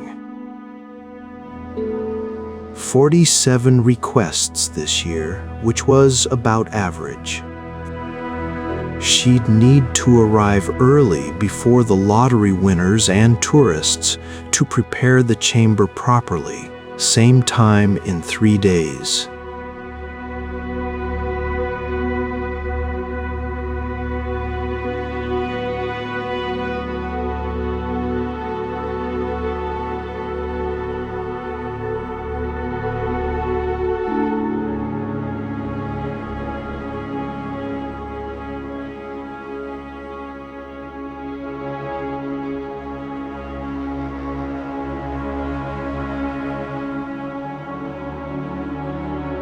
Dawn on the solstice, Maeve confirmed. I'll bring a proper breakfast this time. You can't properly have tea without something substantial to go with it. Your mortal customs baffle me, Aelin said, but there was warmth in their voice. Though I confess the biscuits were acceptable. High praise from one of the Doween Seedhay, Maeve said with a grin. I'll try not to let it go to my head. The solstice morning arrived cold and clear, the kind of sharp winter day that makes everything feel more real, more present. Maeve arrived at Newgrange well before dawn, her breath misting in the darkness. The stars were brilliant overhead, unsoftened by clouds, and the ancient mound rose against them like a sleeping giant. She let herself in with her key, one of the few perks of being both a staff member and, secretly, the keeper. The passage was utterly dark, and she made her way by touch and memory as much as by torchlight, feeling the weight of stone and earth above her. In the chamber, Aileen was already waiting, along with something else. A presence she couldn't quite see but could feel, like pressure on her skin. Other members of the Dacian Sidhe, she realized. Witnesses, perhaps, or supervisors, or simply curious observers come to watch the annual opening of the door. "Are you ready?" Aileen asked.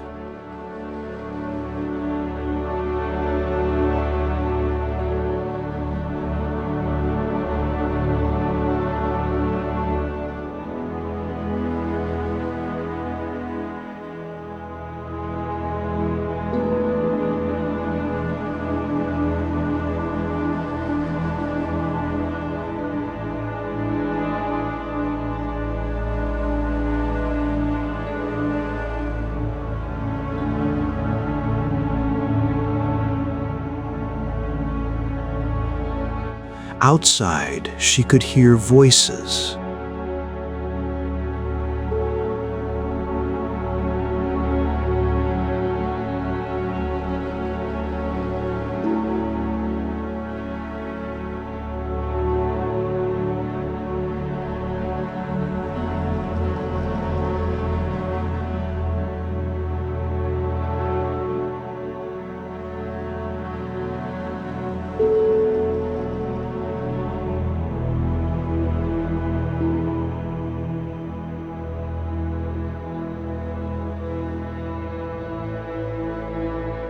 The guides were shepherding them through the darkness, their torches bobbing like fireflies. The tourists crowded into the chamber, excited whispers echoing off the ancient stones. They pressed close to the walls, cameras ready, breaths misting. Maeve stood at the back, appearing to be just another staff member, watching not the roof box, but the triple spiral carved in stone. The sky outside began to lighten, pearl gray bleeding into the darkness. The chatter in the chamber died down as people strained to see the roof box, that carefully engineered opening above the entrance. Then it came.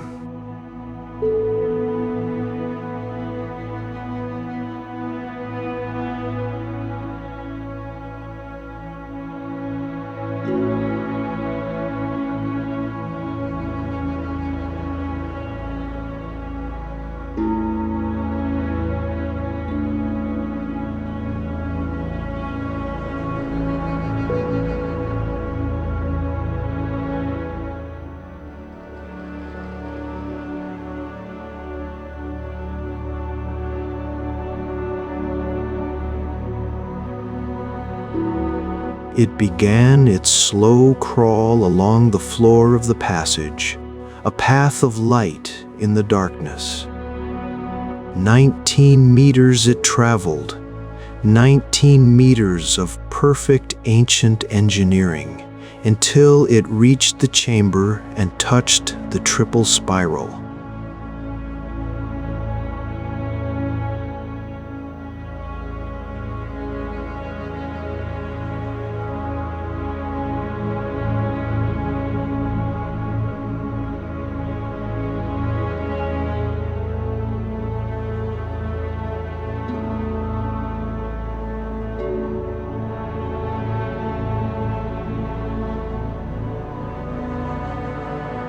Maeve felt it as a sudden thinning, a transparency in the air.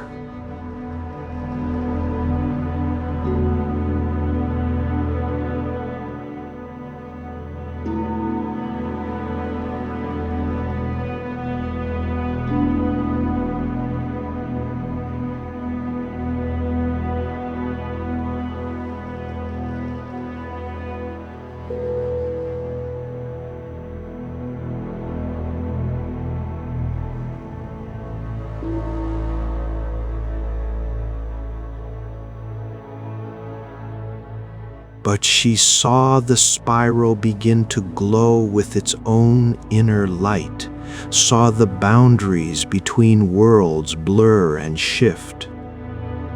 Beside her, invisible to all but her eyes, aliens stood with their arms raised, their form becoming more real and solid as the light strengthened. For 17 minutes, the boundaries blurred.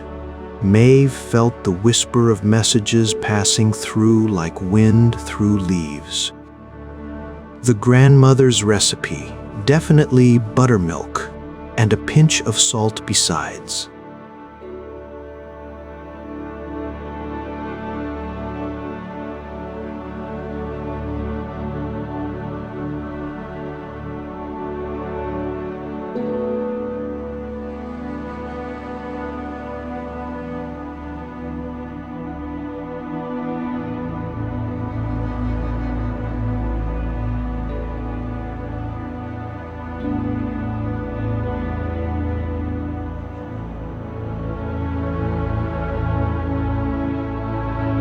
And yes, confirmation for one small child in Galway that all good dogs do indeed go somewhere wonderful, where they run forever young and wait with patient love.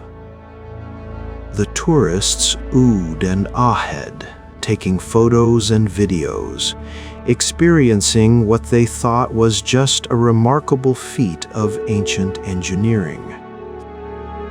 They had no idea they were standing at the threshold of something far older and stranger, no idea that the light touching the spiral was opening a door that had been opening every winter solstice for 5,000 years.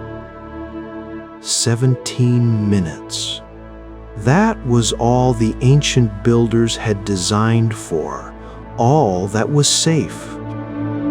Any longer, and the door might stick open, might allow things through that shouldn't cross between worlds. As the sun continued its climb and the angle changed, the light began to fade from the chamber. The door closed. The tourists applauded, their voices loud in the suddenly ordinary space. They filed out chattering excitedly, already composing social media posts, already planning how they'd describe this to friends and family back home. A once-in-a-lifetime experience, they'd say.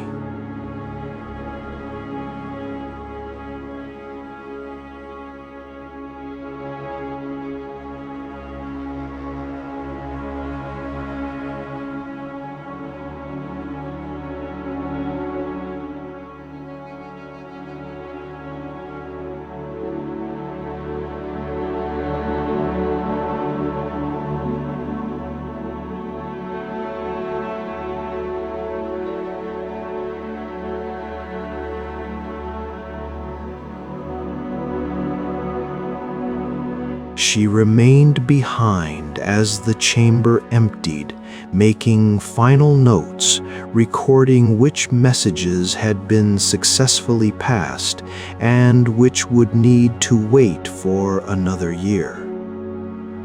Island materialized beside her, their form already becoming translucent again as the threshold settled back into place. "Well done," they said. Another year completed. Another turning of the wheel.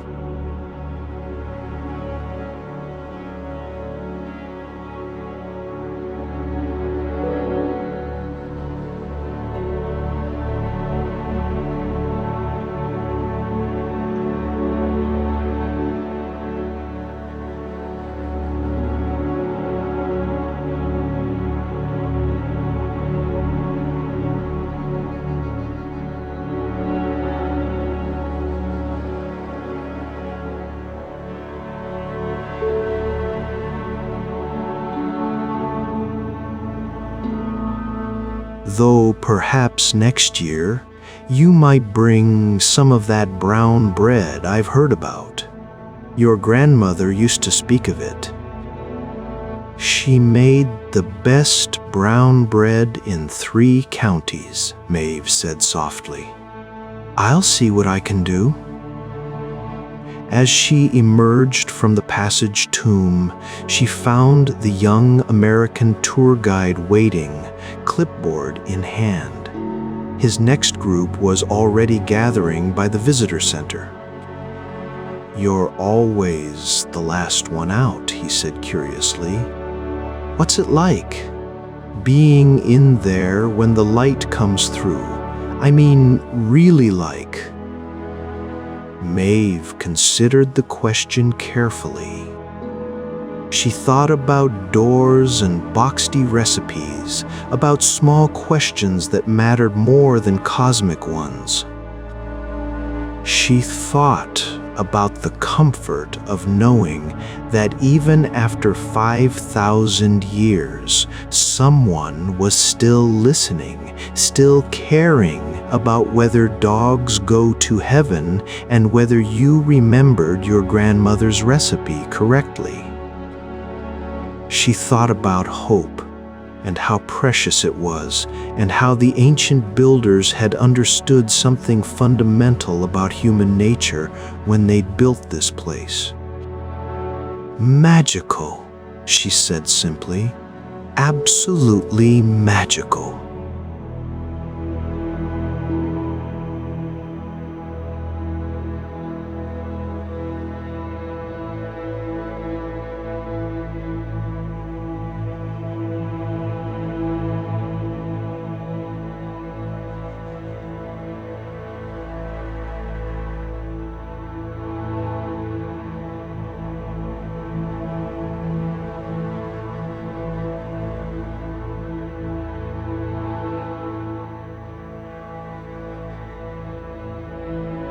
Maeve pulled her coat tighter against the winter wind and smiled.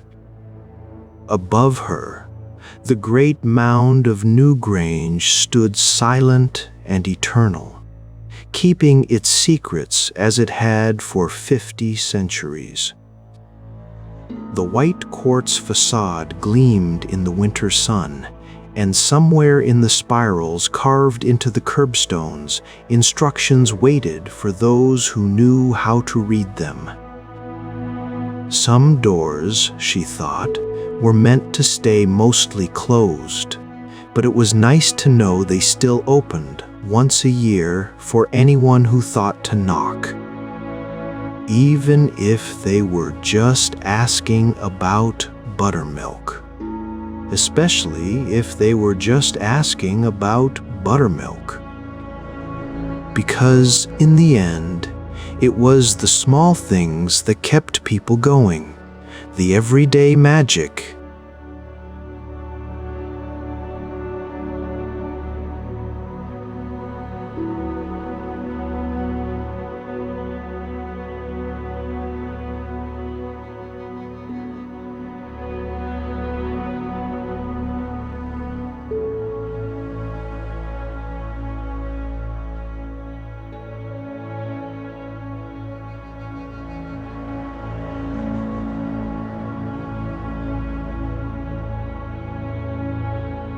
And if an ancient passage tomb in the Boyne Valley could help with that, then perhaps the Neolithic builders had understood something that modern people were only just beginning to remember.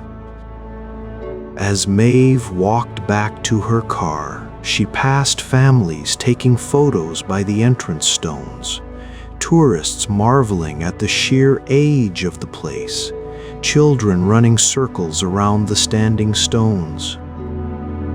They were all standing on sacred ground without knowing it, standing at the threshold of mysteries they couldn't imagine. And that was fine. The magic worked whether you believed in it or not. She'd be back next year, with her notebook and her thermos and maybe some brown bread. There would be new questions then, new concerns, new small hopes to tend. The wheel would turn, the solstice would come, and the door would open again. Some traditions, she thought, were worth keeping.